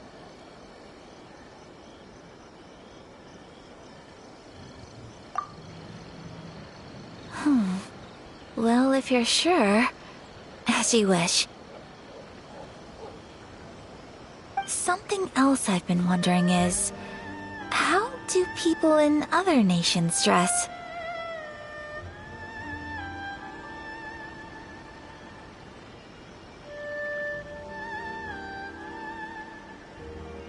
They sure do.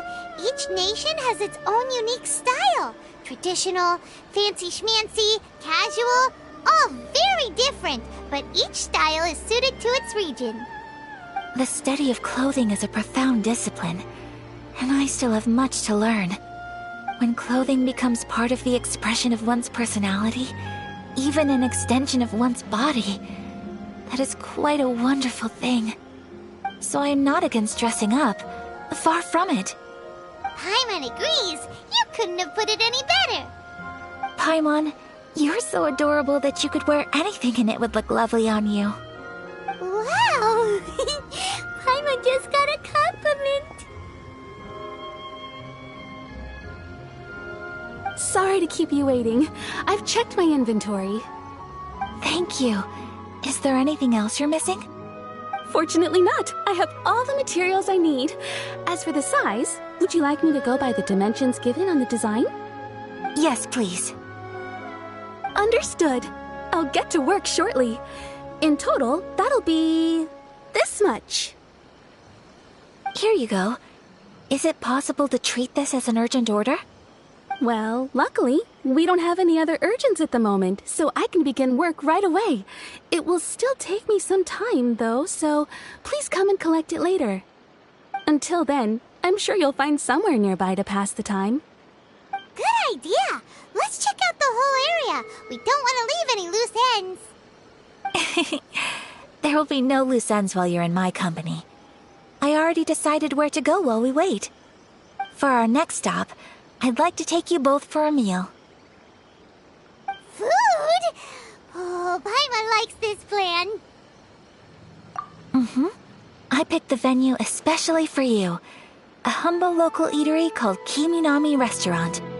I thought that the relaxed atmosphere there would suit our day much better than the prohibitively formal one of a high-end restaurant. Shall we head off? Yep. Paimon can't wait.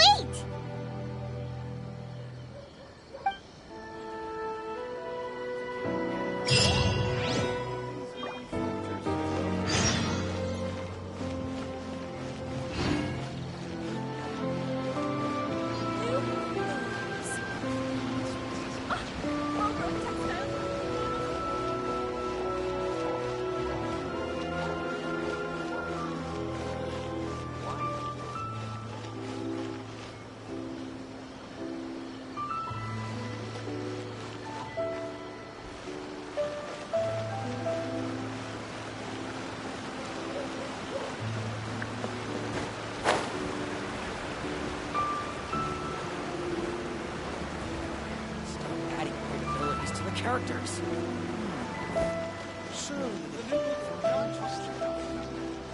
Welcome to Bonton Sangha Detectives.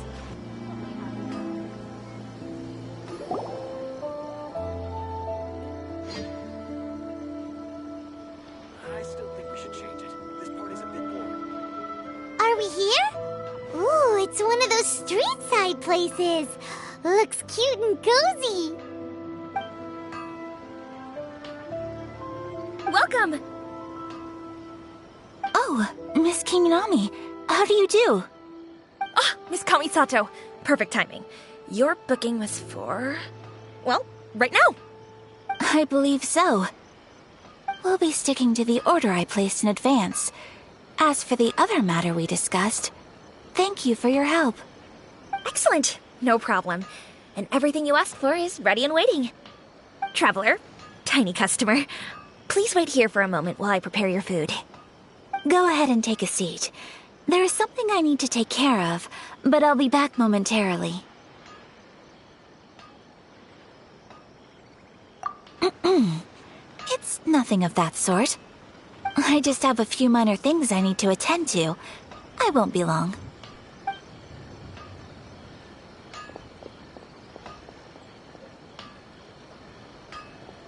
She sure left in a hurry. Whatever it is, it must be pretty urgent. So you two are Miss Kamisato's friends? Well, we serve all the classics.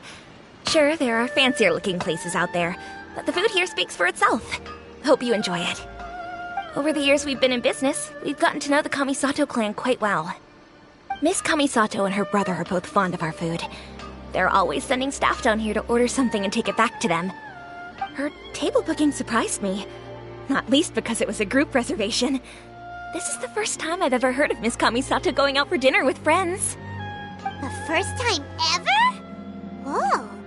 Guess that makes us pretty important people, huh? Sure does. And I'm probably crossing the line here, but I'm just telling you what others have told me. Apparently, Miss Kamisato doesn't have a lot of friends. How is that possible? She's so kind and polite to everyone. Paimon would have thought that would make her really popular. That's what I used to think too. But it turns out the rules of social interaction are a bit more complicated than that. Nobody in the neighborhood has a bad word to say about her. They all say she's beautiful, elegant, graceful, not to mention that she belongs to one of the most illustrious clans in the land. In short, they see her as a model young lady. But that's just it. People look at her and they see a model of perfection, and they don't feel like that's something they can relate to. So the majority of kids from our ordinary families don't even try to talk to her. So you see, on paper, she sounds like a girl everyone would want to get to know. But in practice, she finds it difficult to make friends. Huh. Paimon never would have guessed. We don't speak all that much, but we do go quite a way back. I've always admired her for taking on so many responsibilities at such a young age. So it makes me really happy to see her here with friends today. Anyway, relax, enjoy your meal, and please, talk to her as much as possible. I know she'll appreciate it. Consider it a favor for the whole neighborhood. Look after her for us. Huh? That sounded like Ayaka!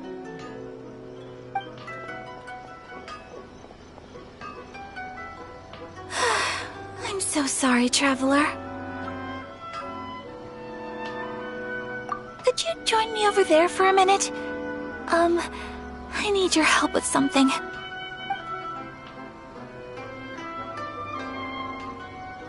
I'm sorry. I didn't want to drag you away all of a sudden. I, just had a cooking catastrophe. Oh, so that loud noise we heard came from the cooking pot. As you can see, this house is right next to the restaurant. It's where the owner lives. Actually, this whole compound is the family's private property. I asked Miss Kiminami to prepare some ingredients and utensils for me so that I could cook a special dish here. Right! If there's something you want to eat, you could just order it from the menu. Actually, I wanted to cook something as a gift for Tsubaki. My mother mentioned in her notebook that Tsubaki enjoys food from all over the world. So I thought, if I'm going to meet Tsubaki, perhaps a dish from overseas would make a fitting gift. A dish from overseas? So anything from outside Inazuma counts, right? If so, then we've got lots of options, don't we? That's what I was thinking. You must have picked up a lot of knowledge about different cultures on your travels, hopefully including regional cuisines. Can I leave you to finish this task then? Just as a personal favor. Is that okay? I'll be indebted to you. Great. But what kind of overseas dish would make a suitable gift? It needs to survive a journey from the kitchen to the recipient's doorstep. Oh, Paimon knows! There's one dish out there that was practically created for this purpose! Pizza! Pizza? It's an assortment of toppings and sauce spread over a bread base and cooked in the oven. And it's so good! That does sound pretty good.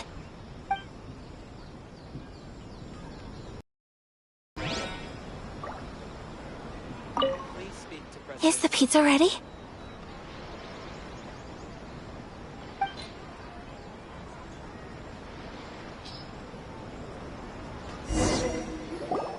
Oh, it's ready!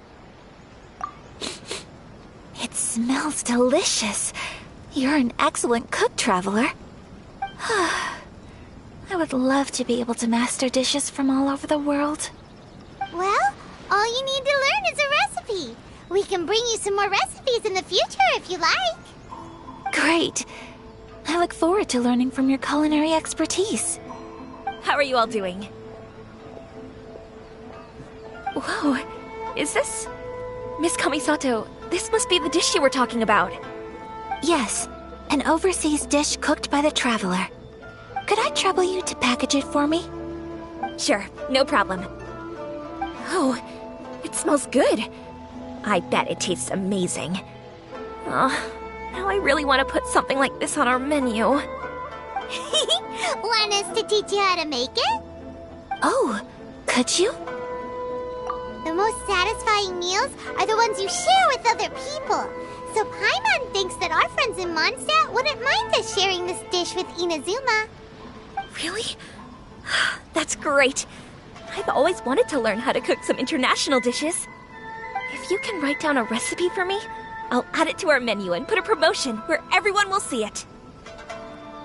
Since we've become a closed nation, people haven't had the chance to try anything new. Traveler, you're the best! I'll go pack up this dish for Miss Kamisato. Please, make your way back to the restaurant whenever you're ready. The food will be waiting for you.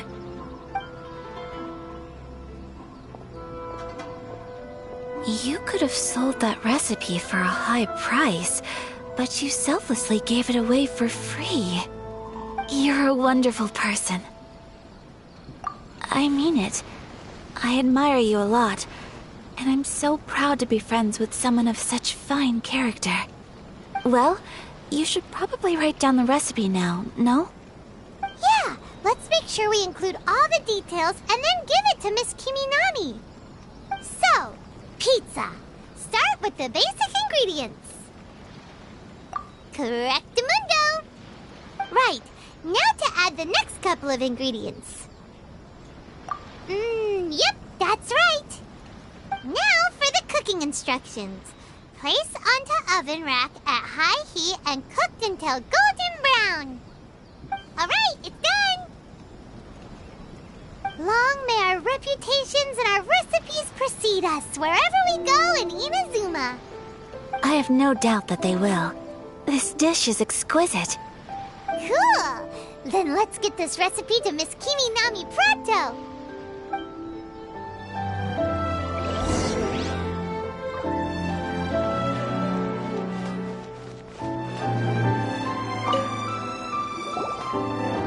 Hey! Have you written out the recipe? Here it is. Thank you! Wowie! This is so exciting. I want to make it right away. Traveler, Paimon, please accept my sincerest apologies for delaying your meal. No problem! Food always tastes better when you've worked up an appetite. Alright, let's dig in before it gets cold. Well, what do you think? Is Inazuman cuisine to your liking? It's amazing! Paimon loved this one! Oh, and especially that one over there!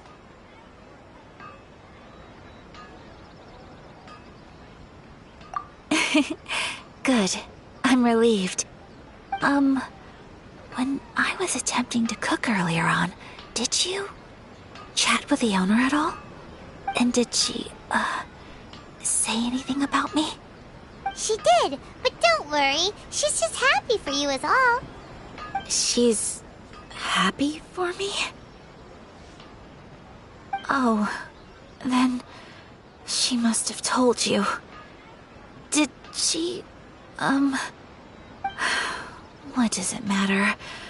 I know just as well as anybody else that I've got no friends. Hey, it's not you.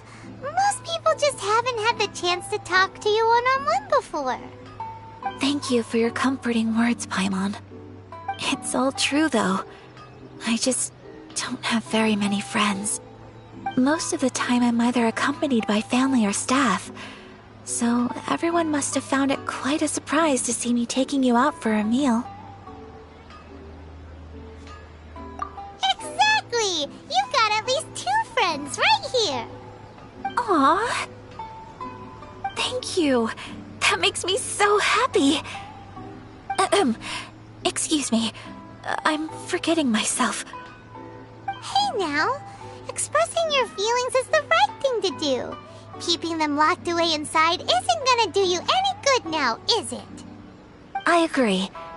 So, I just want to say how happy I feel that you both see me as a true friend.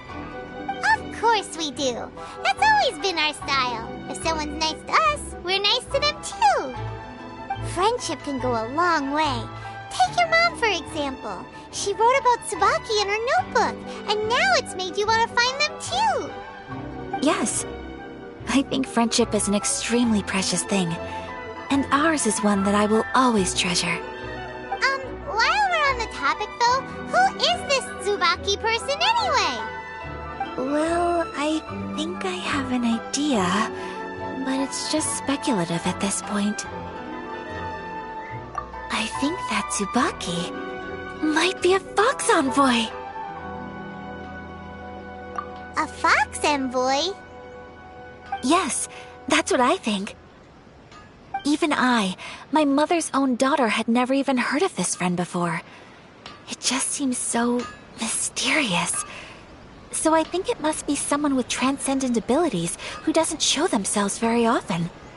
And fox envoys are nothing new. Stories have been told about them in Inazuma since ancient times. You must have met Kuji Yae before. Well, she's a fox envoy. That got me thinking. Maybe there are fox envoys out there in Inazuma that people just don't know about. And maybe Tsubaki is one of them. Whoa! So Inazuma also has supernatural beings? When you say also... Well, before Inazuma, we spent some time in Liyue. They have lots of supernatural beings there, like the Adepti. All kinds of them too. Up in the sky, down below the ground, in the water. Really? I've come across such things being asserted in books, but to hear someone talk about it from first-hand experience is extremely surprising. So Liyue lives up to its reputation. Its culture has a long history and gives rise to the most beautiful legends. Quite captivating. You should come visit Liyue with us sometime. The best part is, they have loads and loads of delicious delicacies. Really? I would love that. Speaking of delicacies, Traveler, Paimon, have you eaten your fill? Oh, Paimon has. Excellent. Then let's collect the kimono. Then we can pay a visit to my mother's mysterious and transcendent friend.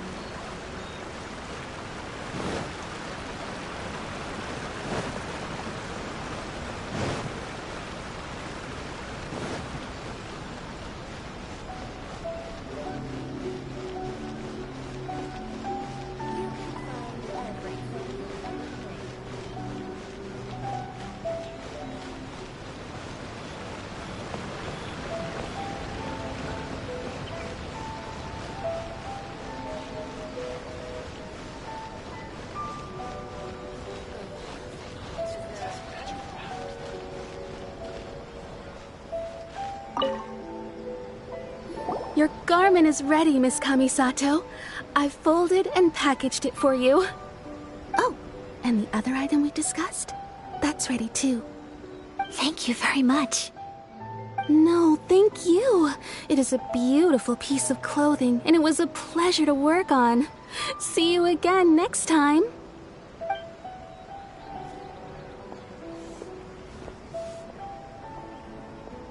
Traveler, I have a gift for you. Whoa, looks super fancy. Is that for wearing in your hair? It's a hairpin in the style of a white heron. As well as a hair accessory, you can also use it as an ornament. I couldn't ask for your help and offer nothing at all in return, so this is my gift to you.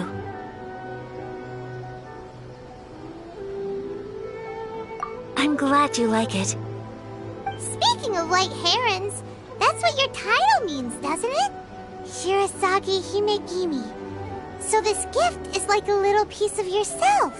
It's just as elegant and beautiful as you are. You flatter me, Paimon. If this gift reminds you of me, that is all I could ask for. It definitely will. Alright, well, now we've got what we came for, we can set off. Time to go meet Tsubaki.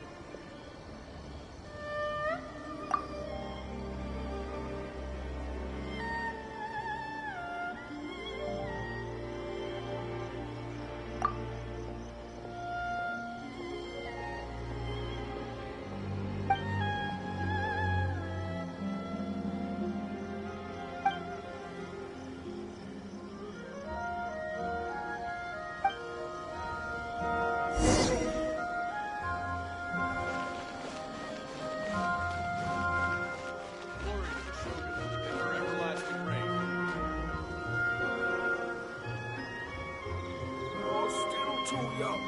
That's why The defense is on the left side of the tower.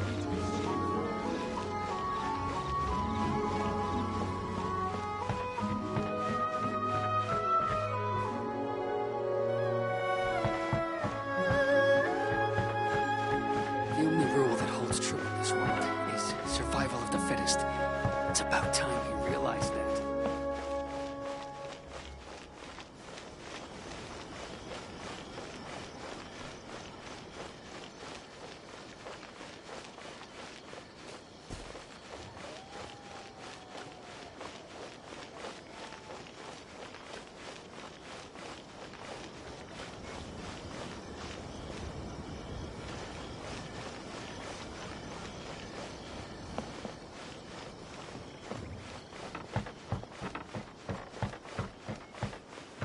You're still too young. That's why we're making all kinds of mistakes.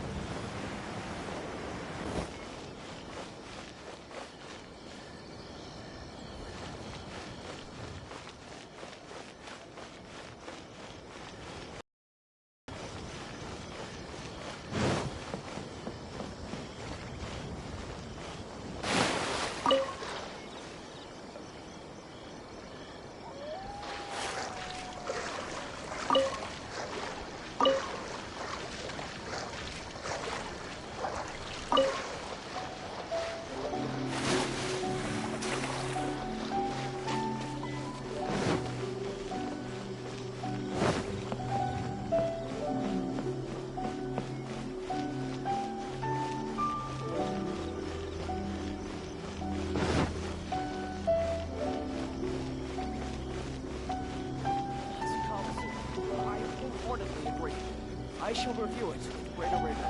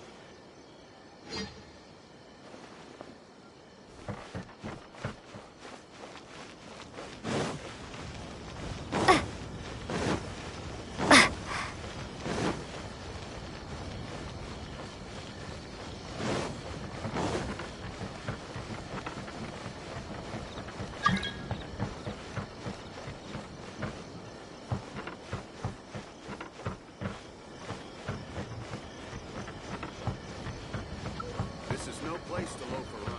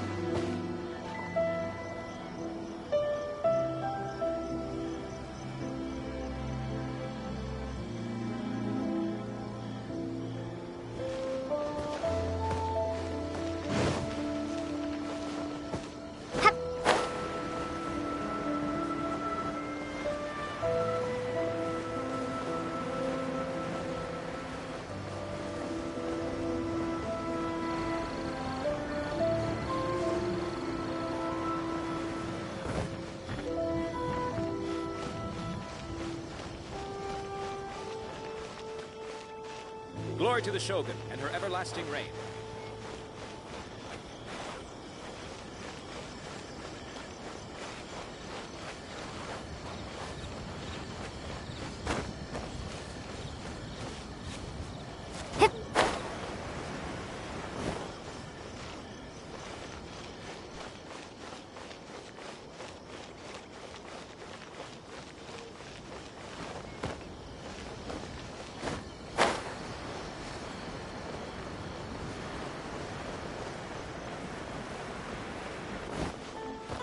The only rule that holds true in this world is survival of the fittest.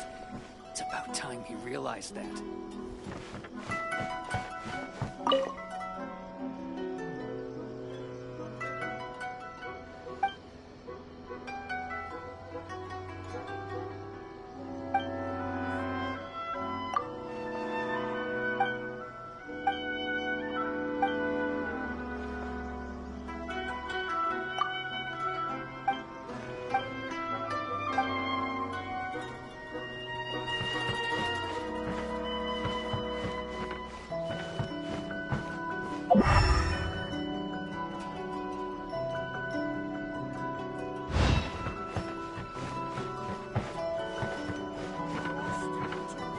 Glory to the Shogun and her everlasting reign. The only rule that holds true in this world is survival of the fittest. It's about time he realized that.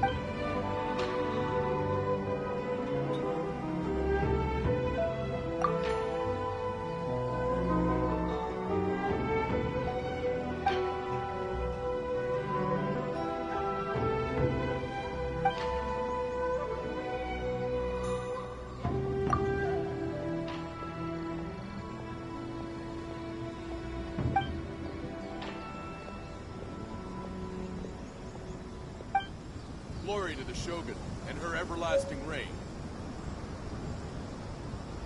You're still too young. That's why you're making all kinds of mistakes. The defenses on the left side of the tower need to be strengthened.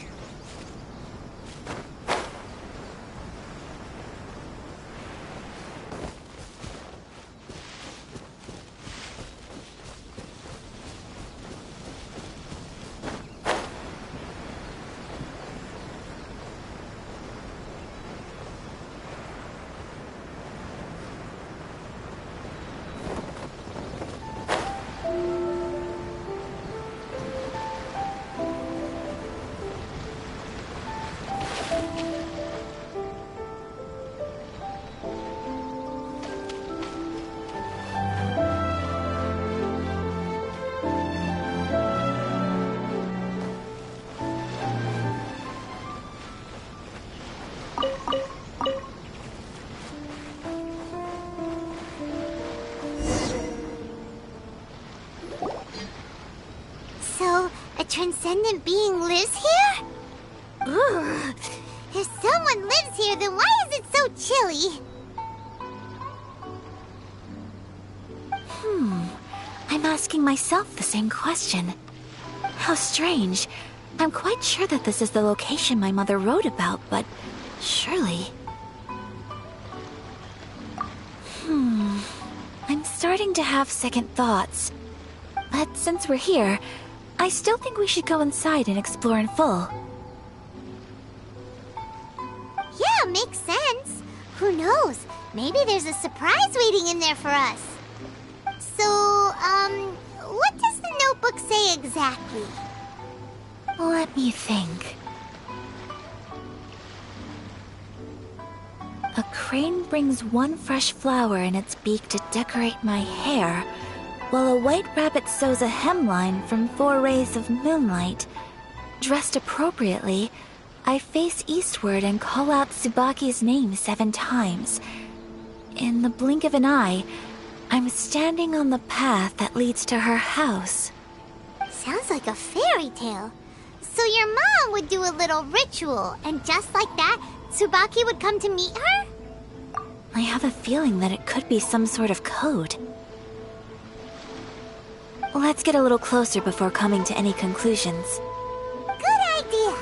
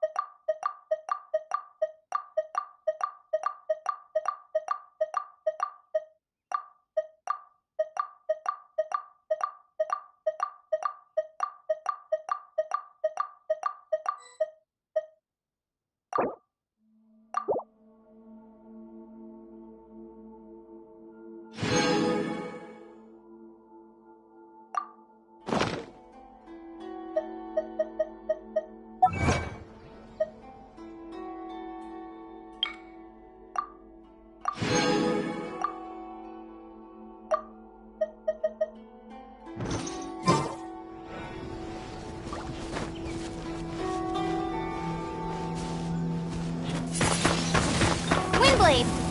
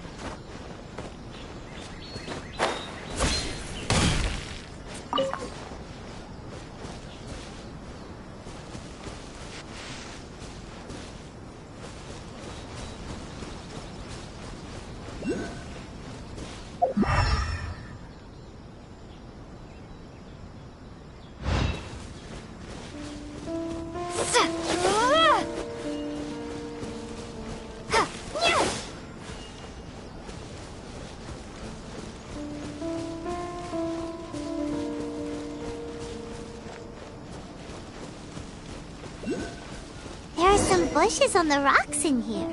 Could that be anything?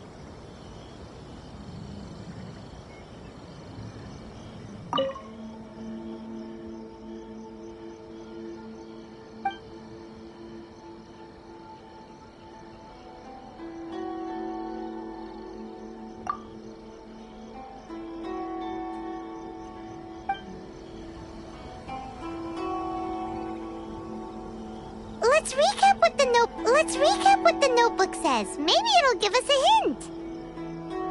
A crane brings one fresh flower in its beak to decorate my hair, while a white rabbit sews a hemline from 4 rays of moonlight. Dressed appropriately, I face eastward and call out Tsubaki's name 7 times. In the blink of an eye, I'm standing on the path that leads to her house.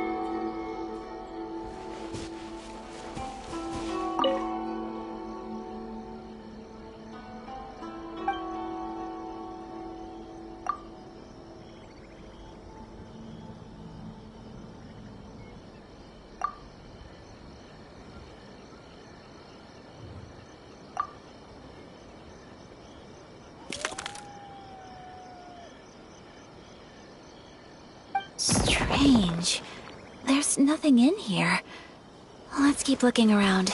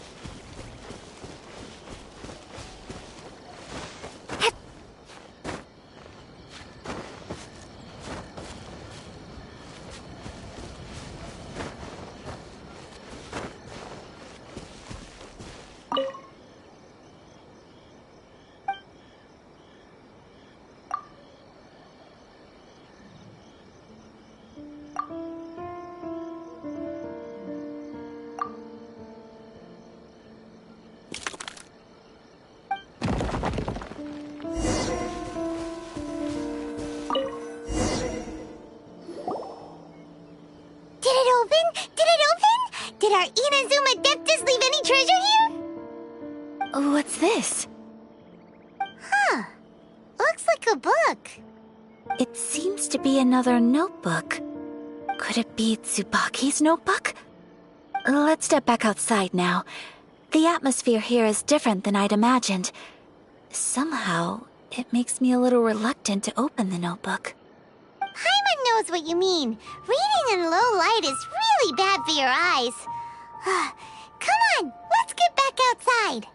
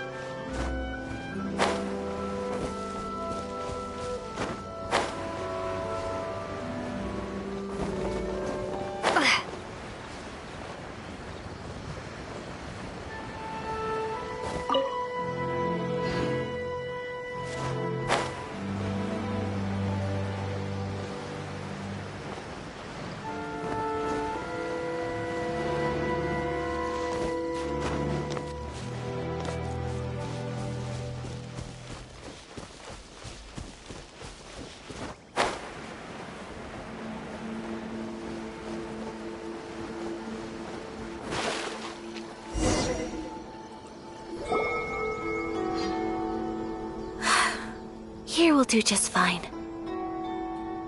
Alright, let's see what the notebook says. Ooh, Paimon bets it's all about mysterious treasure! Ah, so exciting!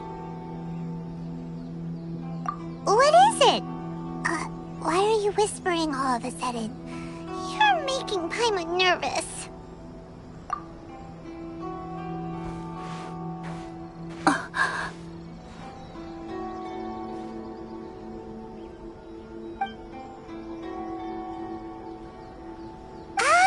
you want to let Ayaka read the notebook without distraction. Seems whatever's written in there must be pretty major after all. But, based on her expression, probably not a treasure map. What could it be?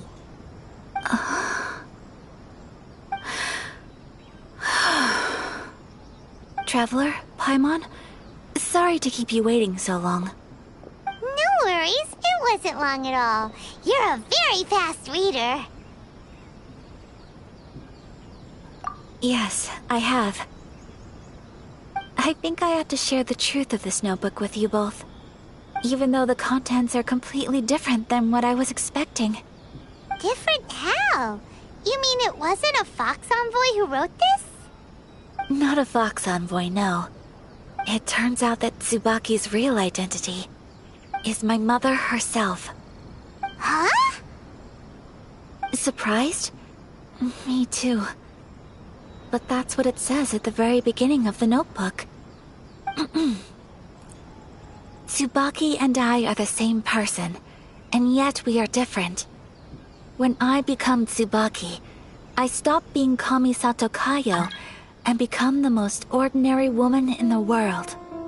What follows in these pages is the ordinary, everyday life of a regular person.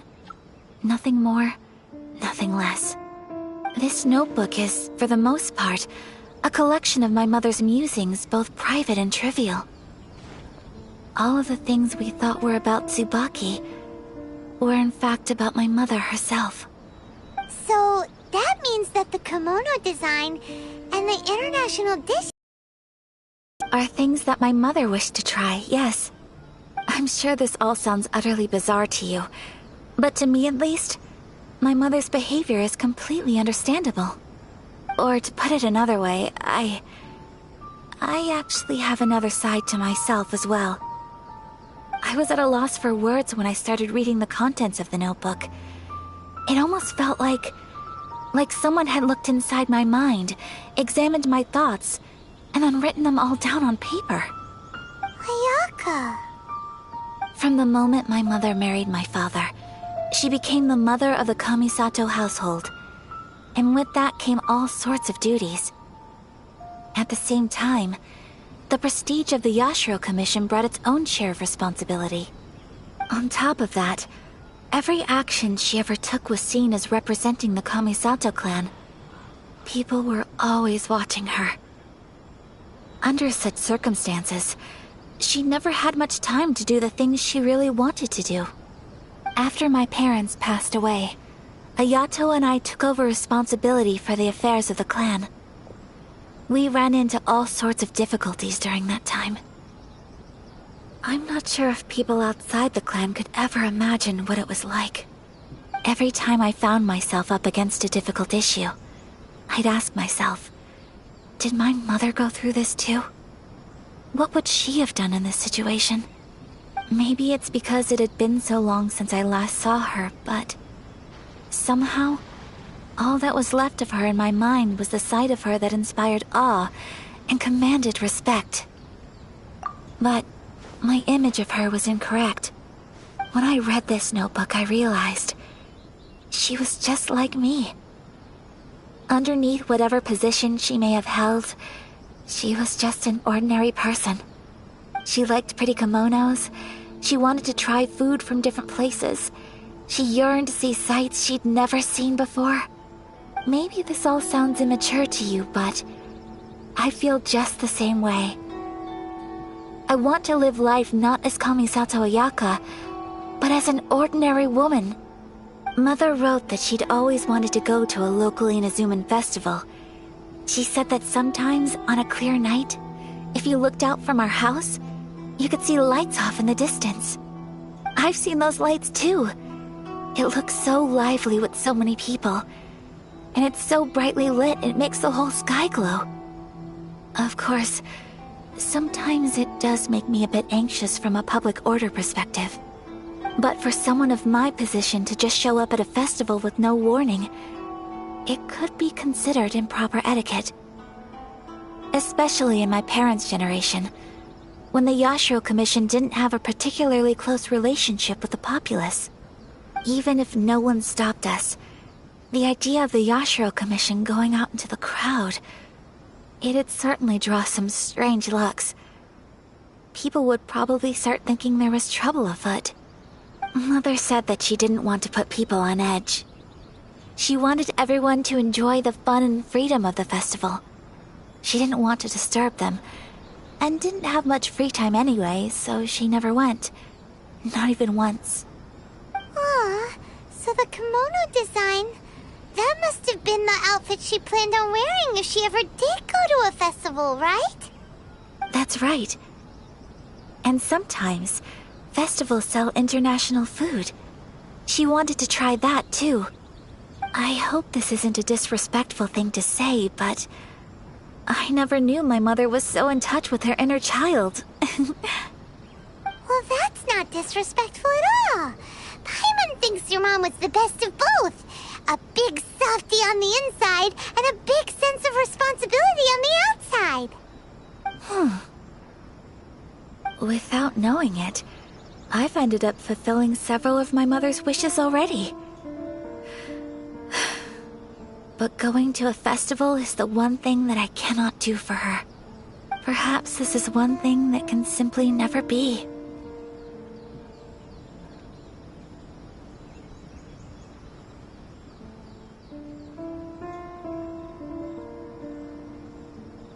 I understand. Thank you. I think I realize something now. Mother and I are so similar in so many ways. The things she faced are things that I too will go on to face. She chose to place her unfulfilled wishes onto the identity of Tsubaki. As for me, I've already decided. Oh, so you decided on an alter ego too? No, I don't plan to do anything like that. I think I will set myself a new goal. To live each day without regrets. So, Traveler, Deep breaths, Ayaka. Deep breaths. Would you be at all interested in checking out an Inazuman festival? Paimon's been dying to go ever since we saw that poster. Paimon would love to go with you, Ayaka. Hey, come on, don't make fun. It's just because I used to have the same concerns my mother did. But now, I don't think I need to worry about it so much.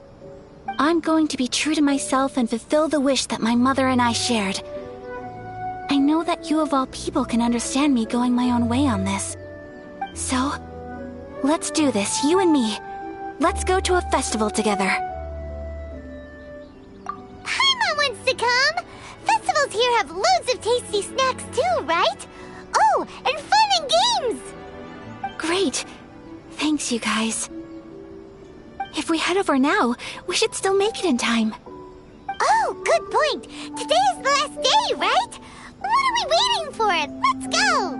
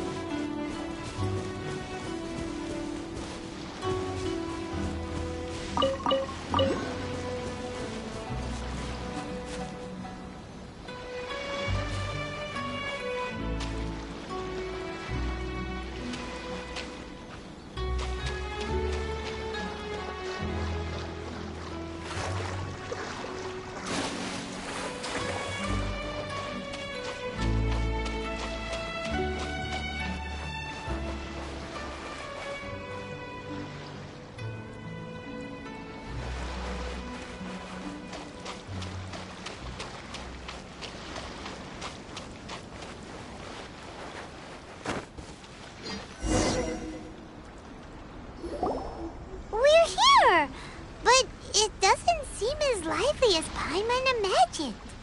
What's going on? Since it's the final day, many of the visitors must have already returned home.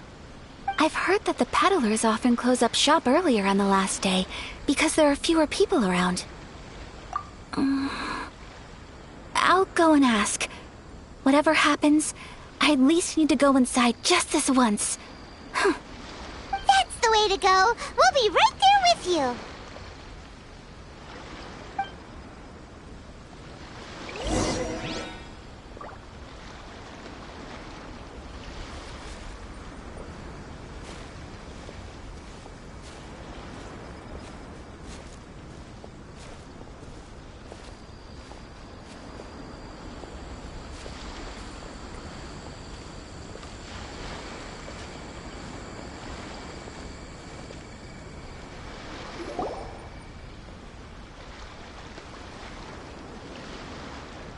It hasn't closed yet.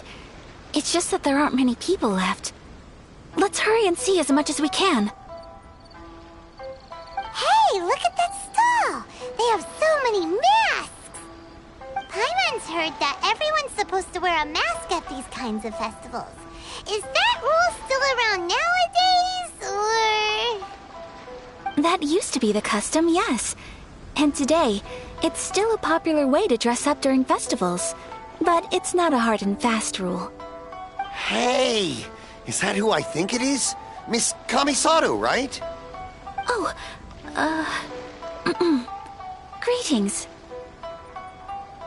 People seem to recognize Ayaka wherever we go. Guess that's just what it's like when you're a famous Inazuman. But of course! The Kamisato clan leads the Yashiro Commission. It's one of the most well-known clans in Inazuma. Not least because back when Master and Miss Kamisato had just taken over the family's affairs, they used to make public appearances all the time. Some of the younger generations have never even seen Miss Kamisato in person before. Being the age I am, I'm lucky enough to have seen her on many occasions over the years. You're too kind. My brother and I simply go where we must to fulfill our duties. But this is the first time I've seen anyone from your family at a festival. There must be some official business, I take it.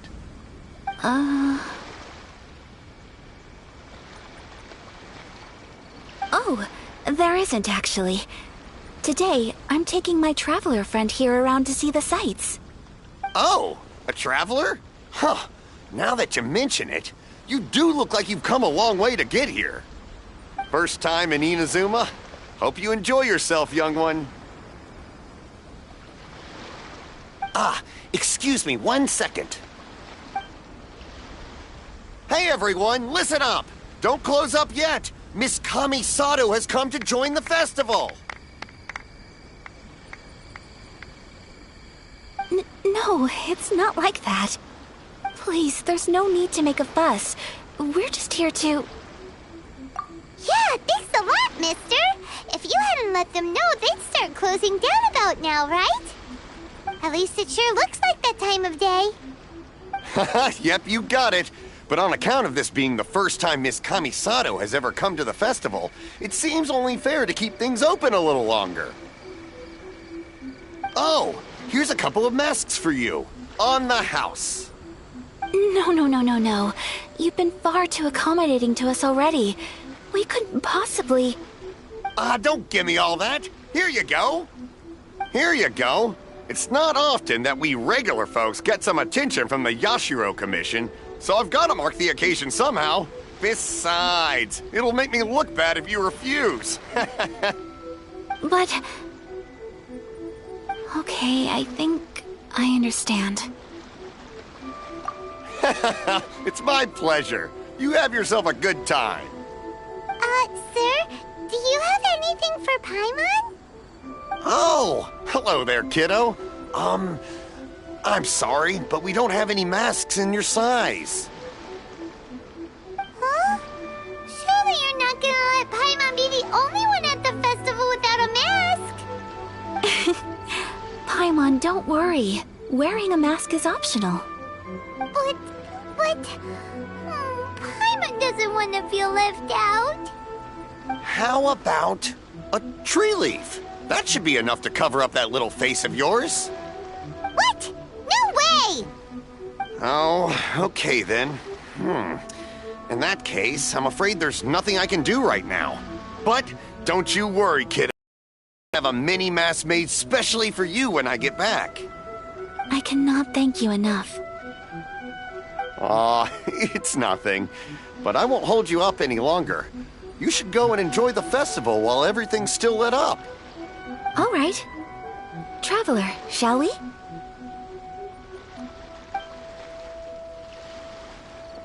Oh, wait. Just one thing. I need to explain myself. I got a little nervous back there and I just made up any old excuse. But don't think of this as me taking you sightseeing, please. I brought you here because I genuinely wanted to spend time with you. Okay, great.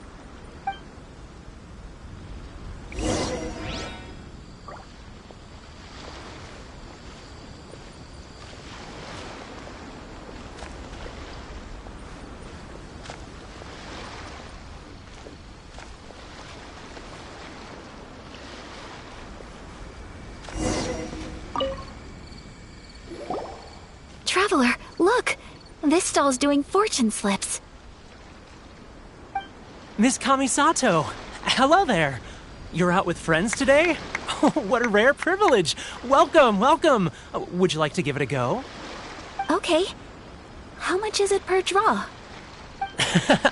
I wouldn't expect you to know this, but the Yashiro Commission was very good to my uncle on my father's side at one point in time. Thinking about it, it was when your father was around. I think he dealt with it personally. So you see, how could I possibly take your money? What? Are you sure? Of course! If you like what you see, then please, be my guest. Same goes for your two friends here. Traveler? Paimon? What do you think? Seems like everyone wants to do something nice for Ayaka.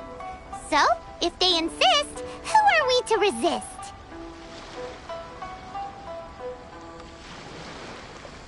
Well, if that's how you feel, then okay. We'll take you up on your kind offer, sir. Let's each do a draw. Alrighty then. Whenever you're ready. Draw a slip and reveal your fortune.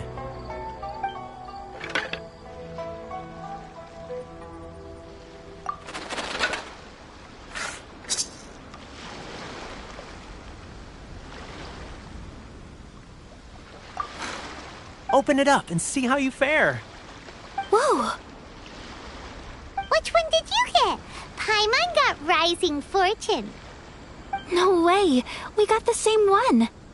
Traveler, what did you get?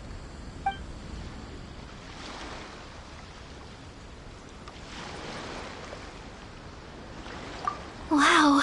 You're so lucky! Ah, congratulations are in order! Here's what great fortune from the world means. Wealth shall come to you. You shall reap a bountiful harvest, and all shall transpire in line with your wishes. In other words, your good luck isn't about to run out anytime soon. What a great sign! Good things lie ahead! Congratulations. You all have very fine fortunes lined up. With this kind of luck, you'll certainly be able to achieve anything that you wish. Well said! Here's hoping that our good luck will never run out!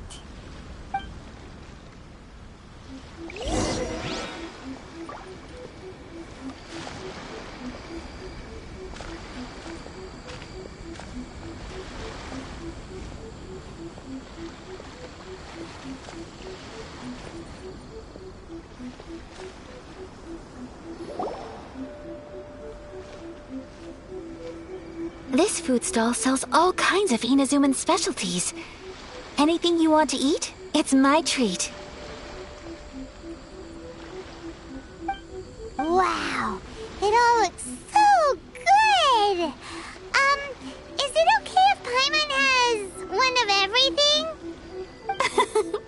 Of course it is.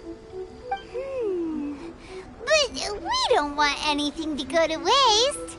Let's try them one at a time. Ooh, Ayaka, Paimon wants those dango. Sure. Uh-huh, those look good too. Ooh, but so do the egg rolls. Paimon will try an egg roll too, please.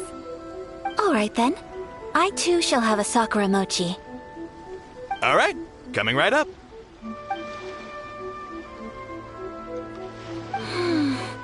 This Sakura mochi is just delicious. Not bad, huh? It's one of our best sellers. Oh, please, sir. Paimon would like some more. I don't know if it's rude of me to ask, but how is this kind of snack actually made? You want to try your hand at making it yourself? No problem. Just give me a second and I'll write out the recipe for you. Ooh, a new recipe? Are you sure about this? If you share the recipe, isn't that tantamount to giving away your trade secrets or something? Well, it was you who gave Kiminami Restaurant that recipe for an overseas dish, wasn't it? She and I are good friends. We trade culinary tips all the time. Here you go. Just treat it as me returning a favor on behalf of my friend. Thank you so much. I will study it very carefully and try my best to do it justice. You there. You want the recipe too? Go on, I can see that you enjoyed it. There's no greater feeling than creating delicious food with your own two hands. You should definitely give it a try. I will. Once I've learned how to make it, will you two be my taste testers? Oh, definitely! Can't wait! All right. I'll do my best. Well, we may have arrived near the end of the festival, but it's still been super fun. Paimon approves. Yes, I agree. To spend the festival together with you today has been a truly wonderful experience.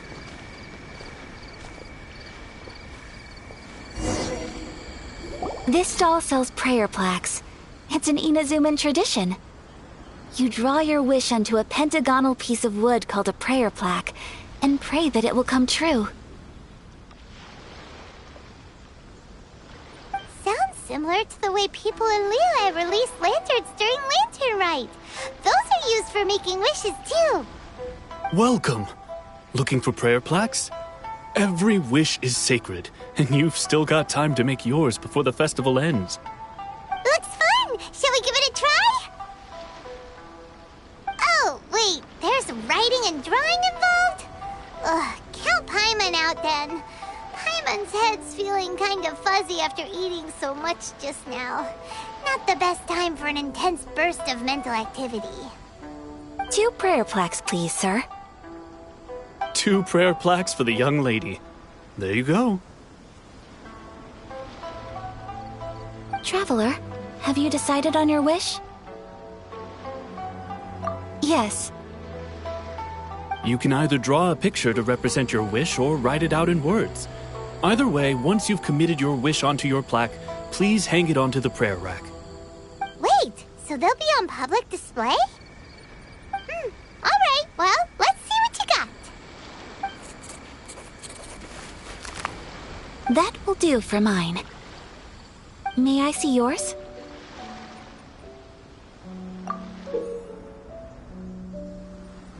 This is you and your brother, isn't it? It's lovely.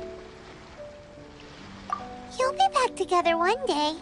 Paimon believes it, and you should too. I believe it too. Your wish will surely come true. And I will keep you in my prayers. Ayaka, what did you draw? Is that Tenchukaku? That's right. I wish for peace and happiness for everyone in Inazuma, and good health for my family and friends. I do hope that wish can come true. Thank you. That gives me hope. I think that might be all we have time for today. Aw, it's time to leave already? I'm afraid so. The festival is coming to a close.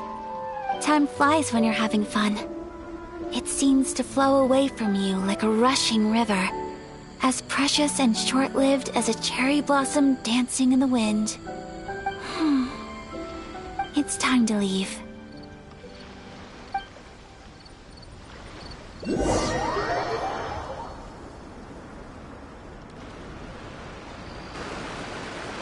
Traveler, today was the first time in my life that I've ever been to a festival. You've known me for some time now. I think you understand my personality, don't you? Knowing me, I just know that today could not have been such a happy day without you. So thank you. Today really meant a lot to me.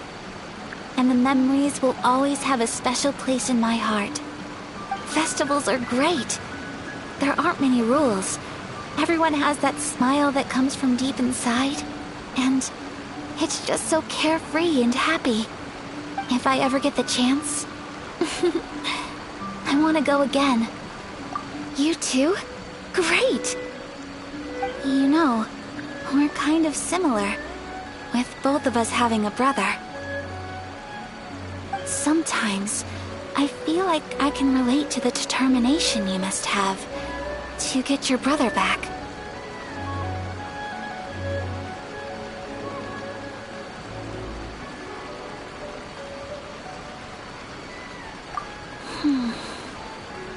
I understand.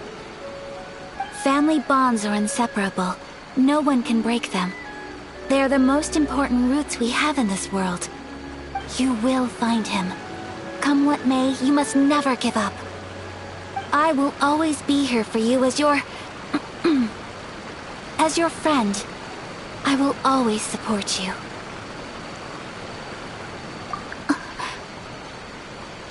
As long as you're happy, I'm happy.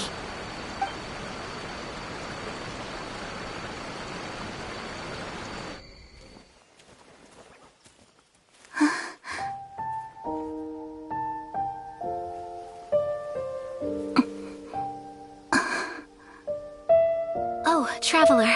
Huh? There's something that I'd like to do. If you could spare me yet another moment.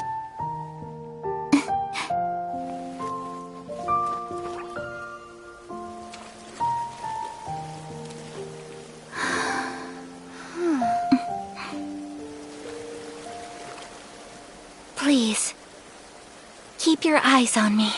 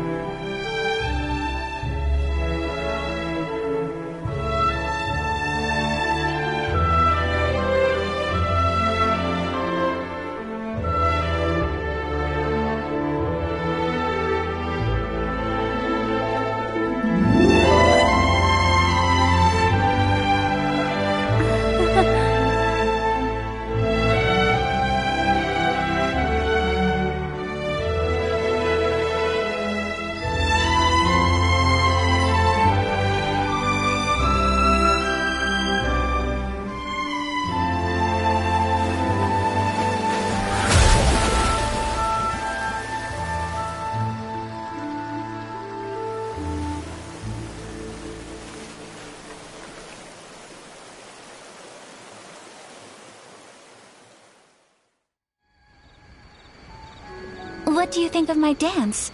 Did you like it? It was so pretty! Beautiful, elegant, and something else Paimon can't put into words. Paimon doesn't really know what it was, but it is art! I'm not very good at this kind of dance. So, as long as I didn't embarrass myself, that's all that matters. I just had a sudden urge, and I ran with it. In a way, That sort of sums up today for me. Dancing like nobody's watching.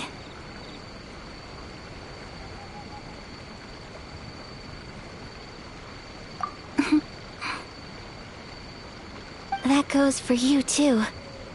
When I'm with you, time seems to slow down and speed up at the same time. Anyway, it looks like this is goodbye for today. I can see myself the rest of the way back. Good night, traveler.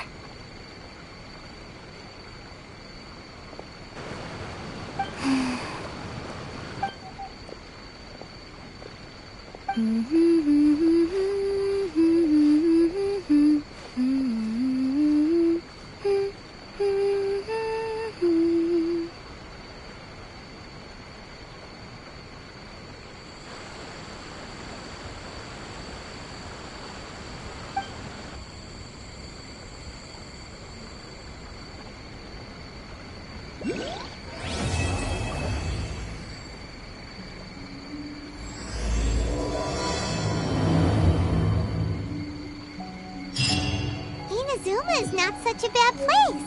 Paimon's having a pretty good time. But we should probably go and see about the next operation that Toma and Ayaka were talking about, right? As usual, it's the first stop, Komori Tea House. Are you ready to head over?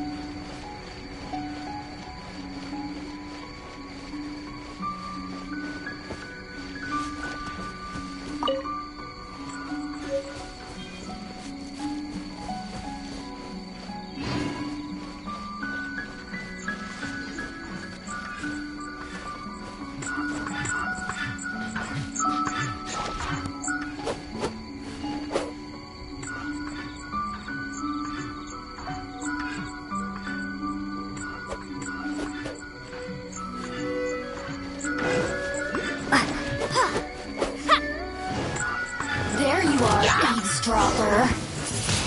The more, Windblade! the merrier.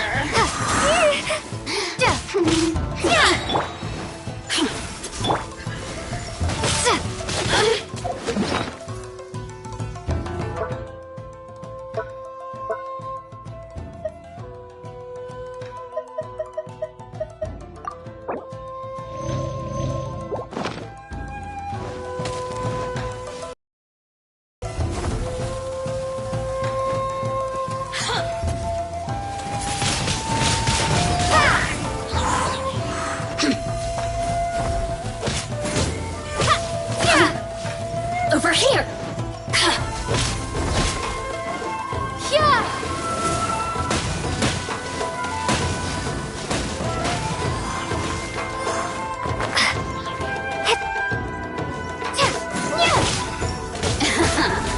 The citizens shine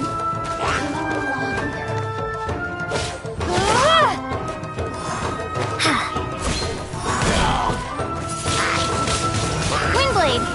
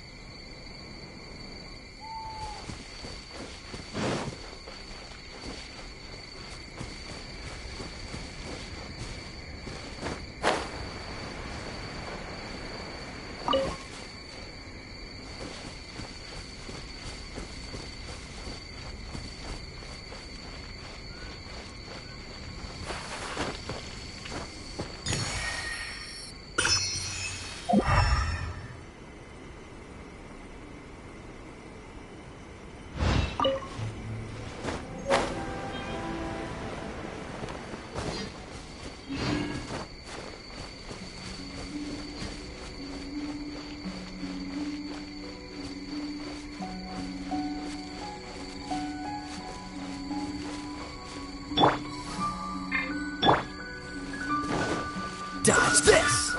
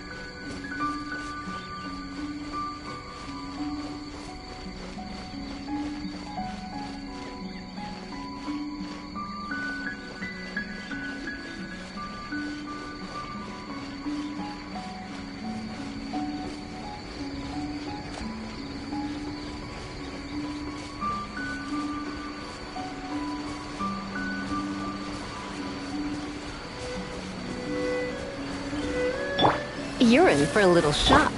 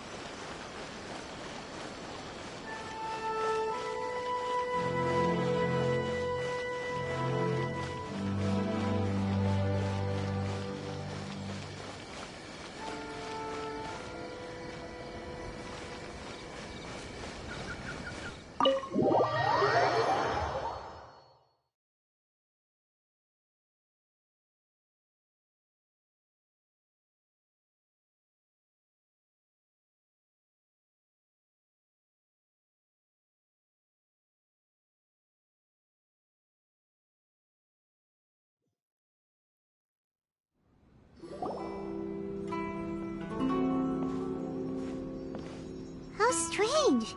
It's never this quiet here.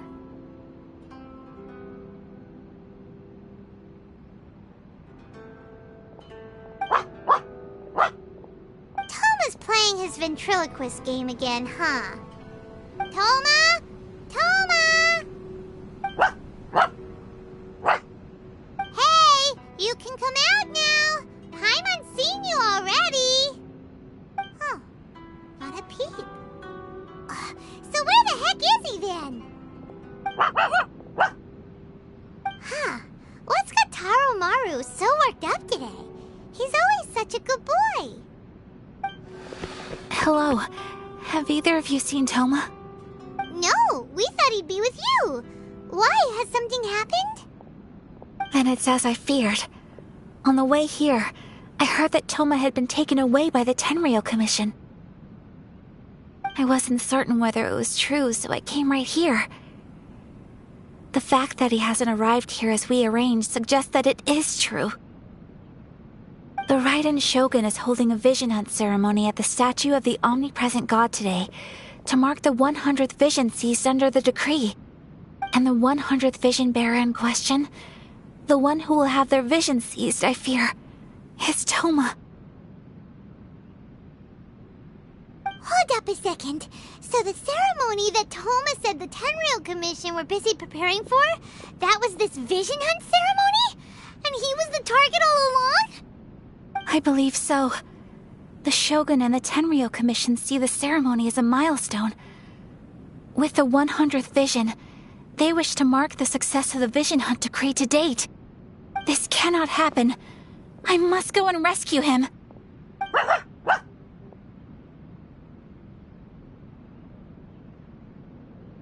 Yeah, like it or not, you represent the whole Yashiro Commission. So if you go and pull a stunt like that, you're basically declaring you and the Raiden Shogun are enemies now, right? And by doing it so publicly, you might be implicating a lot of other people from the Yashiro Commission too. There is no other option. I must act with haste. The ceremony is about to begin. I will not abandon Toma like this. He is my friend. To think that not long ago we were all eating hot pot together.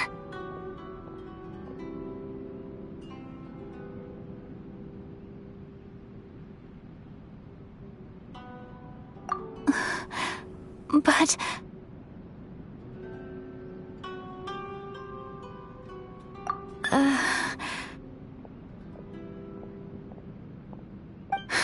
Okay, I'll wait here for your return. Get back safely. Don't worry, Ayaka. A friend's life is on the line. We ain't about to mess this up.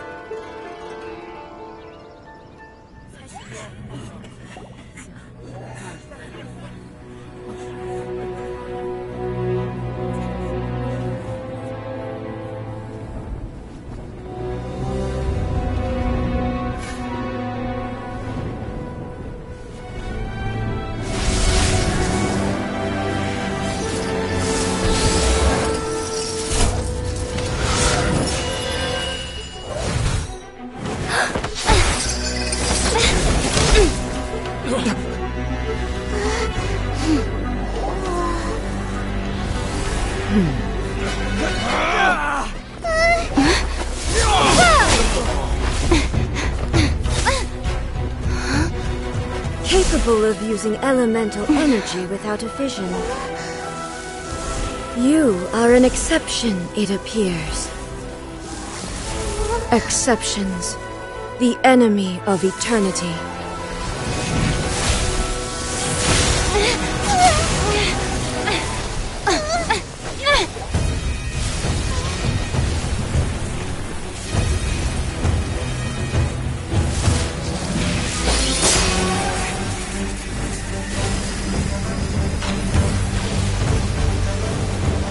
You will be inlaid upon this statue.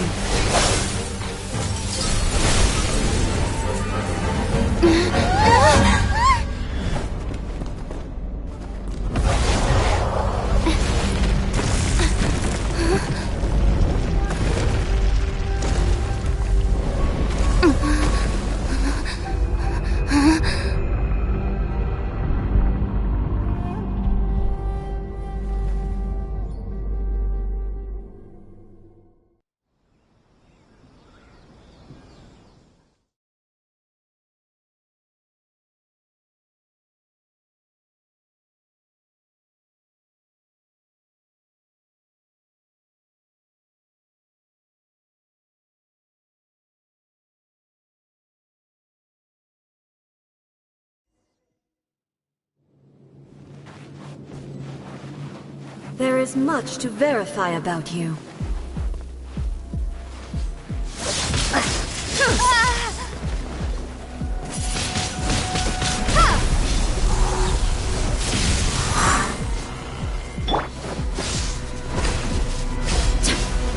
Surrender and be gentle. Let it rain.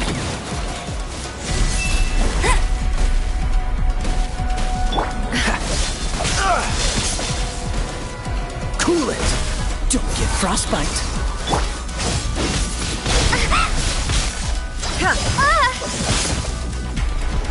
Lightning fall from the land of eternity.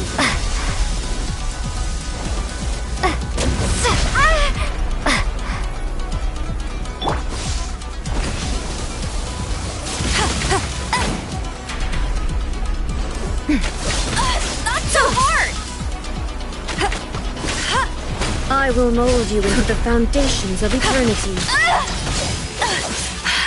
You'll pay for that!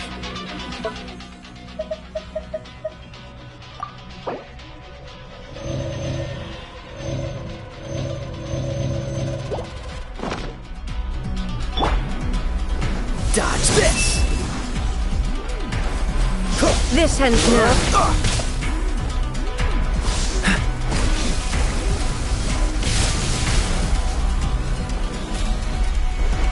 Freeze!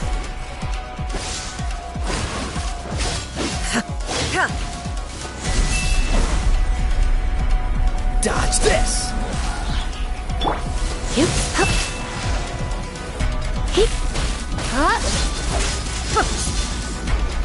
Inferior.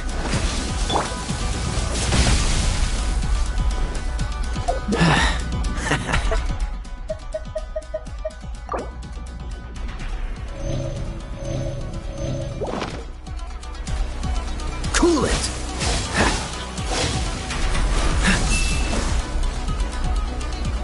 Evasion is futile. Dodge this!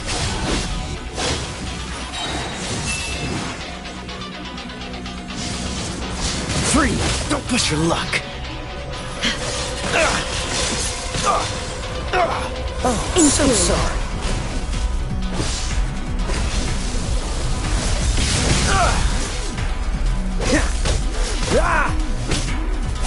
This ends now.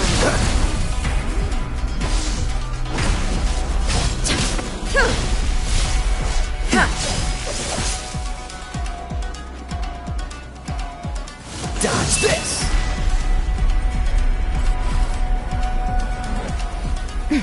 Don't push your luck! Cool it!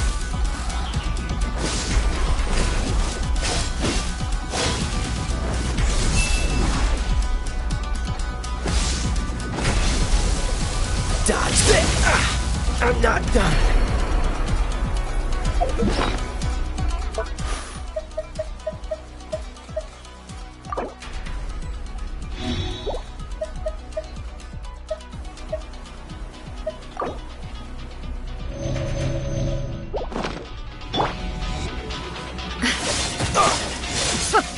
What's the hurry?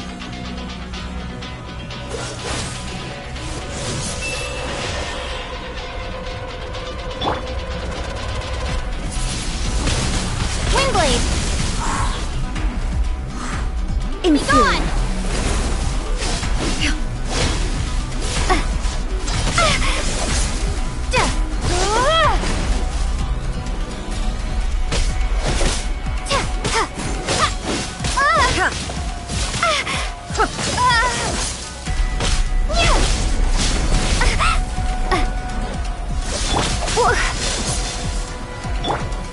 Cool it!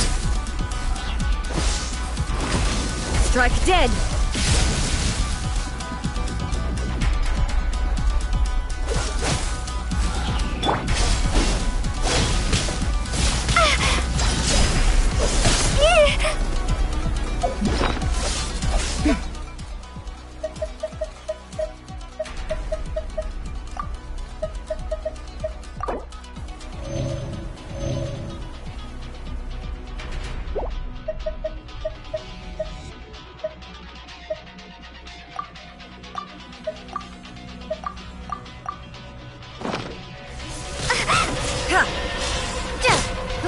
Inferior.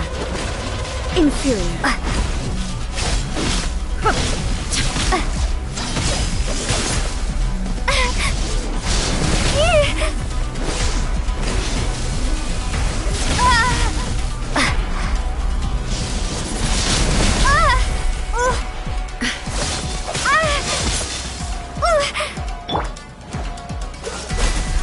You are an enemy that requires special attention. No escape! Strike dead. This ends now.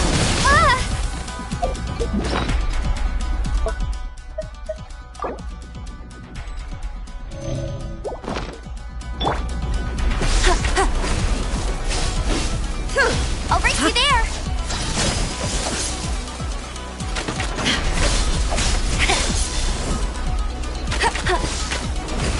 Strike dead! Inferior. That's cheating!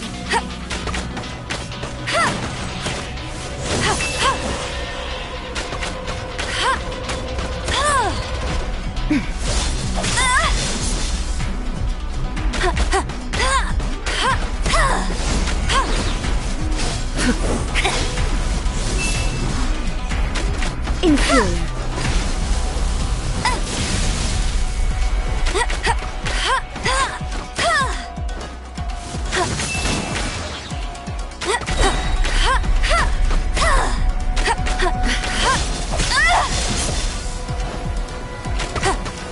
No one escapes my sights!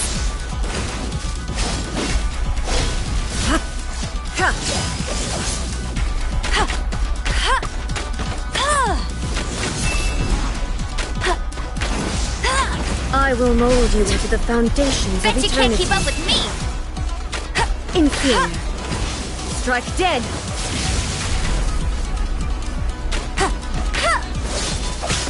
I'll race you there! You are an enemy that requires special attention. Bet you can't keep up with... Don't get frostbite.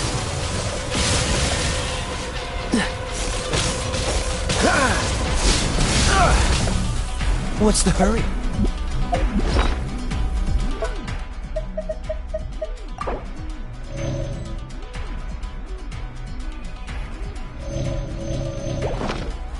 I will mold you into the foundations of eternity. Evasion is futile.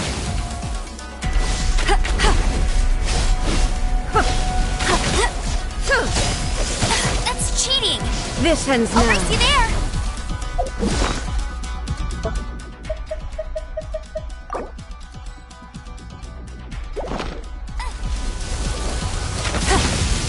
Tired!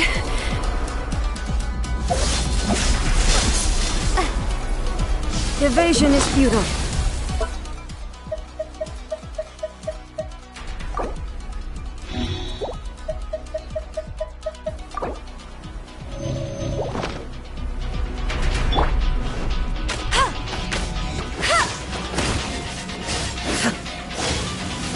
Bet you can't keep up with...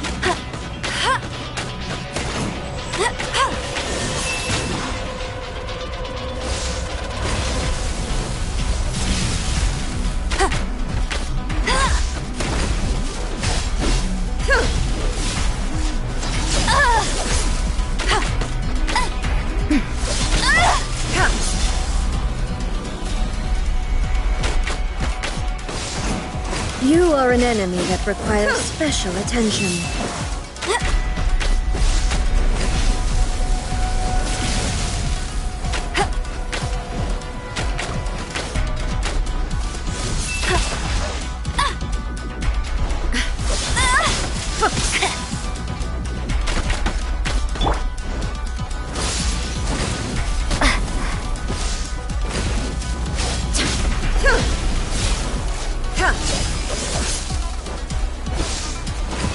Strike dead!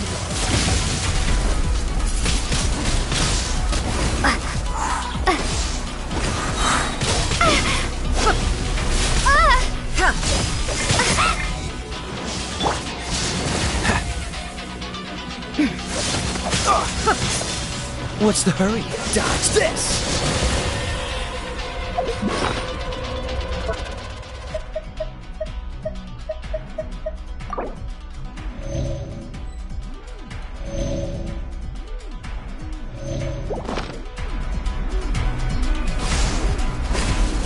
Cool it!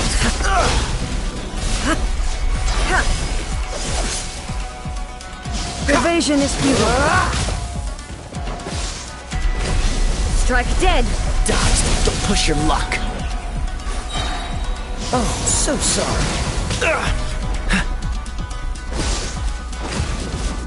Cool it! Time to fight back, I suppose. This ends now. Inferior. Don't push your luck. That was unexpected.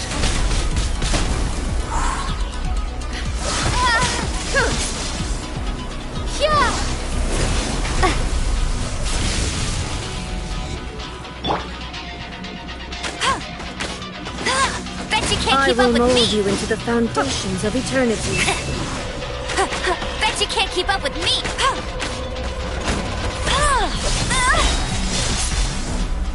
No escape.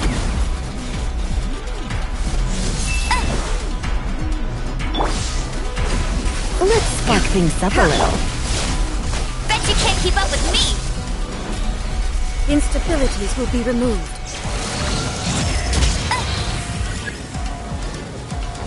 Inferior. Strike dead.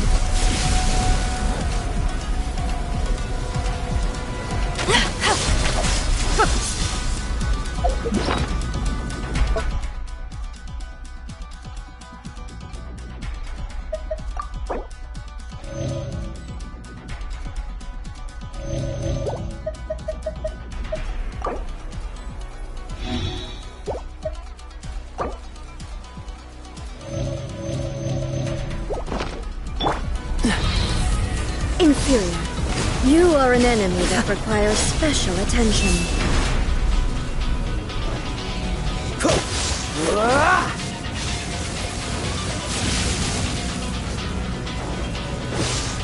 I will mold you into the foundations of eternity.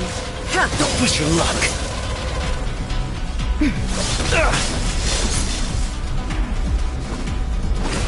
You face the lightning directly. Commendable.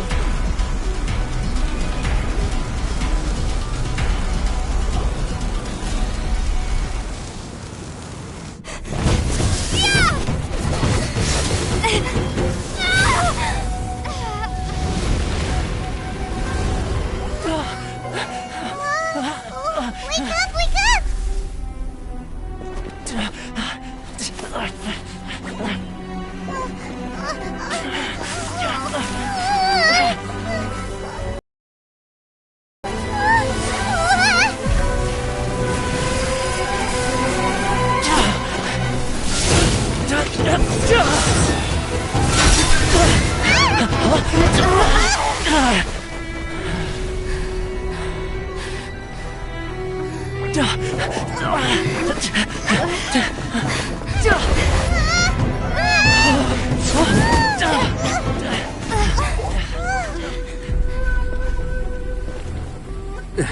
Shogun, who was that? Seize her under the decree. Huh? Next time, I will strike twice.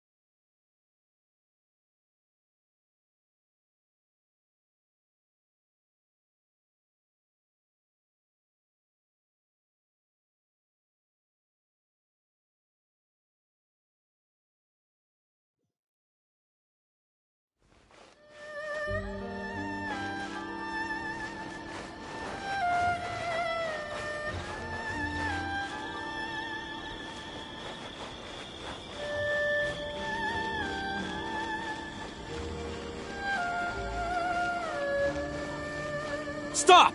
I have orders to search for a wanted criminal. Yikes! Hide, quick!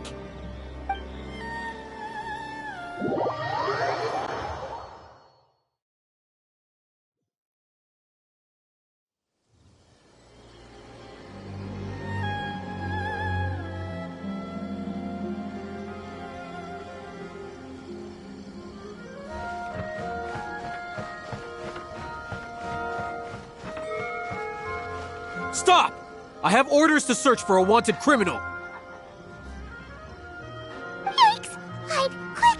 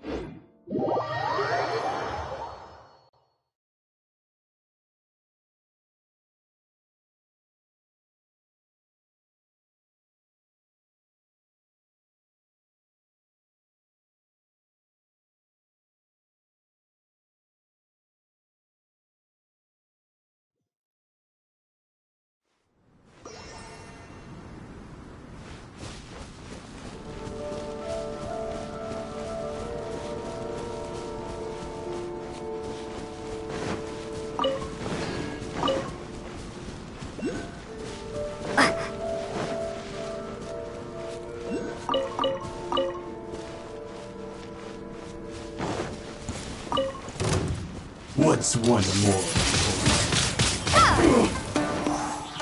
Take this!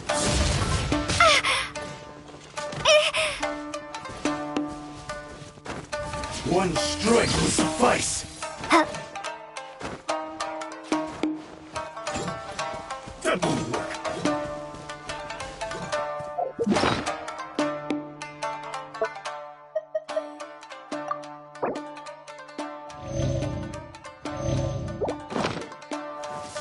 Dodge this! Fall before me! Taste my blade! Windblade!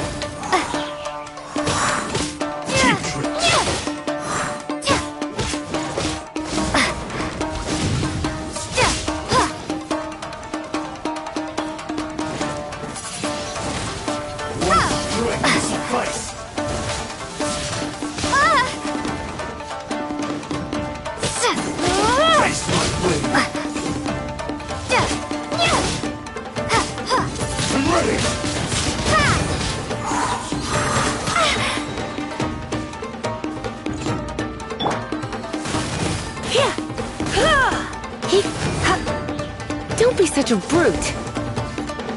Fall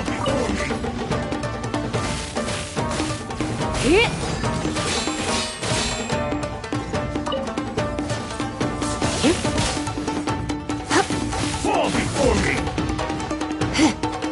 I got the upper hand.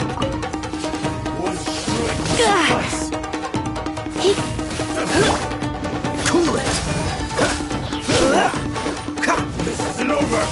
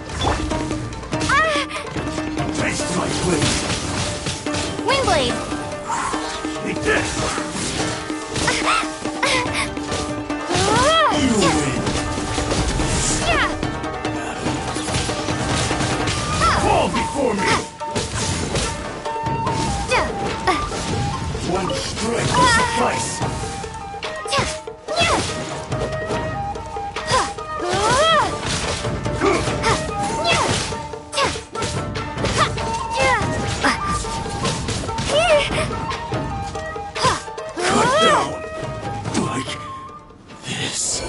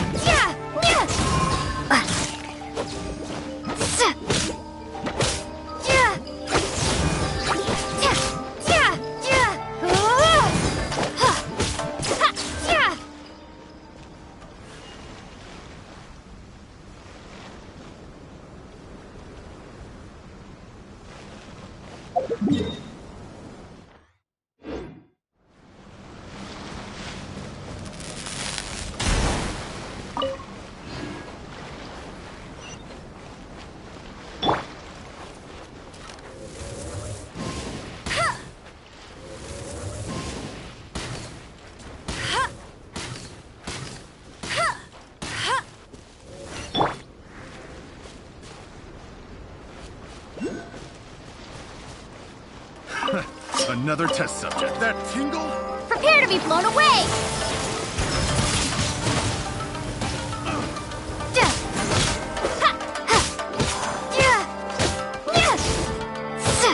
How's this?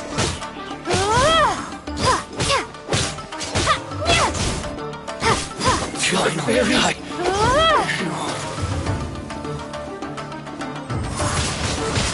Wingblade! Taste! Picked the wrong test subject.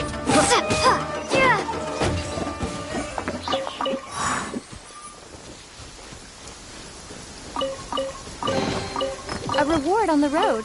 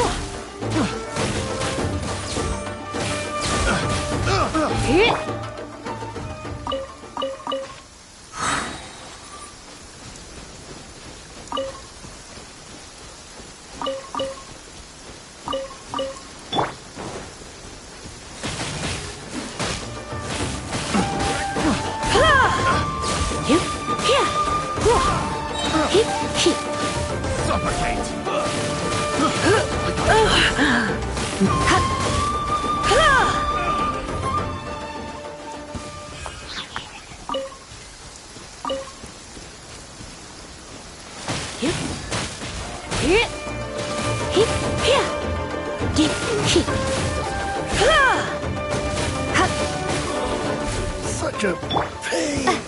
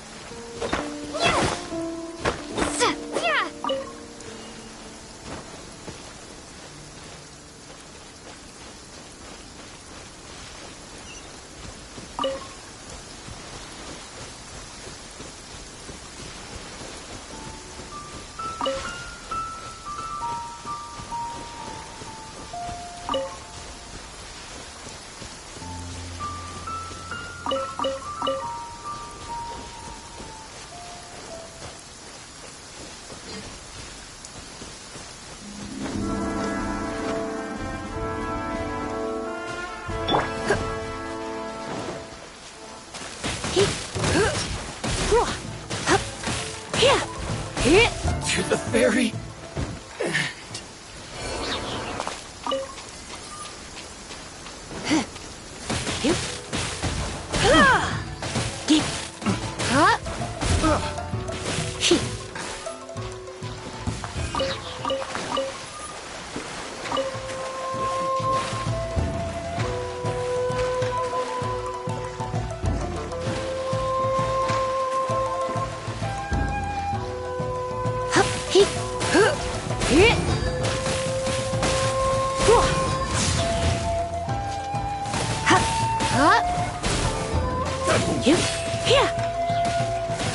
One strike will suffice.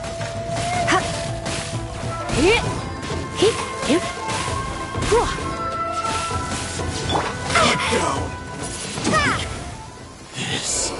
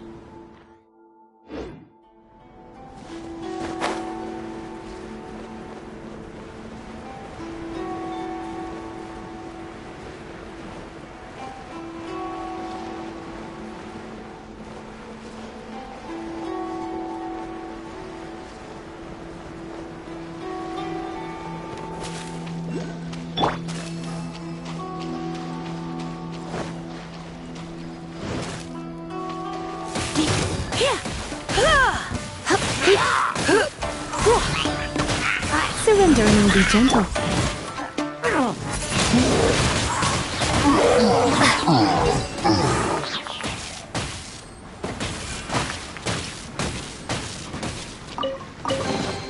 A reward on the road.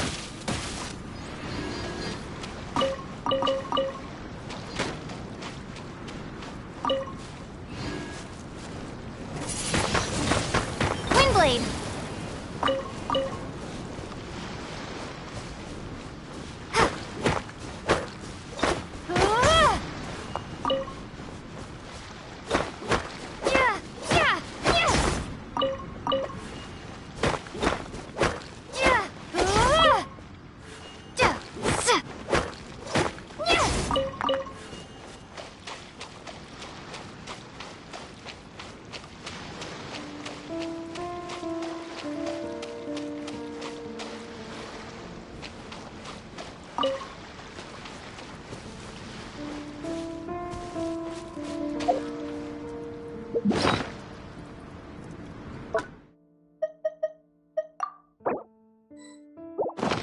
This is not the end.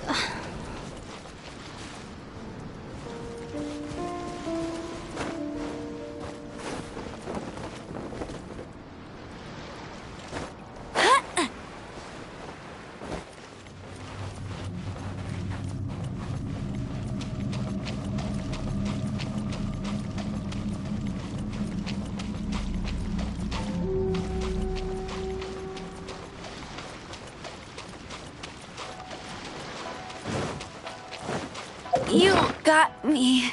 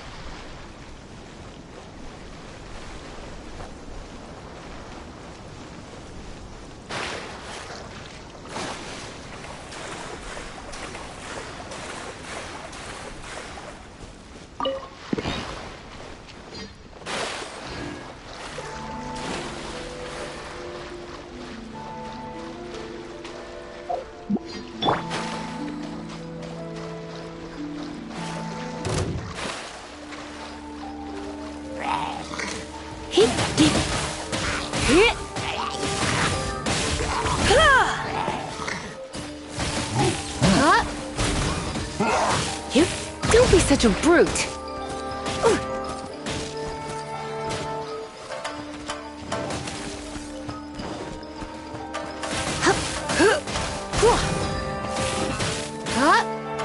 Don't be such a brute.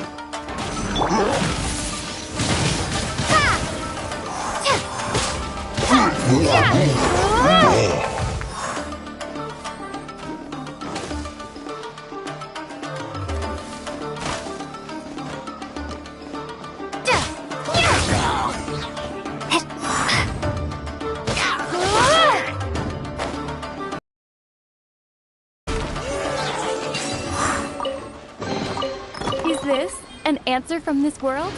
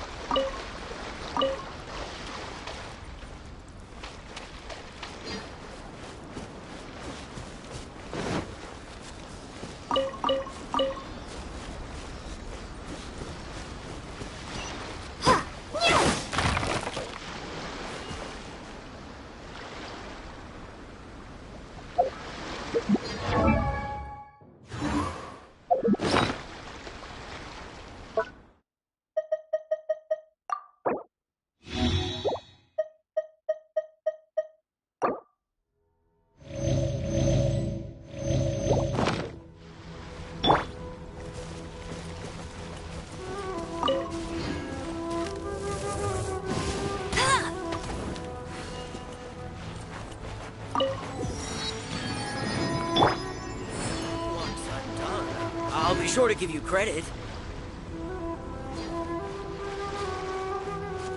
Thank you, thank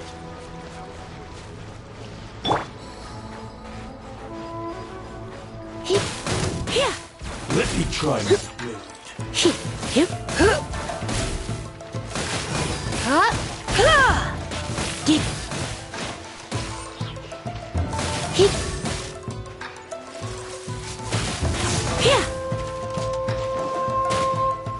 Cheap tricks.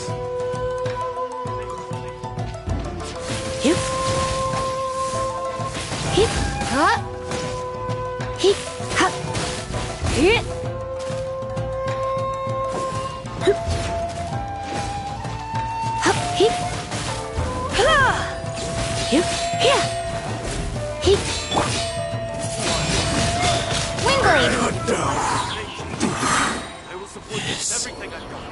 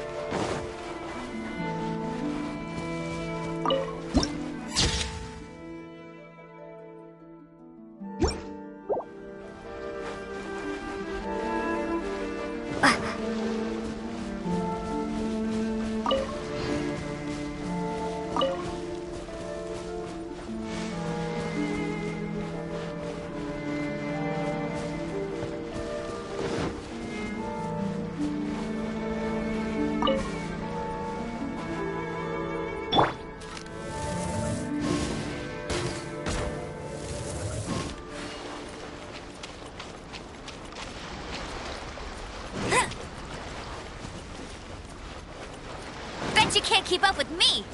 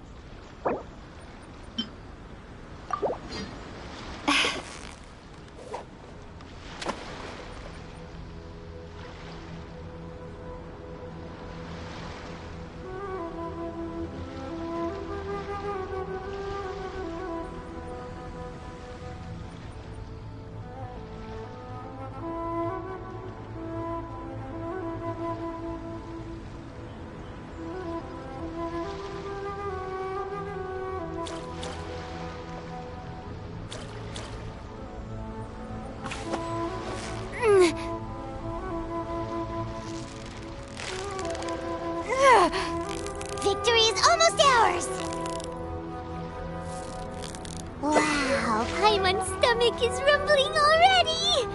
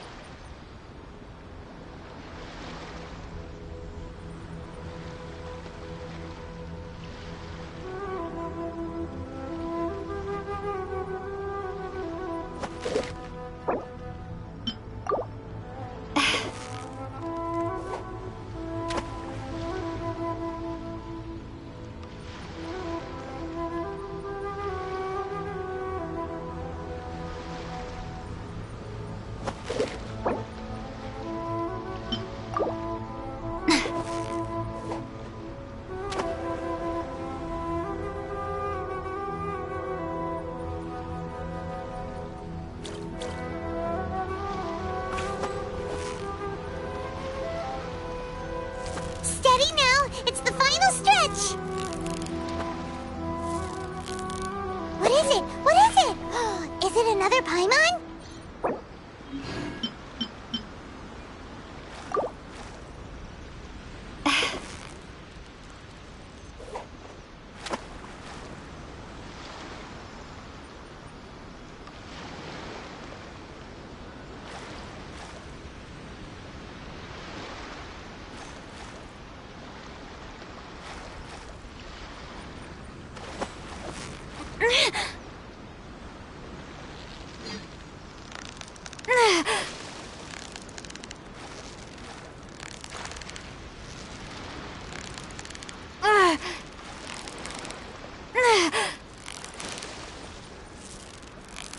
You've got it! You got it!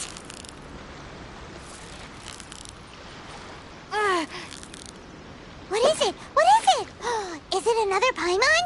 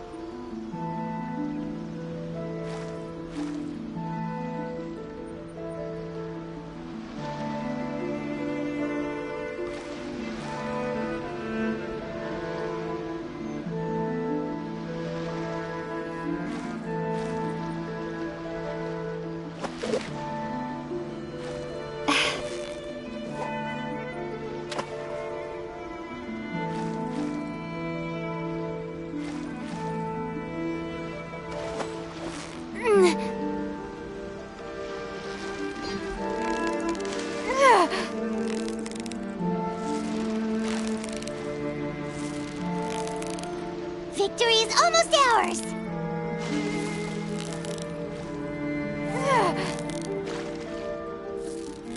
What is it? What is it? Is it another Paimon?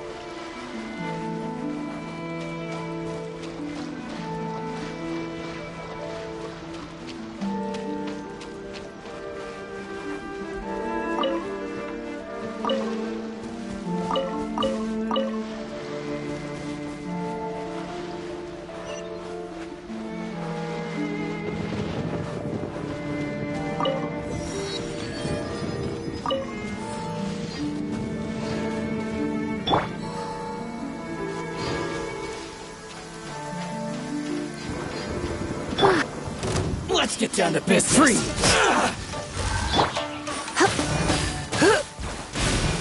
When I practice my spells in weather like this, I can do half the work for double the impact.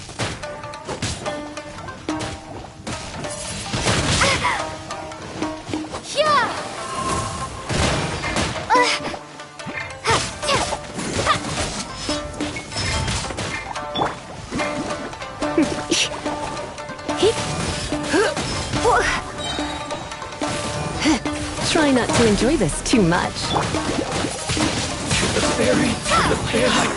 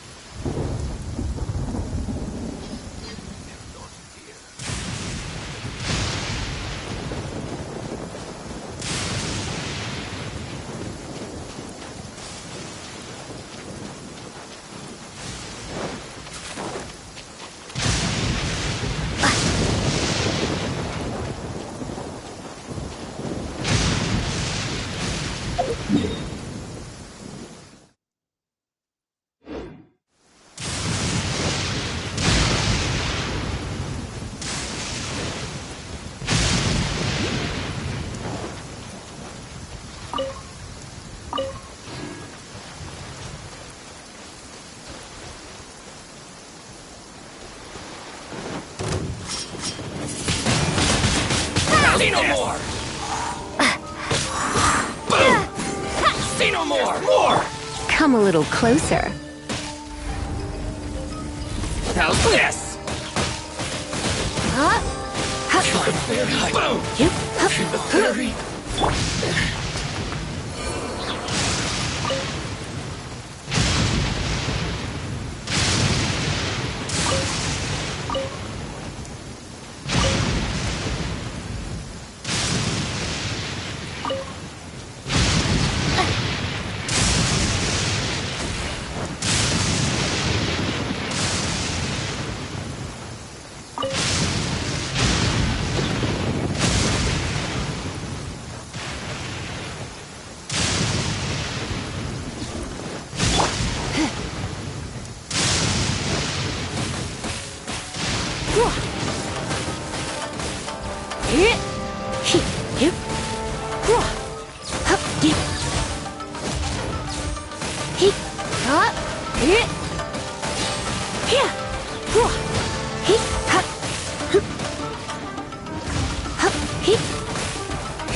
Cut down like this.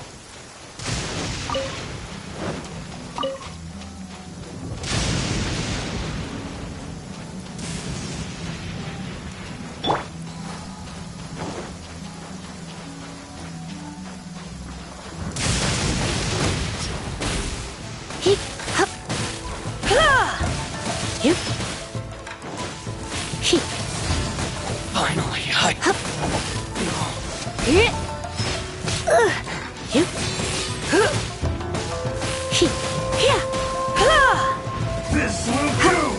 To the fairy! This isn't over! Windblade!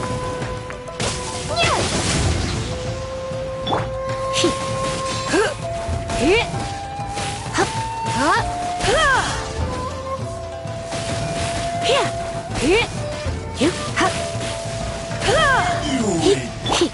This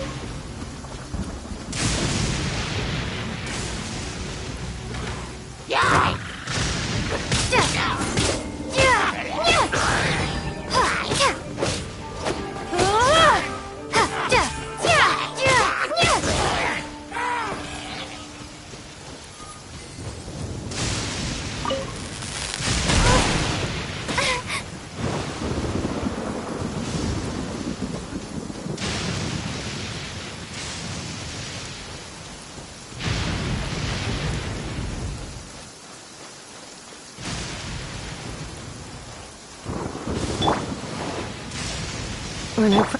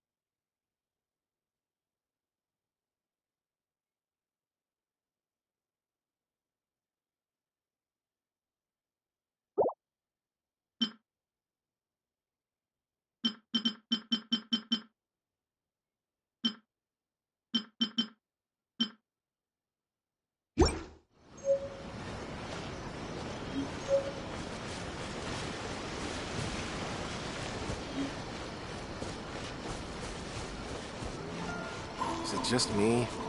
Or are there more Outlanders now?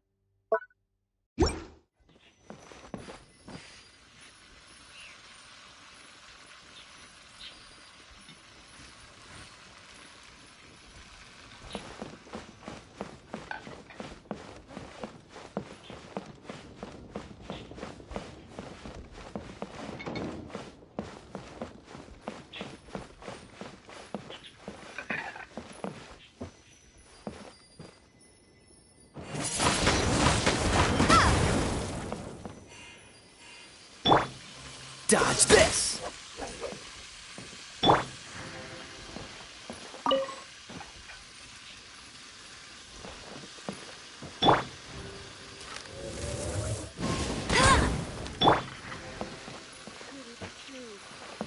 Wine is a healthy drink.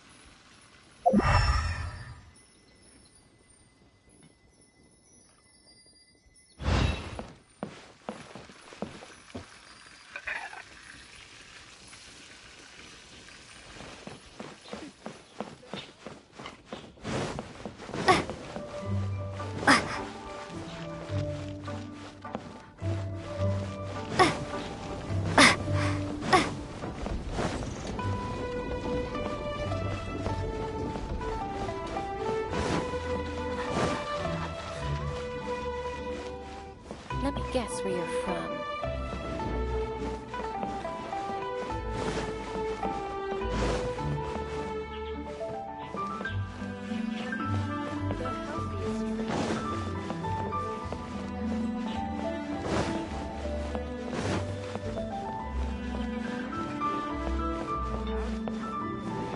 Straight on in.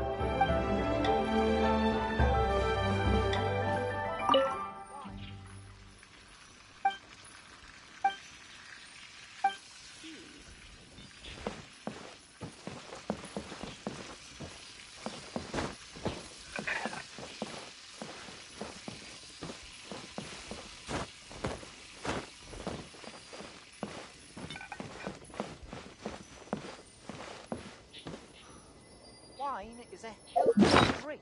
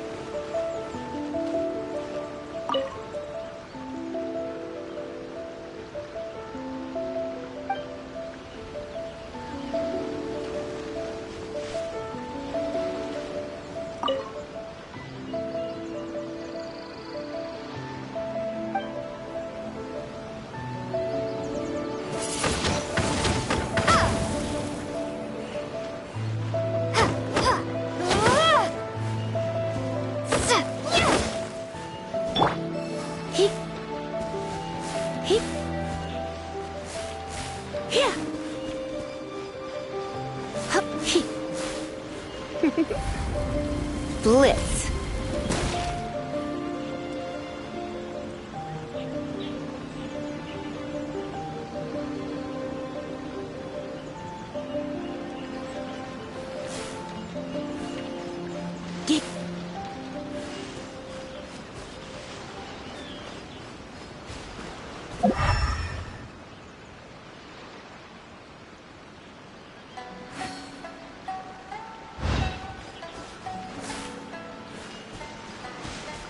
You're in for a little shock.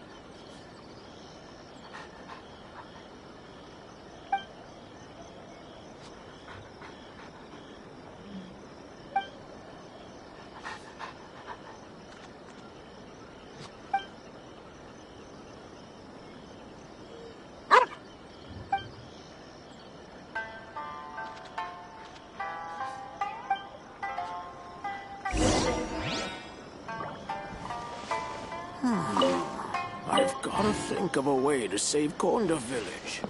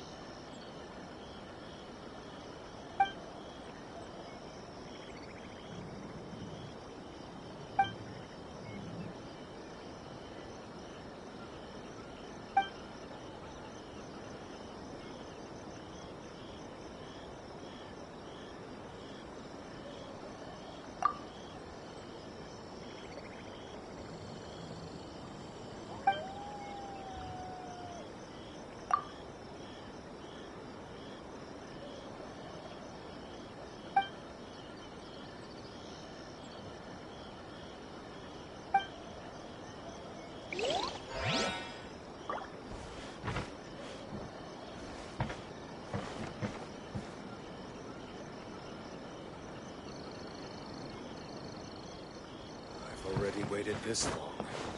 May as well keep waiting.